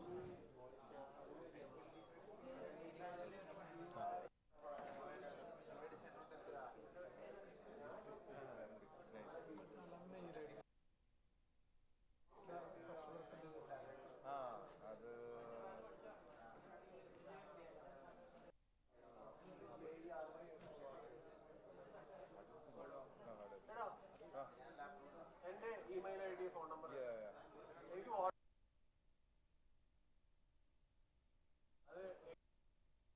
സെയിം നമ്പർ അല്ലേ?